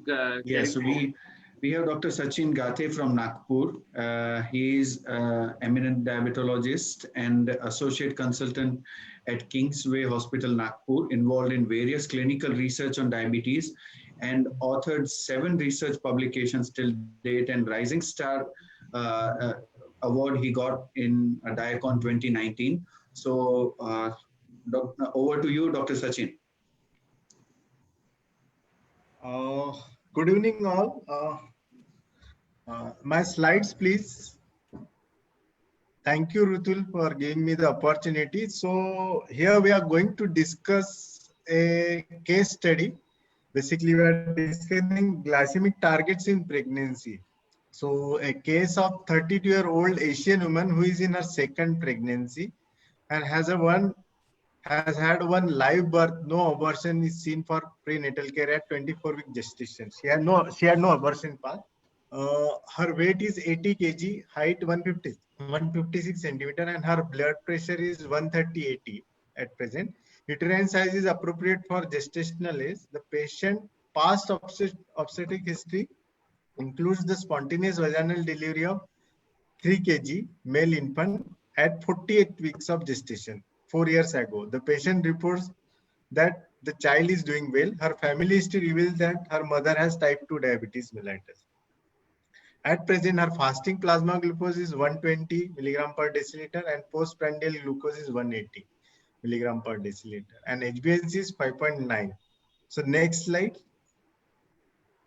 So the question arises here, what should be her target blood sugar level during this pregnancy, and how frequently she monitor her blood sugar to achieve this target. So this is a complete case history. So Dr. Dharmendra, now the case is open for discussion. Unfortunately, the chairperson. As the guideline, glycemic targets are pretty defined, and that should be fasting around 90, and postprandial in 2 hours should be 120 or less. So that should be the target for glycemia during pregnancy. Try to keep HbA1c less than 6.5. Preferably try to achieve up to 6 without having hypoglycemia. So this is the all in nutshell.